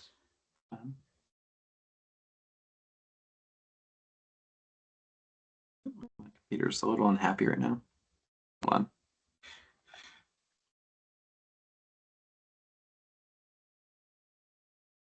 Okay. I froze there a little bit. Come on.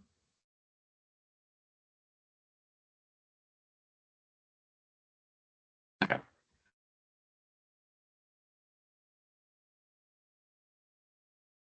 And let's just say uploads all parts. So add the routine. And then I'm going to come into here to basically edit the routine. And inside of here, I'm going to add a sequence to it. Yeah, bro, that's probably a good point. Some of these are pretty big files. Let's kill some of these. Okay, so I'm going to add a sequence to here, and you're going to name it really whatever you want to name it. And then you can put a description, add updates parts, the routine order. So this is going to run first. I know that I think was it 18779 for parts. Add a sequence, and then I'm going to come right back into here and say, well, next sequence, let's add our add process routing. And you have to forgive me, but I don't remember the data source ID. I'll type something in here. And adds ops.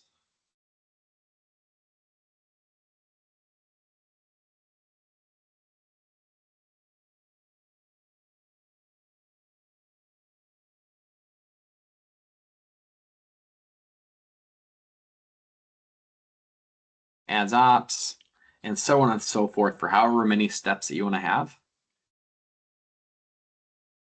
say update here. And then go into here, my data sources, select my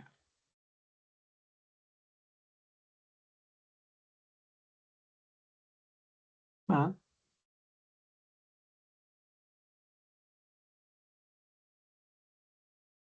see why that's not being that friendly.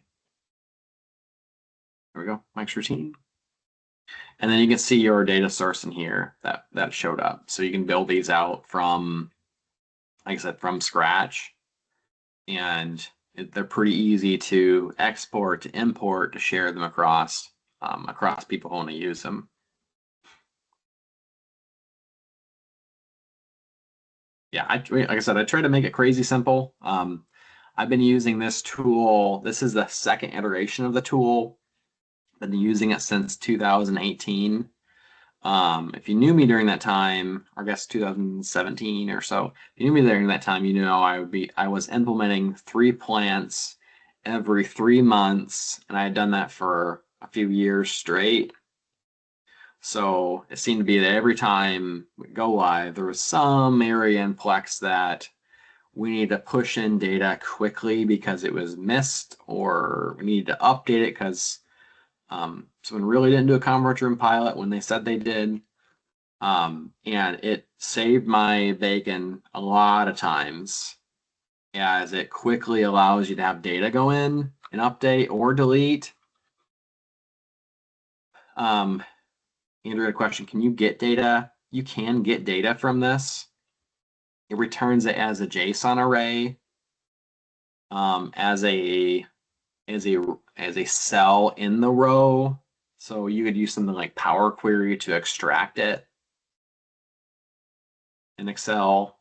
But then like uploading data, it's not just uploading data.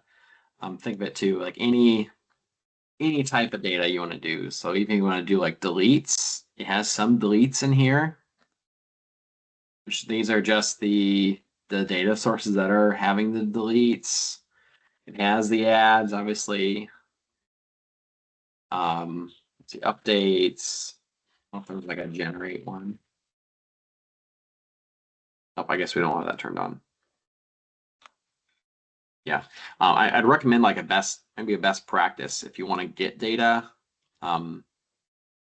for that type of cleanup projects you want to use or what have you. I would either run these calls like sequentially to build your files to run them. Like if your file relied on the part key that you just added, run the file, add the part key to the next file, and go on.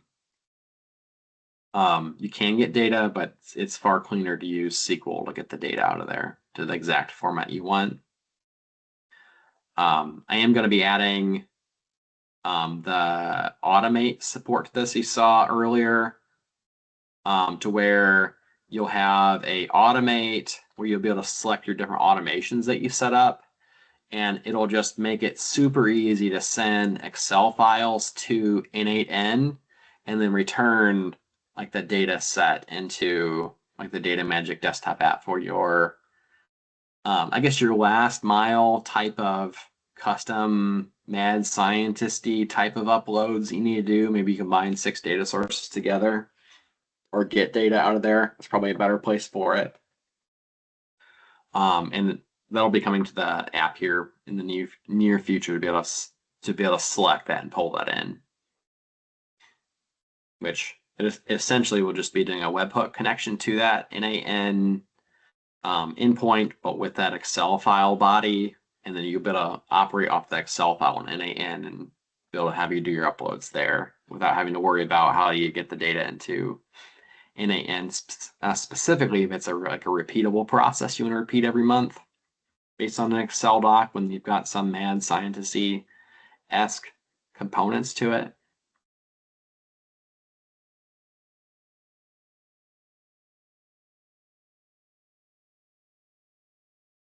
Okay, that's all I have to show you on the dog and pony show side of things for this. Any questions from the group here?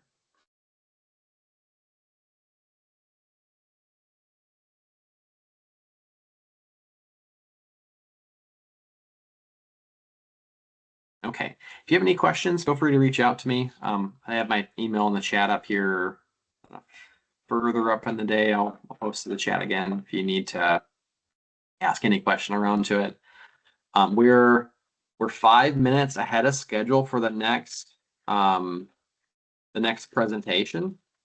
I say let's take a 5-minute recess and be back at, let's say, 1:01 if you can, and let's start the next presentation then.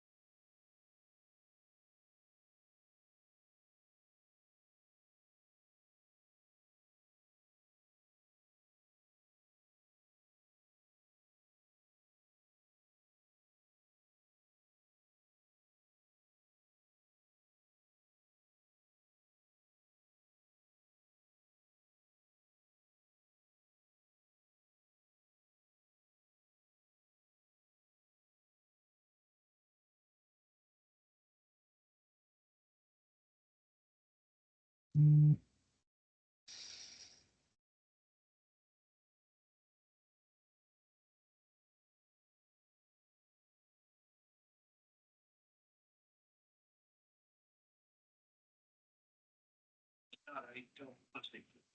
Yeah, Delta One would be ideal. I mean, obviously it is what it is, but man, oh man, was the flight home miserable for me.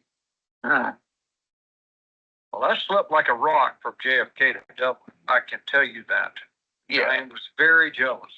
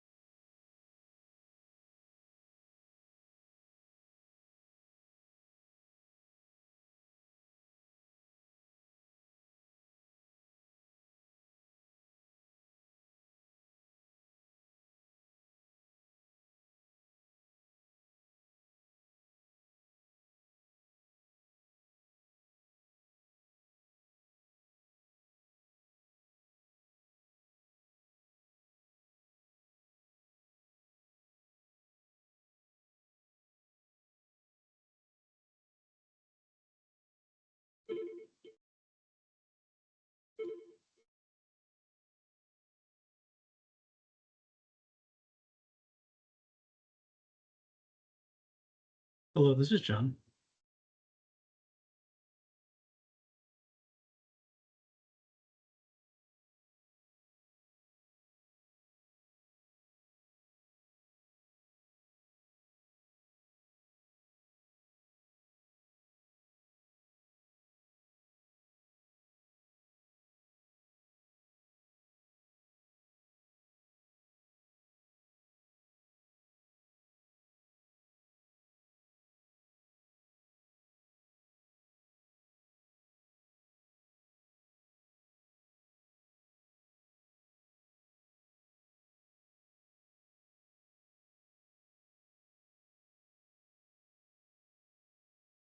Okay, we're all back here.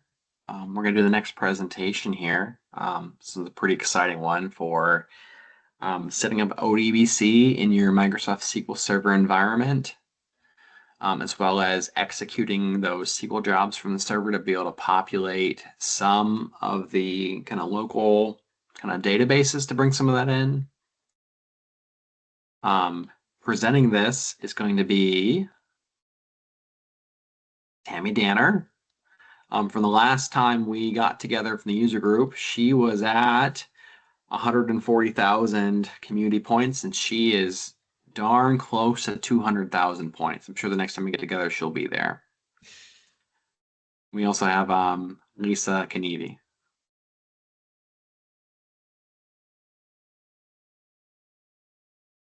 All right, I'm gonna pass over the screen. You guys wanna share whenever you're ready.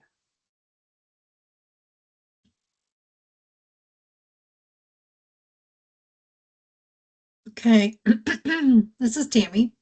I'm from PAX Machine Works, and when we converted in 2016, I needed to have recreated a report that we were using on our previous software, compiling a lot of data, and coming down to what an actual cost per piece was for each of our parts. They liked it individually by part, being able to do these calls by customer or part number, or and set it for a specific range. And usually they were going back 12 months, gathering the data, not only what it costs to produce the part, but because we are a metal stamper and do all of our own tooling, maintenance, servicing those tools, and the labor that's involved in all of that. All of this is compiled in and giving us a cost per piece for each of our parts in summary fashion.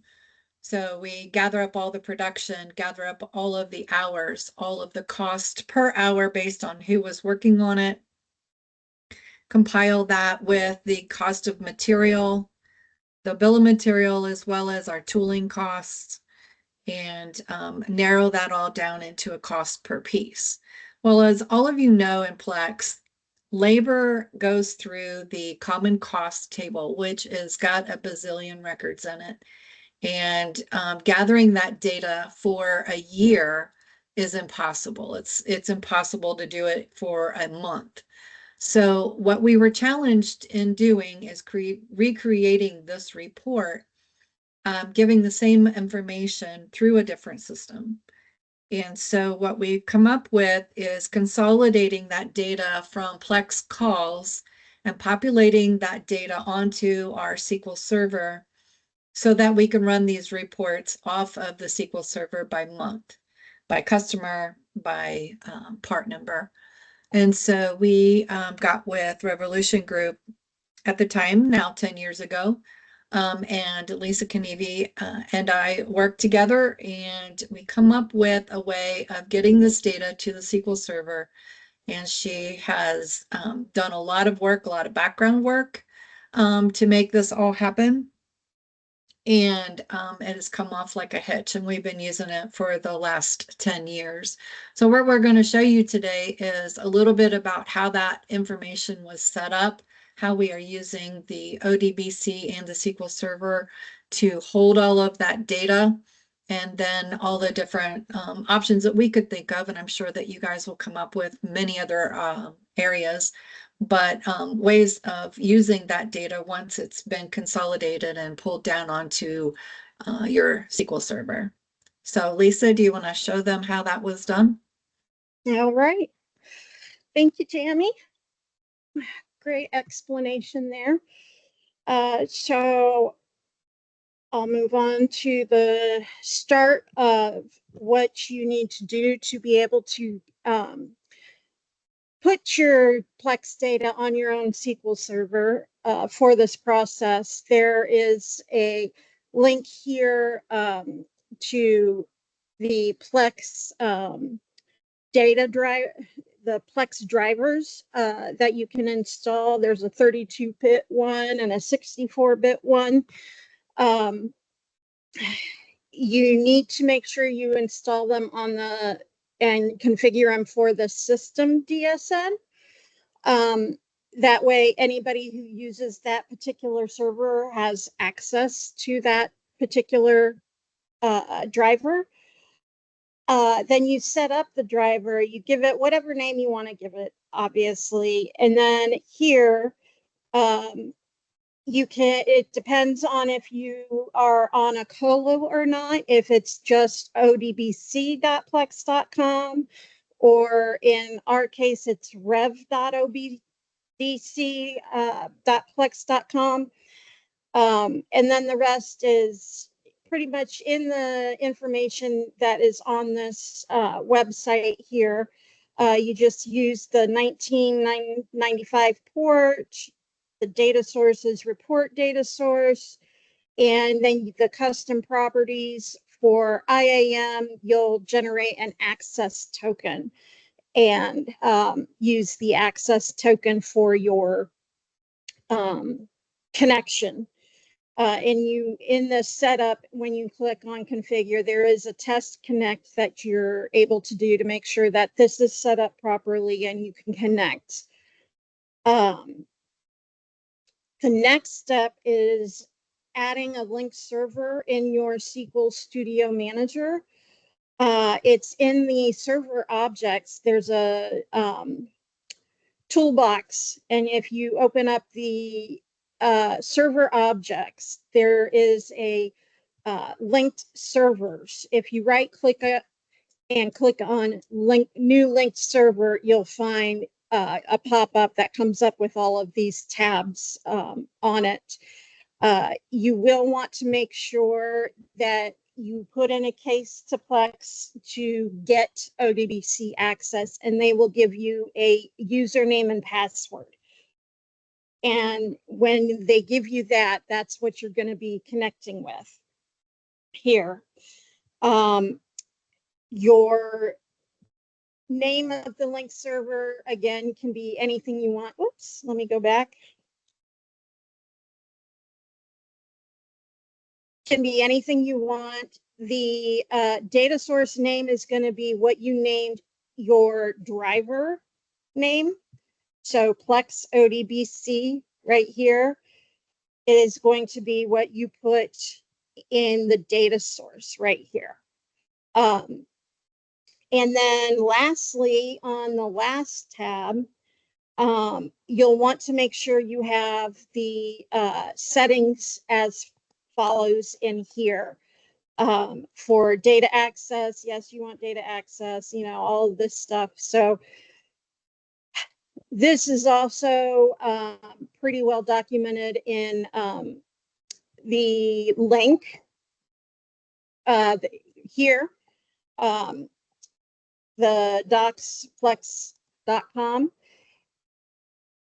So if you open that up, this is pretty well documented. Next up is actually deciding what you're going to pull and how you're going to pull it. For example, one of the first things I did was I pulled a part listing to get all of the parts that they needed and export them out. You'll have to have a table created in a new, did I mess up the order of this? I think I might have. Yep. So here you'll have, I apologize about that. I messed up the order of this. First, you'll have to create a database to store your data after you have the link server and create the tables that you need. So you see here, we've got all kinds of tables that we needed for what they were looking for. We've got the adjustments, the approved supplier pricing, the common costs, the parts, part operations, job information, cost tracking, all of that information. And you don't have to pull everything from Plex. You only need to pull what you need to develop your reports. And this over here is how you call a Sprock from Plex. So here I'm inserting into a temp table and executing using Open Query. Whoops, I keep clicking. I gotta stop clicking. Here is how you call the Sprock. So the name of the Sprock that I have here is the part listing Sprock, but it's the system name of the Sprock. And for any parameters that you might have, you would put in here question mark and then comma the parameter information. So if I didn't have a variable, I would put the actual PCN number here, and so on. And then at Plex, and then Plex is what we called the link server. So that is how you call a Sprock from the SDE using Open Query. And then see, here is the system name. Okay, you've got your friendly, nice name up here that you know what it means. And then you've got your system name down here. And this is on the properties tab of the SDE Sprock. And then here is what is being returned from that Sprock. So that is how you can create Sprocks and then call them in the SDE, in SQL Studio Manager to populate your tables. Then on the Plex, or not on the Plex, on the SQL Studio Manager, you can create your Sprocks that have this call in it to populate your tables, or merge into your tables if you're doing a merge. And you can create as many of these stored procedures as you want to populate your tables. And then what you do with these Sprocks is you put them in a SQL Server job that gets scheduled. So this is an example of a job. And you can have as many steps or as few steps as you want in your job. This one is a monthly merge. So this one, we are doing a monthly merge of all of these different things. And here's the parts merge that I showed on the earlier screen, where I am inserting into the parts table. This is kind of how you can set up your jobs, and then you just schedule them. There's a schedule here. I don't think did I show a schedule? No, I did not. But you schedule them, and I also added for them an audit for each of these to let them know if there was any issue in this job. To let them know, oh, the parts, I had a problem merging this part on this date, blah, blah, blah. And that way they had a history of what was going on with their data.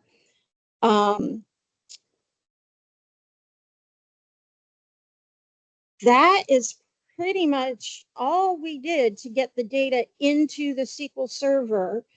and functioning automatically for them. But then from that, you can take the data and create any kind of possible output for it. What we did for them was a SQL Server report based off of the data, but you could also use Power BI or Excel, or you could do web-based programming or any type of Microsoft Visual Studio. I mean, SQL Server is used for just about everything anymore. So it can integrate with several different programs. So it's up to you on what you figure you want to use. And then here is just an example of what we, like I said, we created it using the SQL Server report services. So you create a new data source in the report services, and it connects using the Microsoft SQL Server. And here you've got the data source name and the Plex data. And then from there, from data sources, you create data sets. And so here I created a picker that they could use to determine which picker they wanted to run the report for. And then here is an example of what a filter section might look like. I only showed the begin and end date because I didn't want to give away everything that we did for the report and how it's configured and everything. But this is what you can do in SQL Server Report Studio to pull up any kind of data that you might need. This is pretty much all that we have as far as sharing what we did. Does anybody have any questions? I'm gonna look here in the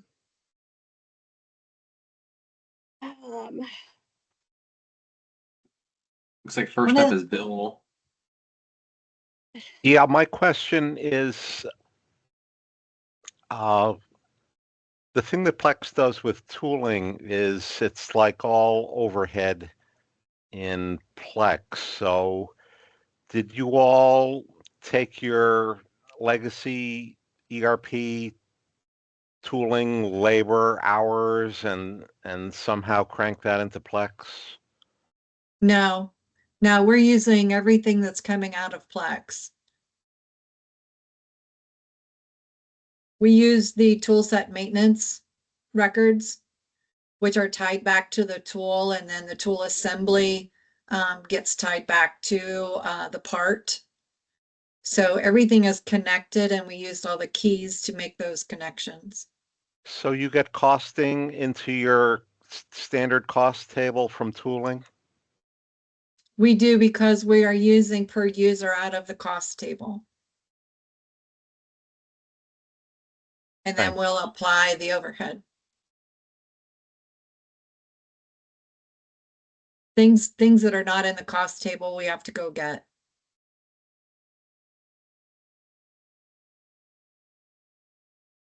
Thanks. And as far as the question about ODBC timing out, we run a lot of these scripts at night. There's not as much activity, and have alerts set up that if they don't go, we'll get an email so I can go and manually run them.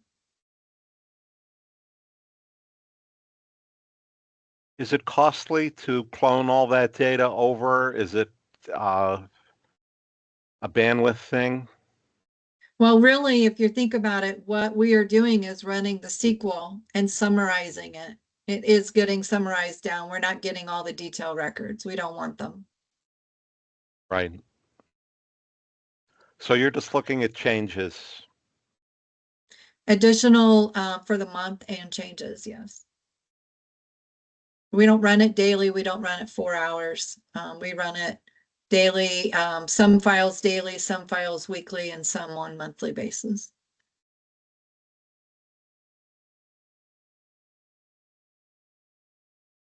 Weston, your question about are there stored procs we can run on the Plex DB to let us know records that changed? There are a few tables out there that have updated dates that you can look at those dates and say, pull down anything that has changed in the last week or the last day or however frequently you do that.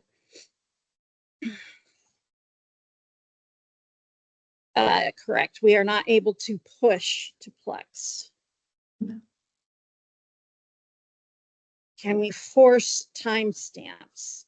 You can add a timestamp to your table, which I think we did. To say when it was last run so that I knew when to look for the update date to compare against that.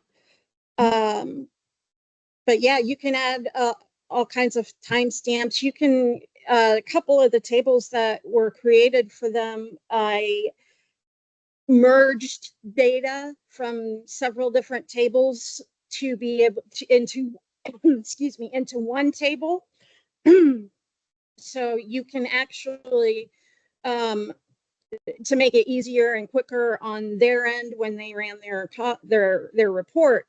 So you can make your tables do anything. You can pull any kind of data you want. You can write your query in SDE and just pull down that query if you wanted, and have it just be one table or whatever you need. So yeah. Yep, you can definitely mix. Yep. Thank you. Yes, Bill. So Ali Bediyoun, I'm probably mispronouncing both of his names, would talk about doing this as a so-called data mart. So your local SQL server is a so-called data mart, and I think that's a good way to think of it. Yeah.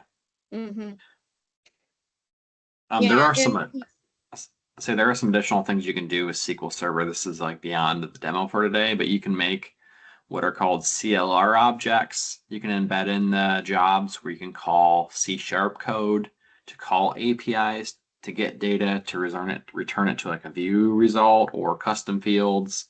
All that's assembly required. See if we can get a presentation on that in the future, but.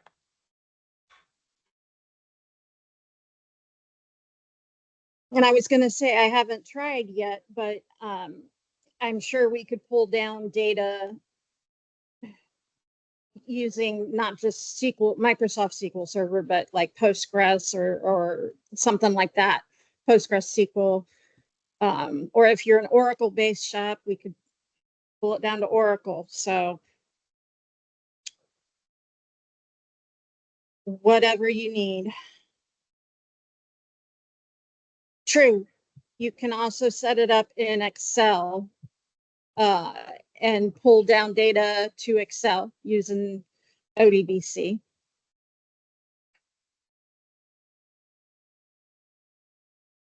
Looks like Justin's going to have Okay. our presentation there for CLR functions in the future. That's how that works. Yeah. Write that down. Right. Yeah.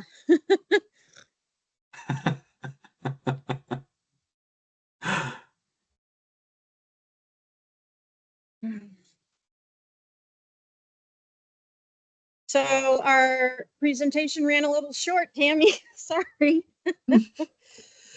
Anybody else have any other questions or want to talk about anything else about integration at all today?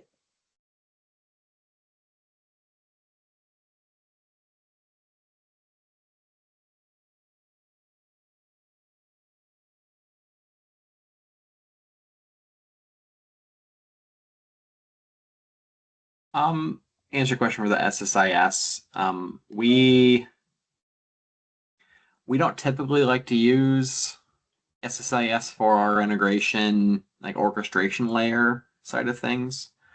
We typically use like a Boomi or an NAN to be able to process that versus having that as SSIS.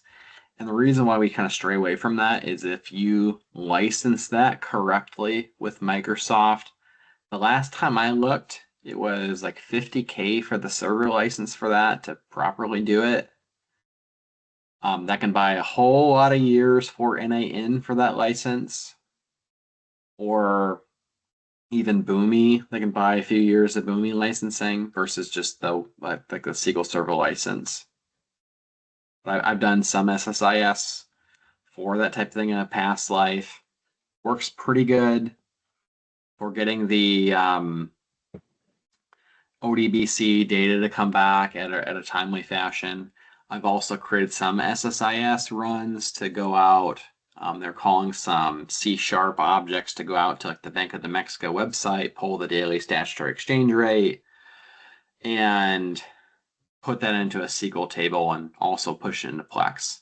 And everything that Lisa showed today was all inside of SSMS with SQL background jobs. Where you don't need to have, I'm sorry, it wasn't SSIS, it's SSMS, goodness. Where you don't need to have SSIS in the mix, just background jobs to call the SQL to say, hey, please go store this in the data, in the database. Far simpler than SSIS.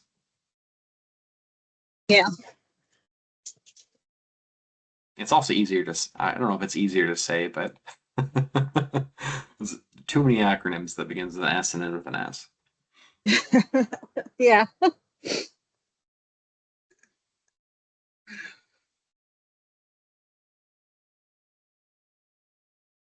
Oh, perfect. I actually, really, that's a good idea. Postgres is my favorite database. It's really performant. It's got a lot of like really great vector support, first class JSON support. Really, really awesome there.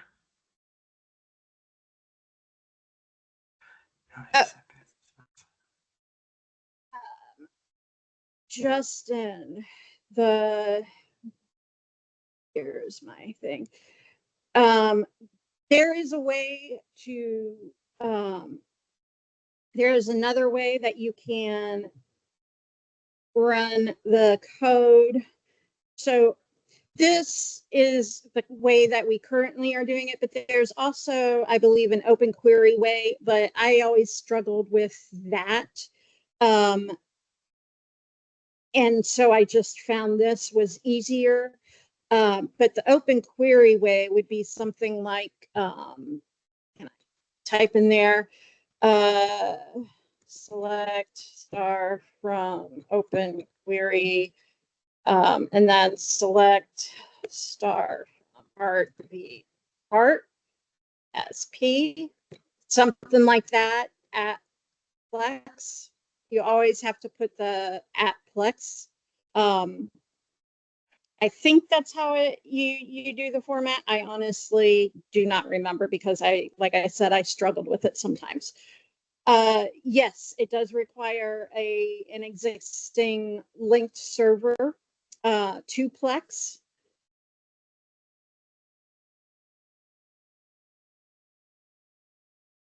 I'll add on to that too.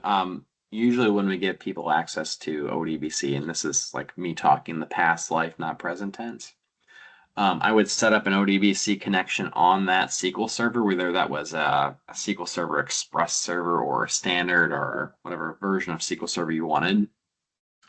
And I would give people access to it with Active Directory security roles on views to pull data versus give people the direct ODBC connection where they could pull any data. And then I gave different departments those ODBC sources in something like Power BI, or I hooked it up to their Excel spreadsheet, and then it used their user credentials for authenticating to the SQL Server and kind of removes some of that ODBC complexity of worrying about installing it on their local machine and just puts it as a central server. Thank you, Jonathan. He just put in the open query actual. I think what I struggled with was when I was passing parameters, trying to pass parameters to Open Query was difficult. And then I found that other way and I was like, oh, this is easy. I'll just do this. So. Anyone else have any other questions for this awesome ODBC topic?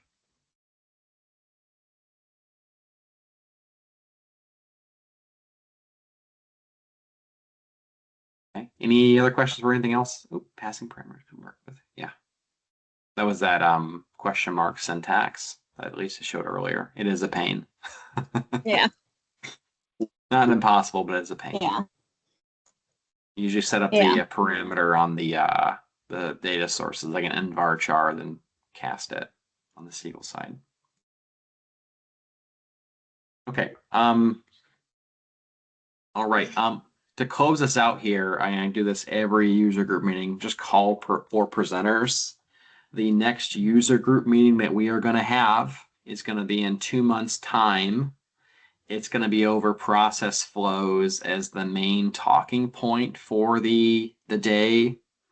If anyone on this group has a process flow that you're really proud of in production, or any like design patterns that you think that the community overall could benefit from, please reach out. And we'll talk about what you're able to present or not present. And even if it's your first time presenting, we can partner you with someone else to help guide you through presenting, setting up a flow for presenting, and really just enable you to help be that community mentor out there to the community group, because that's really all what it's about, is to help us all collectively do cool things in a very nerdy way. We're all nerds and geeks here. It's all good. Alrighty. Well, if no one has anything else, I guess we'll cut here 30 minutes early. Thank you all very much today for taking the time. As soon as I have the video ready, I'm going to post, like I said, the video to YouTube and put it in the developer user group. Thanks, Jennifer. You're welcome. Yes, David. 1 second. I got asked to reshare one screen. Okay. The new linked server. Here we go.